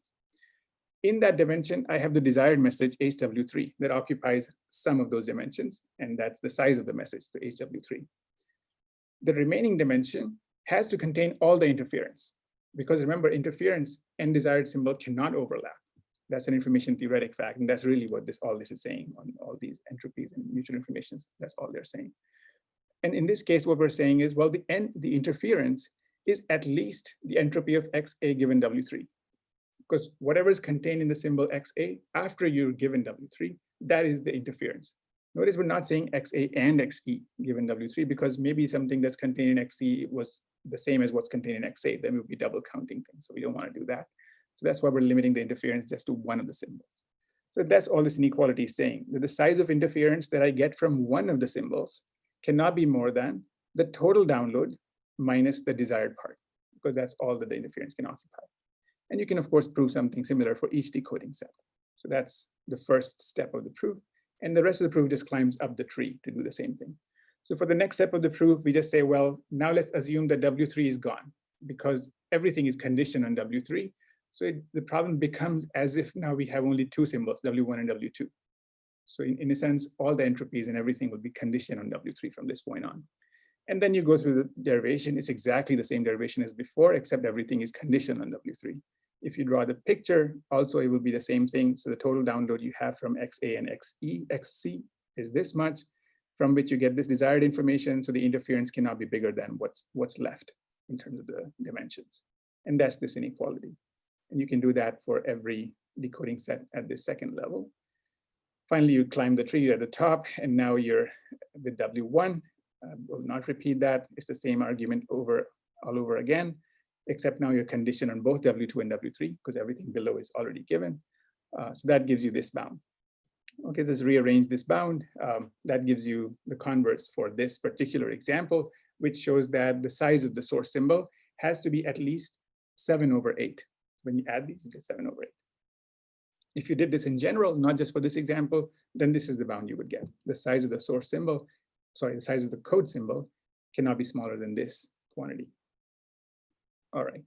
And by the way, this is also a converse for the PIR scheme, because you can use the same arguments for PIR as well. So that's a bound. And then previously we saw an achievable scheme. It turns out the two match. So therefore, you can prove that this is indeed the optimal size of the code symbol for locally decodable codes. And the achievable scheme follows from PIR. So we know the optimal size of the code symbol. Just some observations. Remember that we never used the smooth property. So this optimal size result is true for a much broader class of codes, where the only requirement is that every code symbol is part of a decoding set for every source symbol. It also applies the converse for PIR. One thing you would note here is that we never talked about the code length. We just said, well, without any constraint on code length, the only constraint was this thing shown in red, that every code symbol is contained in at least one decoding set. Just based on that constraint, we said this is the optimal size of the code, meaning the smallest possible size of the code symbol. So in general, if you place constraints on the code length, then this optimal size may not be achievable. You may need bigger code symbols than this. And that is a big open problem, an important open problem. So that problem is still open. But like I said, there's something we can say about the minimum code length. We can say, what is the minimum code length needed to achieve this? So like we said here, that this is the smallest code symbol that you can have, but for what code length is this achievable? And that we can answer exactly, again, not order-wise, exactly. We can show that the code length is exactly n to the k. You will need that code length. Nothing less than that will do, and that is enough. All right, so how do we prove that that is the minimum code length? Turns out that is also a result that is available for free based on what we've already seen. Why? Because if we just go through the same proof that we saw before, all we have to notice in that proof is that if the bounds, so in that proof, remember, we are proving an impossibility result, so we are proving some bounds. Now later we said that, okay, suppose, we said these bounds are tight because we can actually find the code that achieves these. So what does it mean that these bounds were tight? It means that each of these inequalities must be tight. So therefore, for example, what it means is the entropy of XA and XE, meaning these two symbols from which we can decode W3, is equal to the sum of these and the sum of their entropies, which means these symbols are independent, which means they're distinct. And that's the argument that we apply over and over throughout this tree to show that every symbol in this tree has to be distinct if it achieves the capacity. So therefore, the number of symbols in this code cannot be smaller than n to the k. All right, so that gives us a lower bound on the length of the code. Now, the achievability, how do we show that you can actually achieve it? That is a non-trivial question, and I will completely skip that part. I will point out, I'll just give you an example of what the optimal construction looks like. It is based on the PIR scheme that I showed you before, but it requires a lot more work to carefully design it because we have to be, because this is the upload optimal scheme. So we cannot be just careless and just waste resources in our upload. So that therefore this scheme has to be designed much, much more carefully than before. So just to give you an example, what the solution is for that setting. So remember, the example that we've been carrying through was the example where we have 3 source symbols, W1, W2, W3, and we wanted to know what's the smallest code that will allow those decoding sets. And it turns out, as we saw before, the code length has to be 7/8. So what does that mean? It means if each source symbol was 8 bits, then each code symbol would be 7 bits. That's why the normalized length of the code symbol is 7/8 bits. So these are the 8 code symbols. Notice how many codes do we need? What is the length of the code? It's 8, which is n to the k, because n is 2 here, k is 3 here, because we have locality 2 and we have 3 source symbols. So we obviously need 8 coded symbols. Each code symbol has the smallest possible size that any code symbol have, regardless of any code length constraints. And that is 7/8. So this is what that code looks like. So I will skip the details of how this code was achieved. Just point out the previous example that we saw where it was the same decoding constraints, but the code length was only 6. So in that case, we could not achieve the 7/8. And the optimal size of the code symbol there was 1. It was not 7/8. It was worse because our code length was smaller. So in general, if you force the code length to be small, then the size of the code will increase. The size of the code symbols will increase. All right, so I think I'm over time. So let me conclude just quickly with, so like I said, the PIR problem is interesting for us because it has many connections. One of the things it has, or another thing that it has connection to is the problem of secure distributed matrix multiplication, where what we want is the storage to be secure, and that we achieve by taking the messages or the data that's stored, that is the W symbols, these are what we're storing, mixing it with some uniform noise, X noise symbols that guarantees X secure storage. And then for the same thing with the queries, each query we want to protect against collusion among up to T servers. So each query is mixed with T noise symbols. And then what you download is from each server is just the sum of these products. So S1Q1 plus S2Q2 and so on. Again, skip the details. What it boils down to is after you collect all the downloads from all the servers, you find that all the desired symbols, meaning Q times W, those are the desired symbols, will appear along these vectors. These vectors are the Cauchy terms. This is a Cauchy-Vandermonde matrix. These columns, which are the Cauchy terms, contain the desired symbols. And there's L of them, which means we can retrieve L desired symbols. all these van der Maan terms represent these column vectors that contain interference, and their number is fixed. That's the most interesting thing about this, that there's only x plus t such columns. So what this scheme does is it allows you to retrieve L desired symbols, and you can choose L to be large, keep making it larger, without increasing the size of interference. The interference will always occupy only x plus t dimensions, no more, and you can keep downloading more desired symbols. And even more interesting than that, like after all, what I was going for was a connection to other things. It turns out that the same PIR scheme, if I replace W1 through WL with A1 through AL, and the queries with B1 to BL, then it becomes a matrix, a secure distributed matrix multiplication scheme that allows me to recover the matrix products A1, B1, A2, B2, AL, BL from distributed servers without revealing to any server what these matrices are. And not only does it give me a scheme, in fact, it gives me a scheme that recovers the best state-of-art schemes that exist already as a special case. So it's not just a scheme, it's as good as the best schemes. In fact, it improves them in some special cases as well. So that's surprising, and that just as a concluding remark, it just reminds us why we study PIR is because it has connections to other things, and maybe by learning the structure of optimal alignments in PIR, we can learn something about a lot of other problems that PIR is connected to. So that's the end of the talk. I'm 4 minutes over. All right, I'll take questions if there's any. Thank you. Thanks. Yeah, so any questions?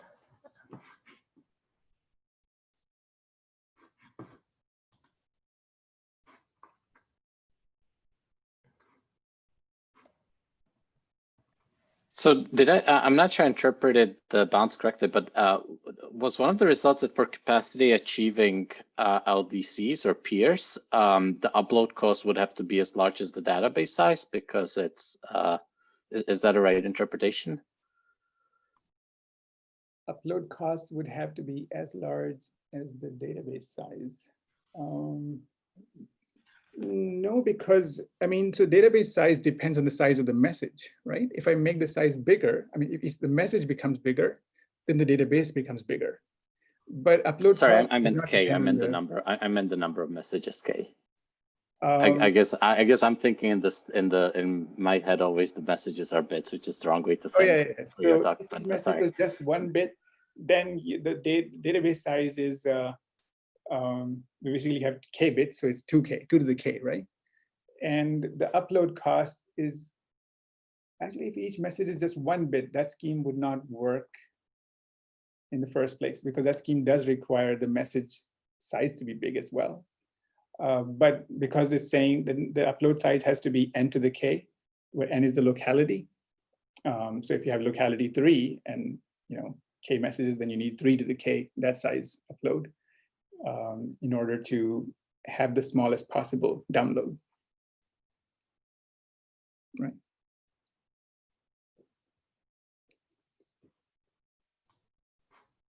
I guess I have a question, so, or maybe a pair of questions. So first part, so for your converse results, your impossibility results, are there any assumptions on this scheme? Like, does it have to be linear or just any? Oh, no. That's an information theoretic converse. So okay. The only assumption there is that every code symbol, every code symbol must be useful for every source symbol. So there must not be the, okay, if I want message 1, then I will never ask for this code symbol. That shouldn't happen. They don't have to be smooth, but just that there should be nothing that is just never used. Right. Got it. That's the only constraint. And is there any hope, I guess, in particular in your proof of like the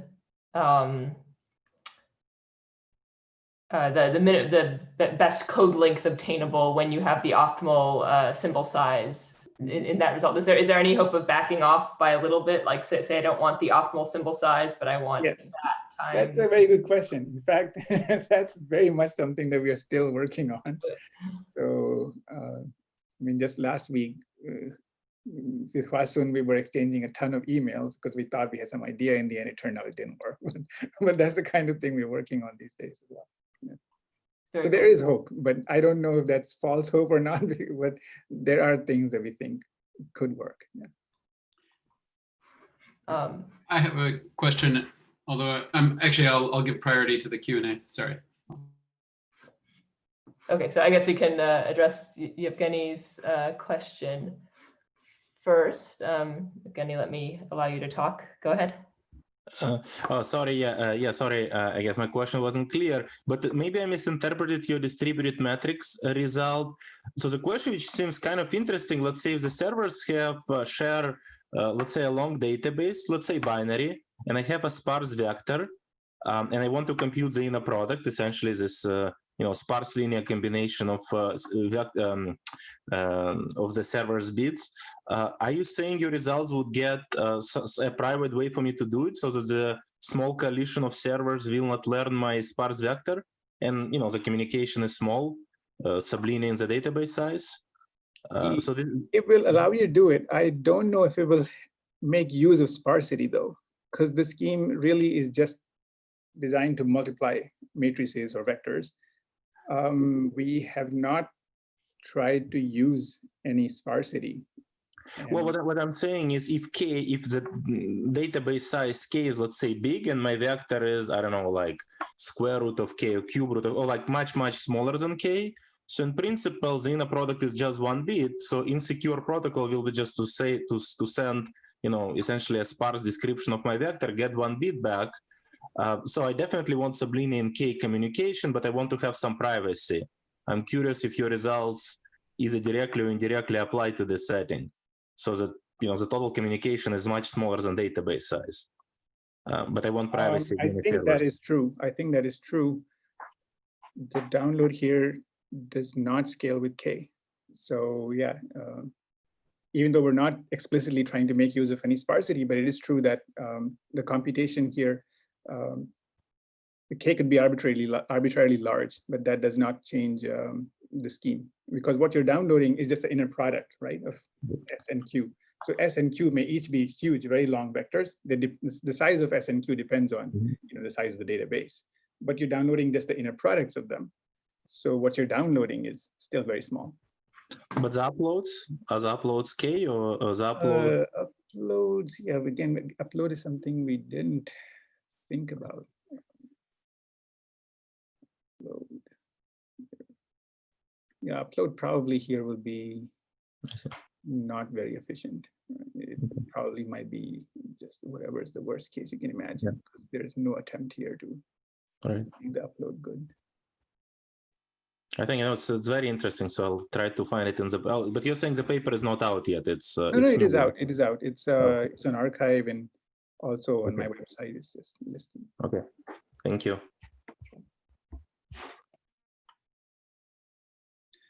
Adam, you had one. I had a quick question, I think. As I just try to digest the results and what it means to think about like large symbols and sort of rate in the sense you're talking about. Do your results say anything about the kind of I guess it sort of corresponds to the like additive overhead as opposed to the multiplicative term. And so what specifically, like, suppose my symbols really happen to be small.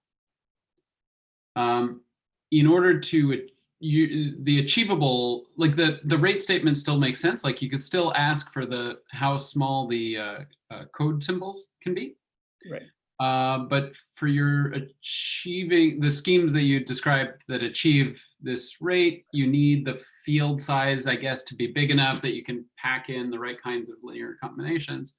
In terms of field size, they're not that bad. I mean, at least you can use fields of characteristic 2 is what I mean. But the size itself may be big. Yeah, not characteristic, but like you need to be able to like enough space to do the linear algebra. It's kind of like with secret sharing schemes. Yeah, so that's what I was pointing out, that the kind of algebra we need, it turns out it requires very little, because all we have are sums. There's no, if you notice in the one example that I had for the achievable scheme, all you're downloading are sums.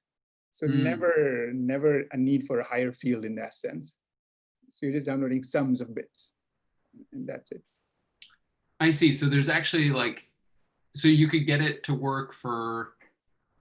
But you do need quite a few bits. But yeah, all you're doing is just sums or sums of some subsets of the bits.